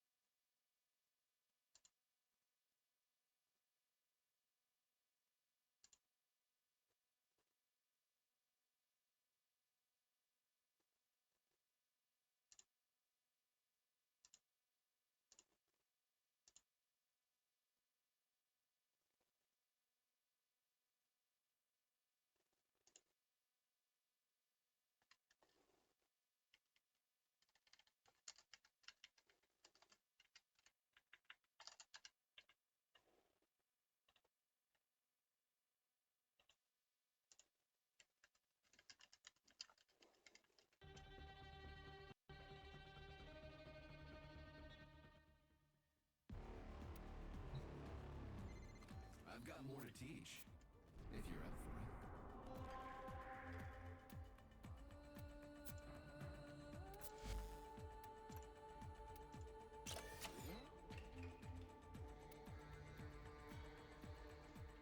it. Just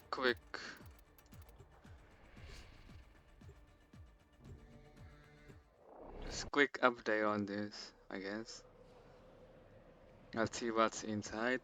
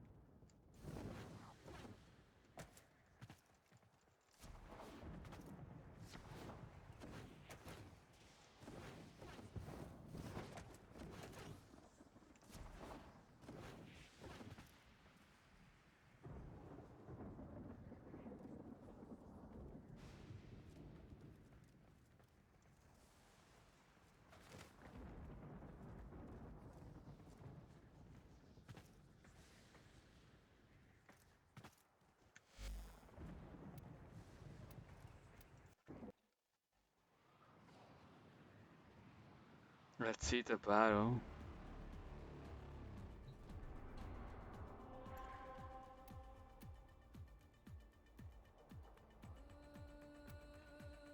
Wait, that's one.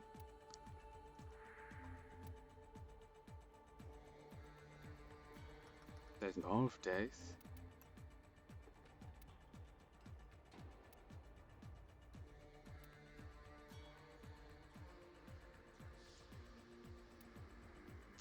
Uh,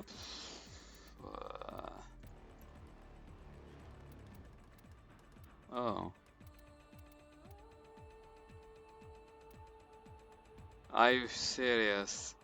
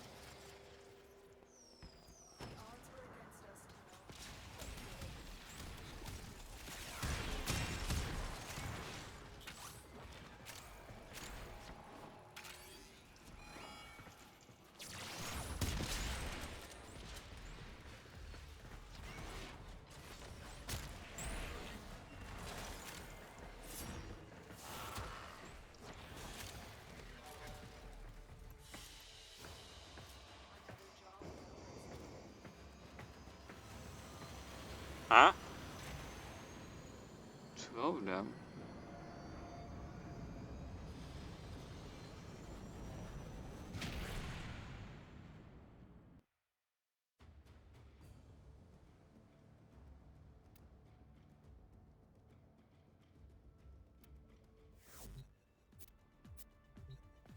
There's a whole world beyond Magnus walls.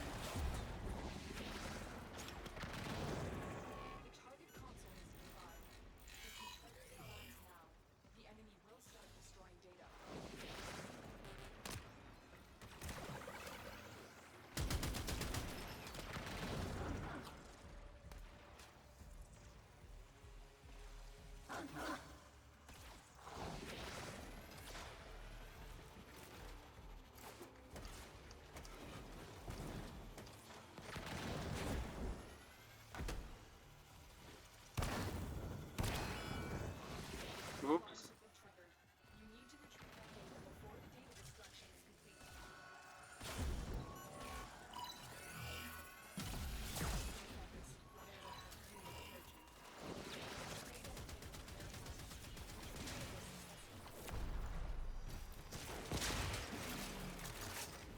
I thought I have different weapon on operator, but I have But a held weapon, damn it.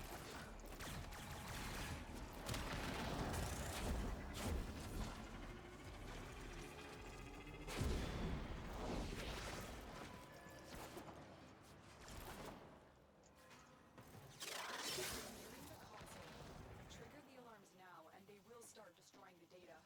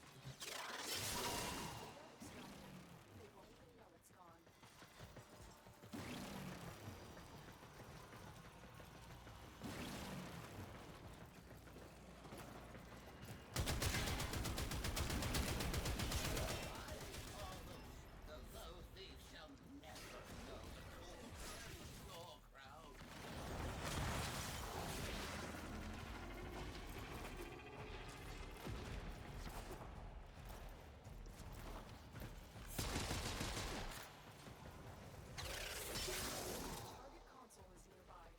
If you trigger the alarms now, the enemy will start destroying data.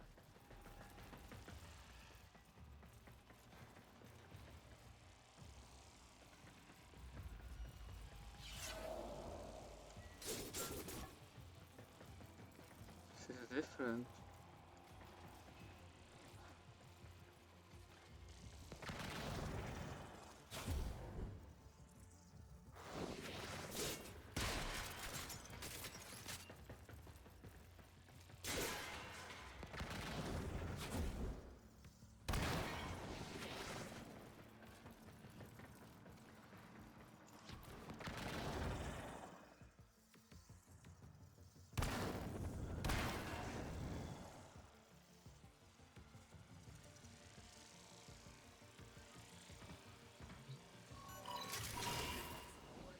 A clean extraction with no alarms. We have everything we came for. Get to extraction.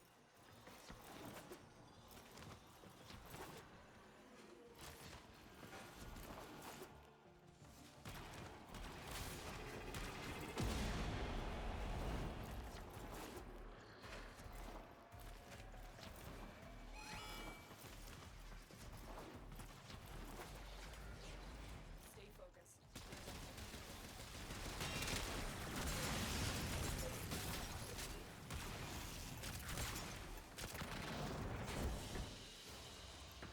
Mission complete. Excellent work, Tennocon.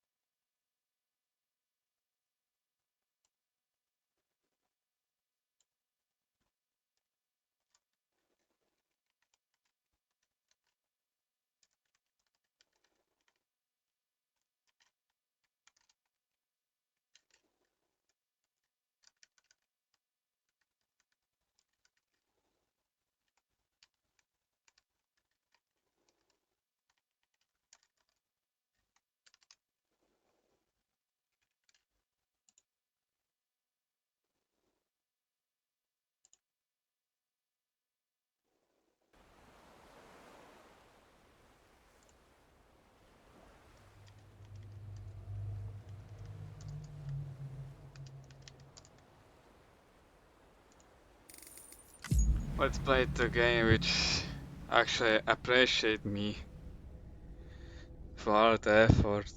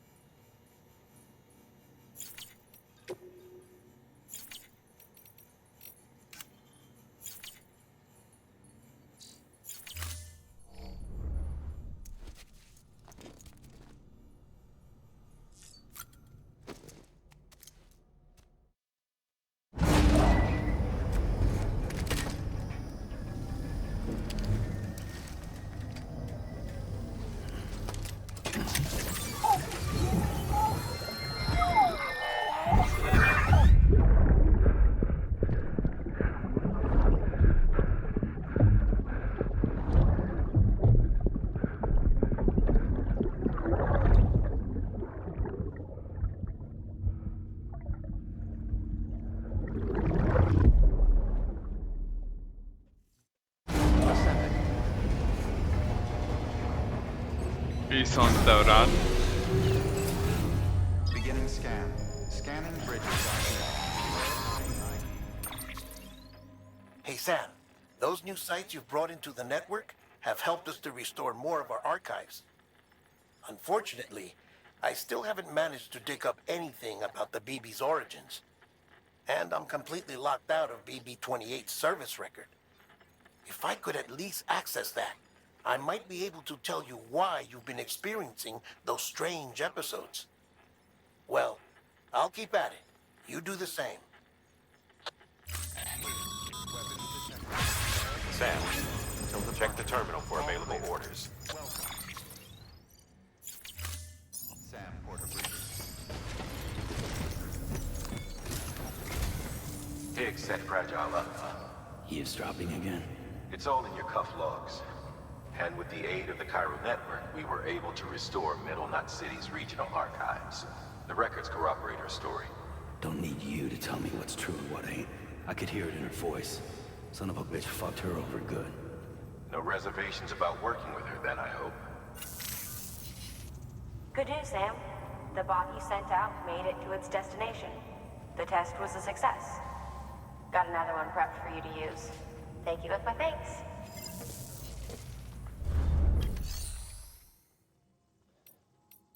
One more thing, Sam. A new delivery type has been added to the terminal.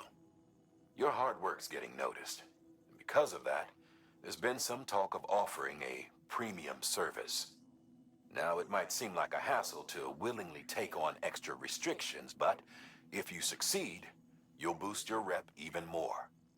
So, if someone asks you to deliver within a time limit, you could counter it by setting the limit even lower, thereby earning yourself a better evaluation if successful. Now, if you're feeling up for a challenge, give it a try.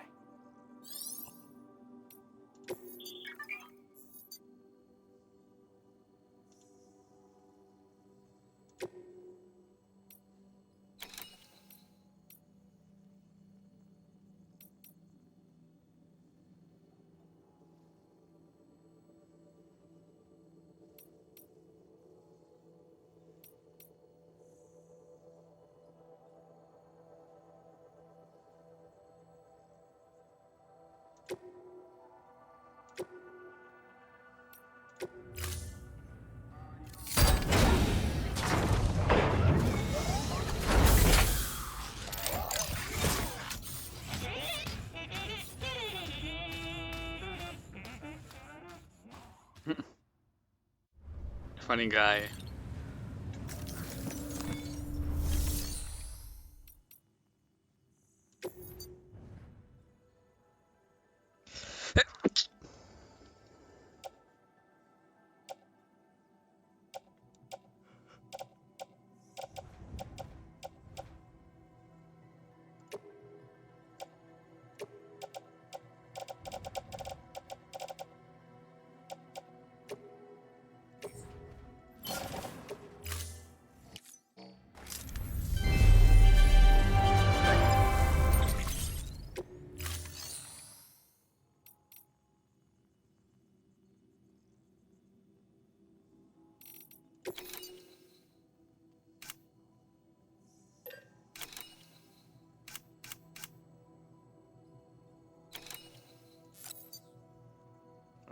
2? Okay.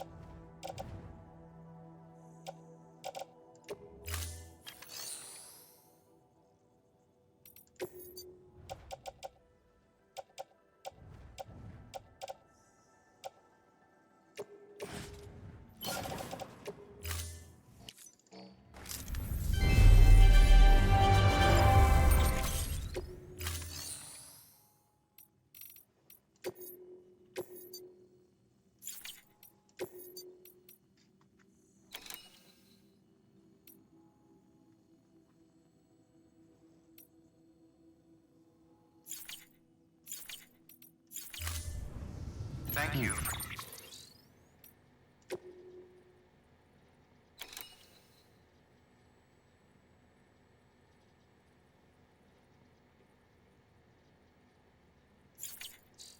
Your contribution.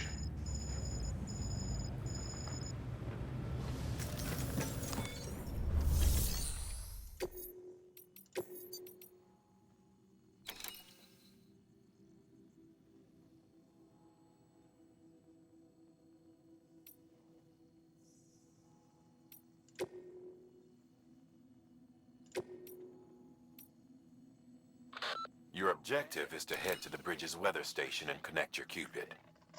You'll also need to install a chiralium gauge. The gauge will measure fluctuations in chiral density much more precisely. We'll be able to provide more accurate forecasts for timefall and other phenomena.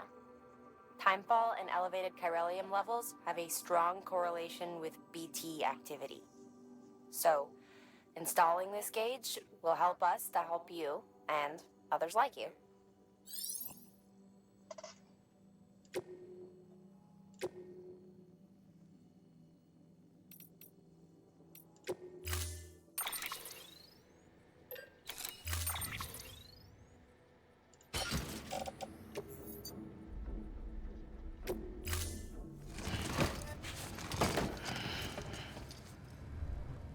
Order assigned.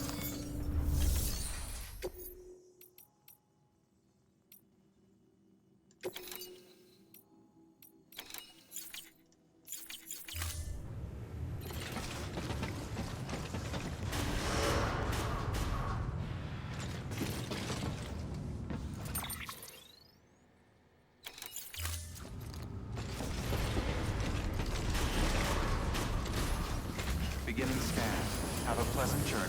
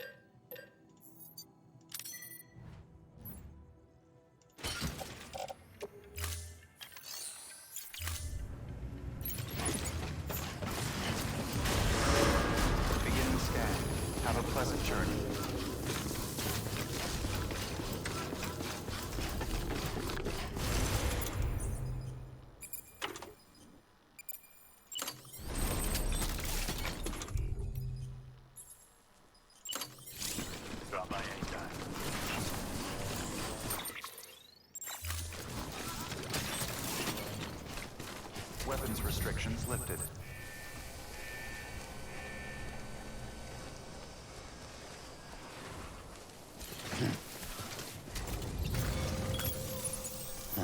Right.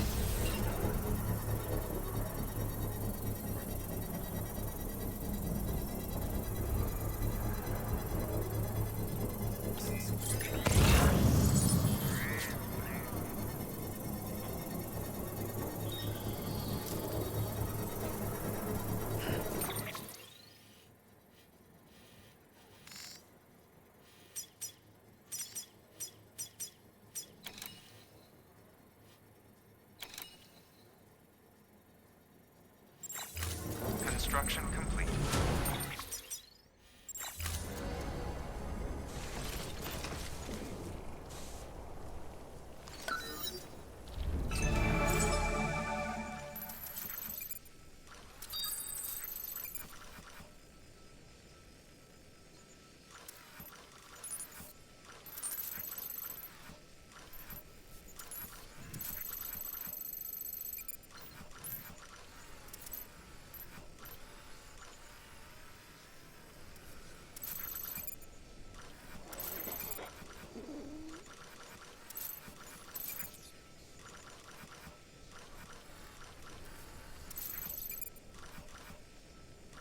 What's what is that graph?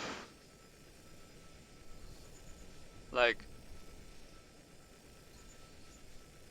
that box left on the distant measure.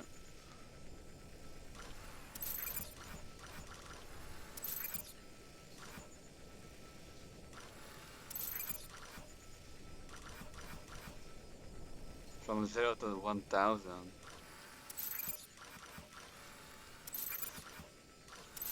Like altitude maybe? Aha!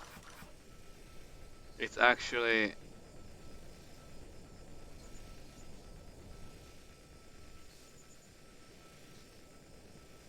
distant from...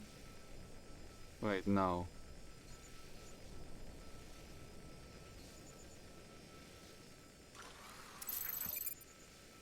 Wait, that actually it...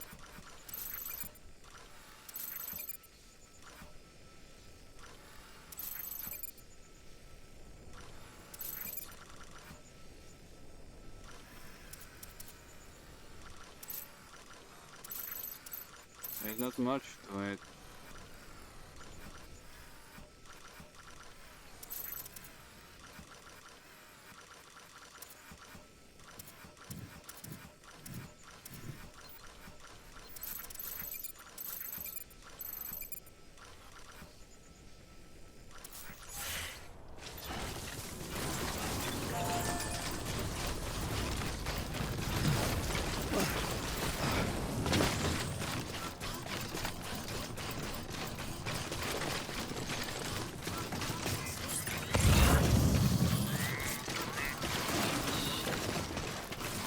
Close one.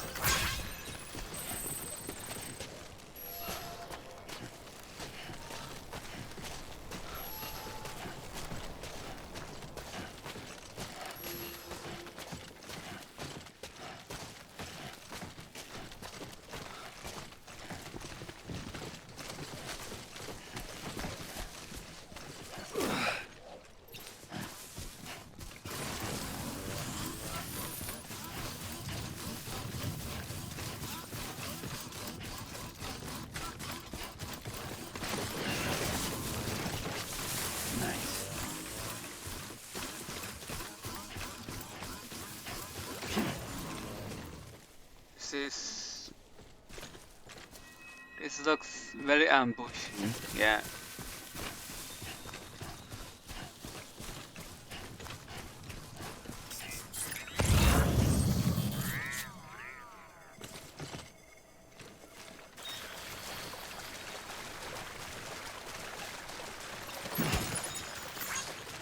Game console.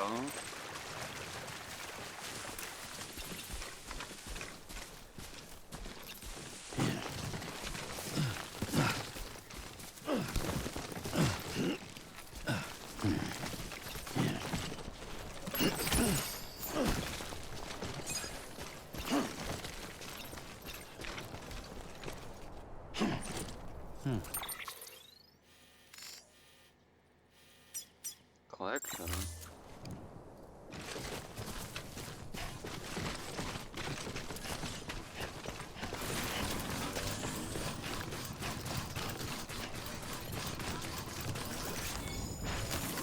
There we go.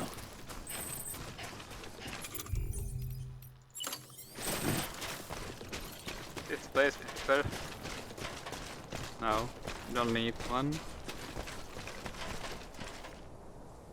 No.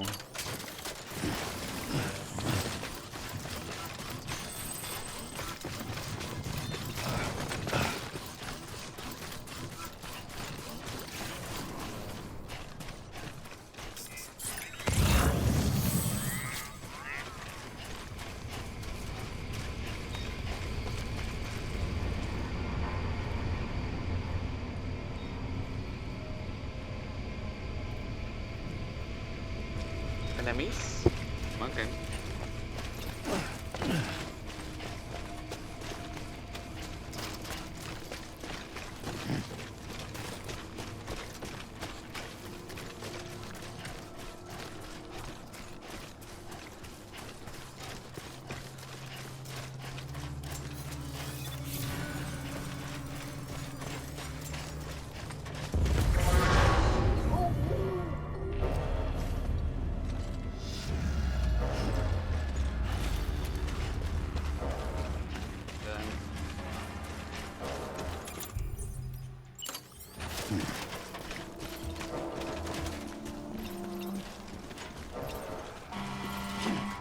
Hello.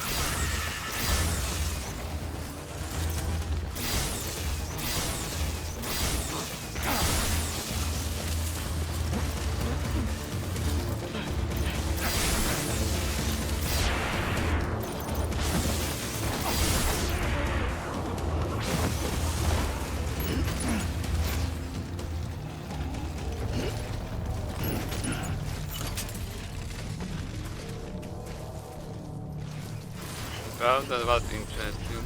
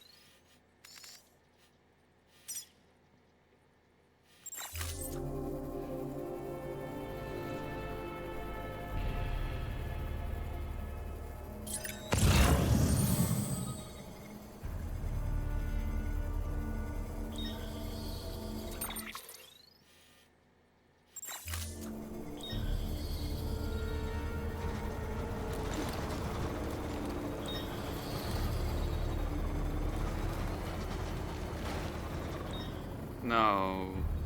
No way.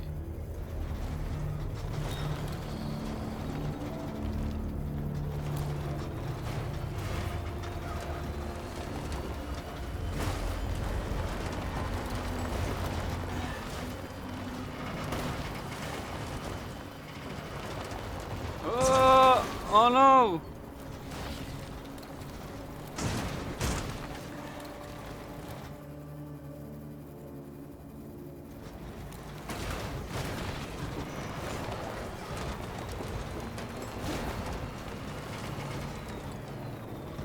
So how you jump properly?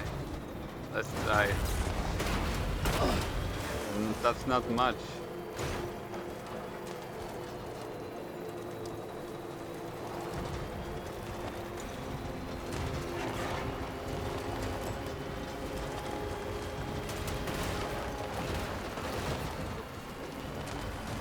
Right.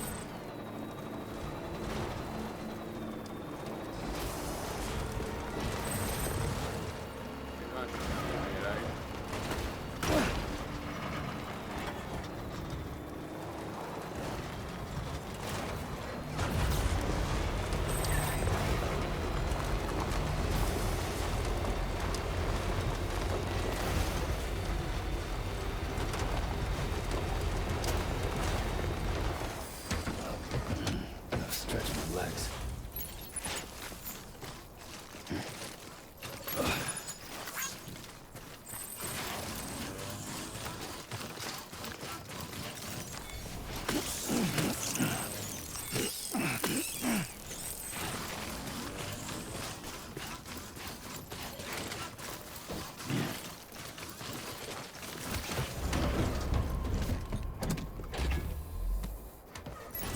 Let's roll.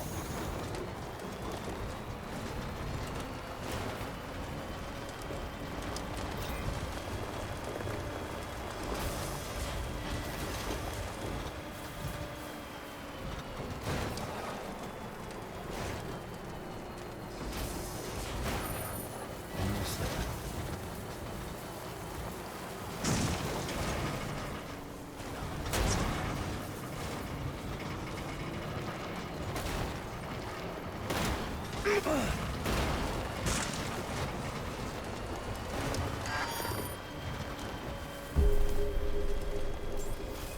Beginning scan.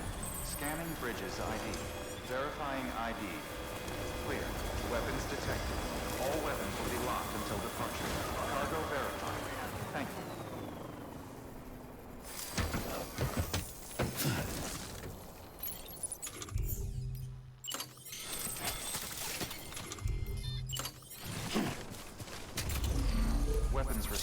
lifted. Beginning scan. Sam, that spot is too close to an existing structure. If you want to build a new one, you need to do so outside the sensor ring.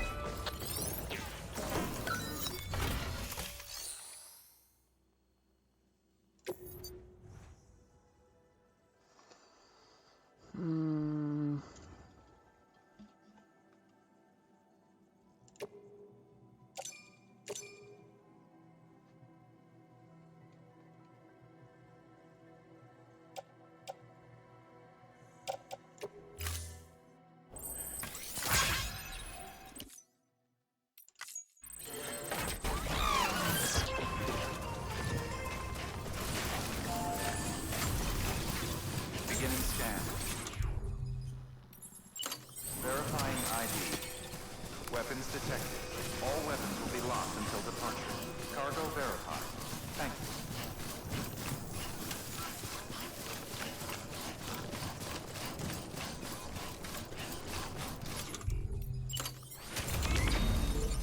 Weapons restrictions lifted.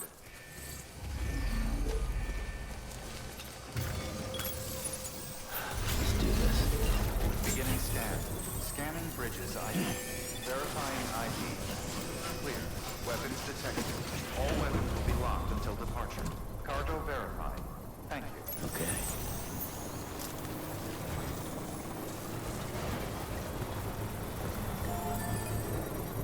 Construction complete. You want to get going, don't you? Hey, buddy. You're on electricity fire right now.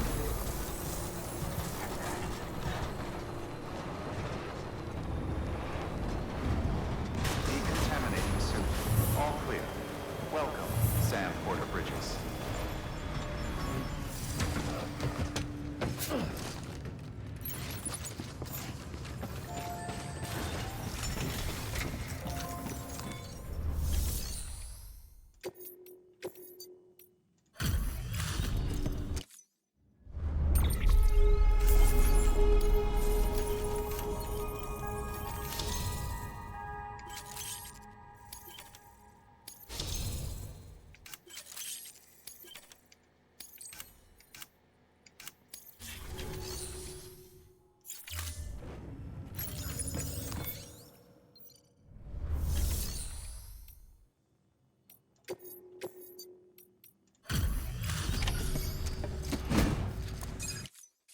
So you made it.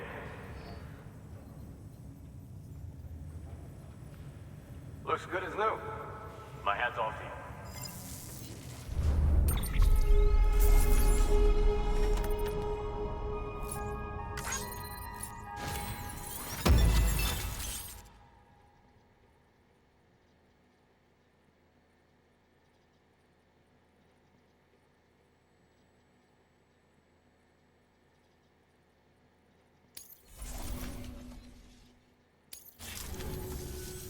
Oh yeah, I got something for you. Hope you find a use for it.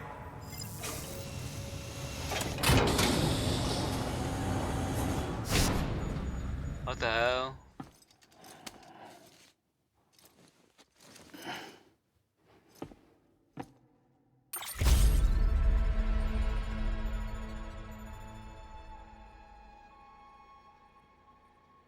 Face button. Well, take care of yourself. Good work. New order available. Please access delivery terminal or...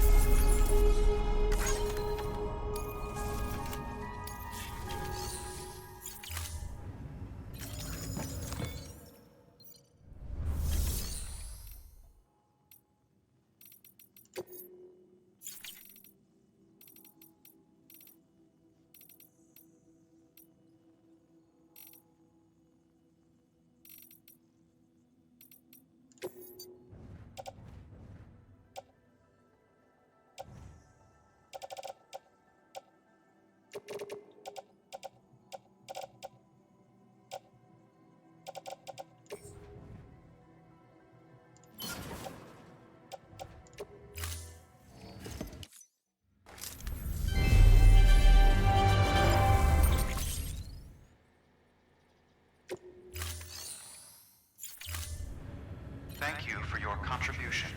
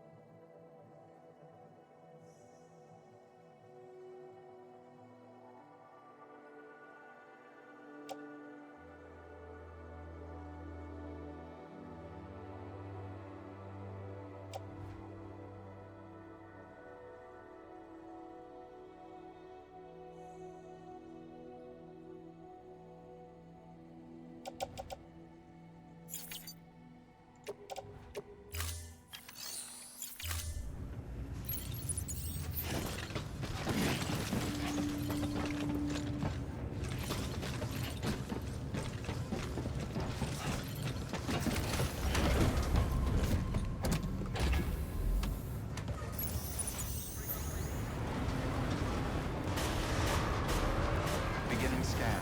Have a pleasant journey. Ooh. Well, take care of yourself. Weapons restrictions lifted.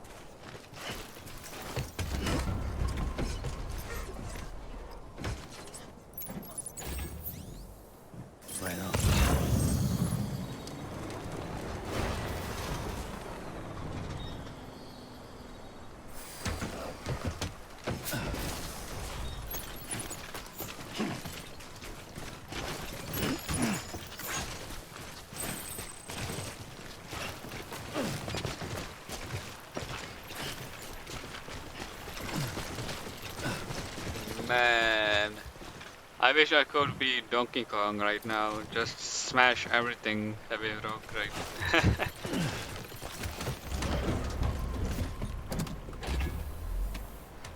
Okay.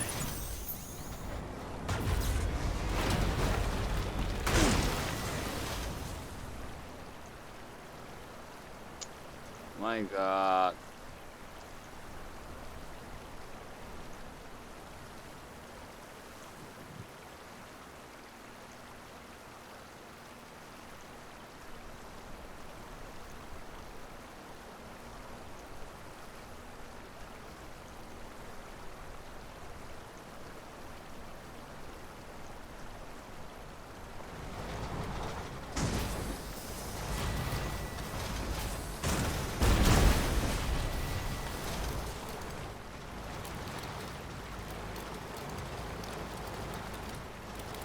I'm stuck.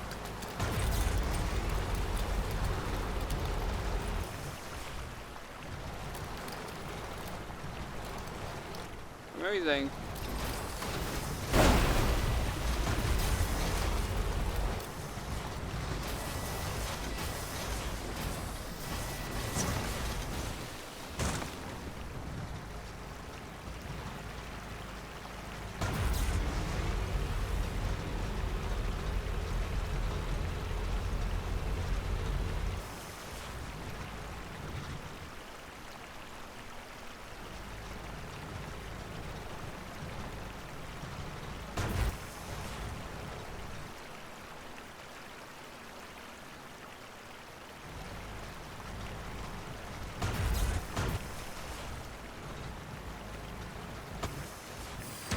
Ah.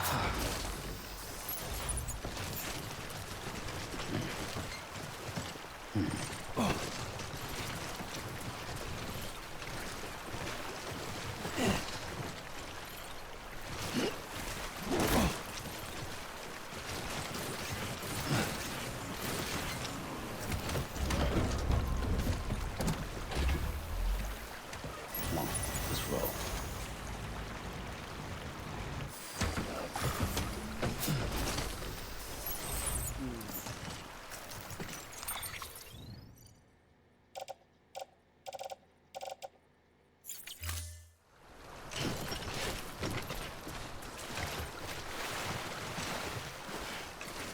Well, we are not on round, I guess. That's always.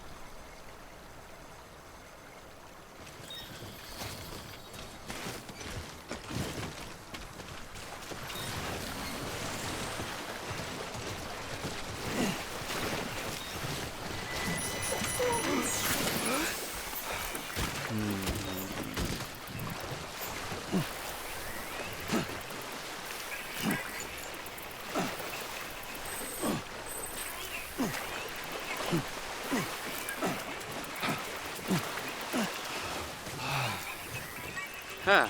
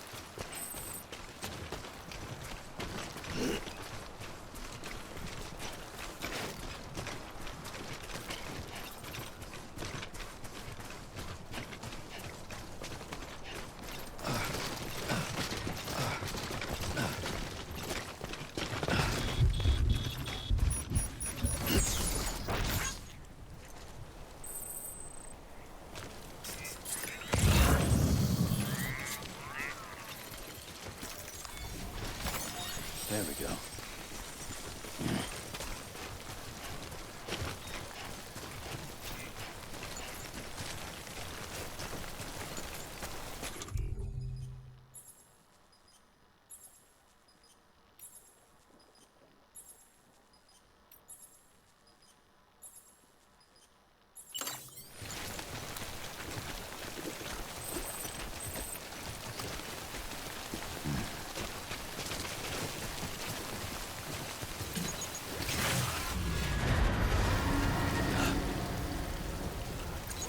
I know it.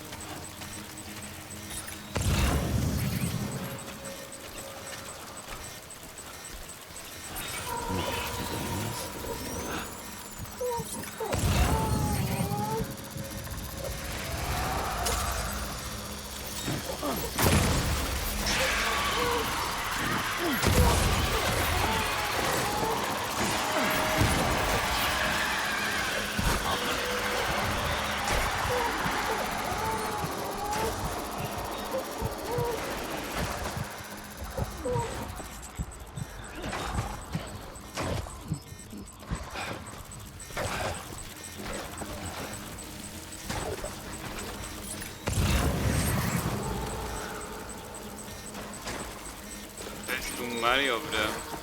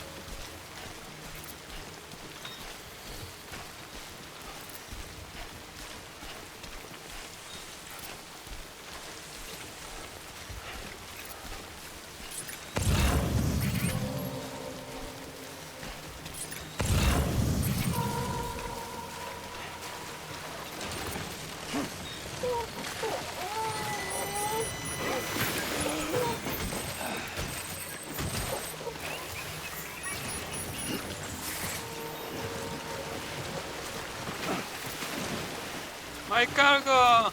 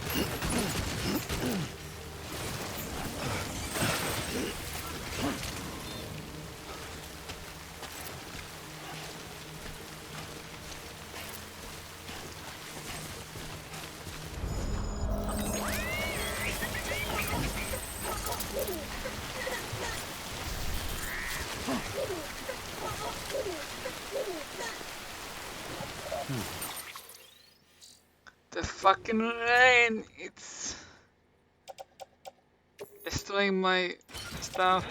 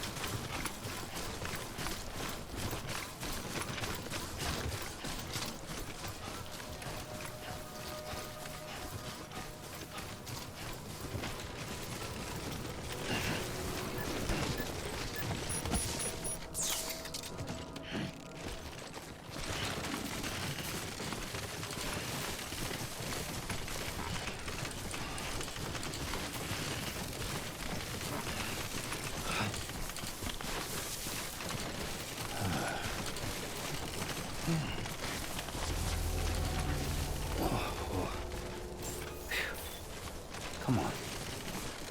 Beginning scan. Scanning bridges ID. Verifying ID. Clear. Weapons detected. All weapons will be locked until departure. Cargo verified. Thank you.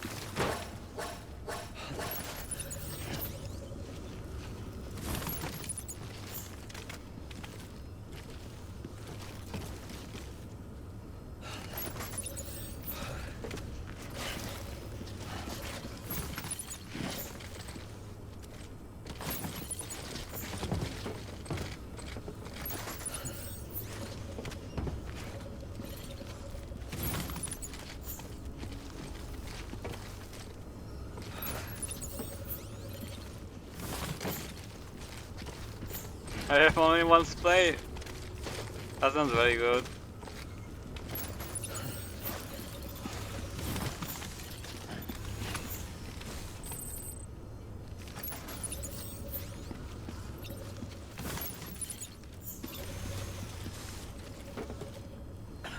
Well, let's do this.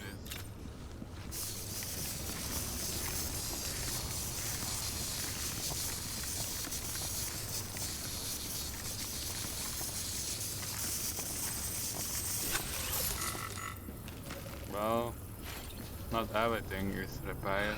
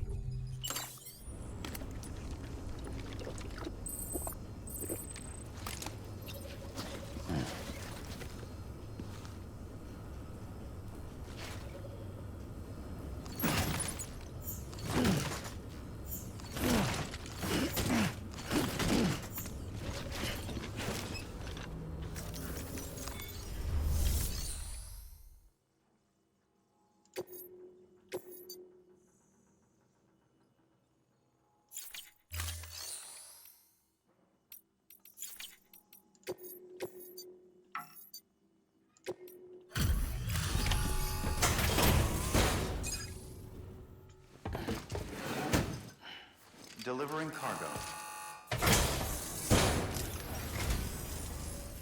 Hello. Sam Bridges, right? We've been expecting you. The gauge you brought is going to save a lot of lives. Let me do a quick inspection. Oof. Looks like it's still in one piece. Thank you.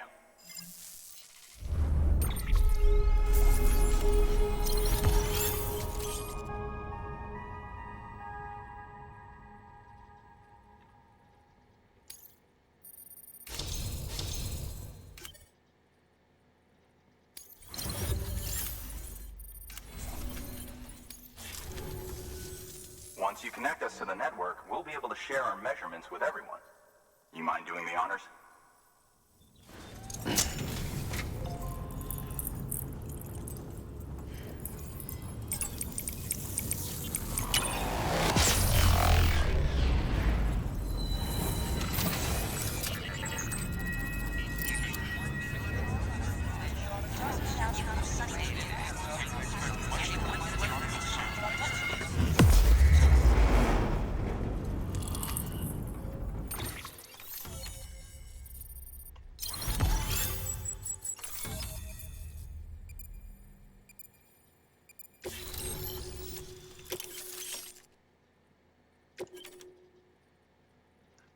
Floating carry-on.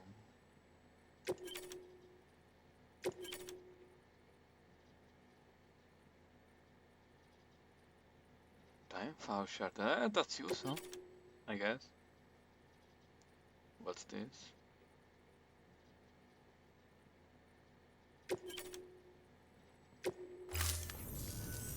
I'm sure they told you, but this weather station was built before the Death Stranding. Bridges 1 came and fixed it up. Unfortunately, we lost contact with our weather satellites a while back. Interference from chiral clouds. So it's been tough to measure chiralium levels and predict timefall. But thanks to you, this weather station can finally function as intended. You made our jobs easier. Now let us do the same for you. We won't let you down, I promise. Take care. I see you got the weather station back online. Excellent work,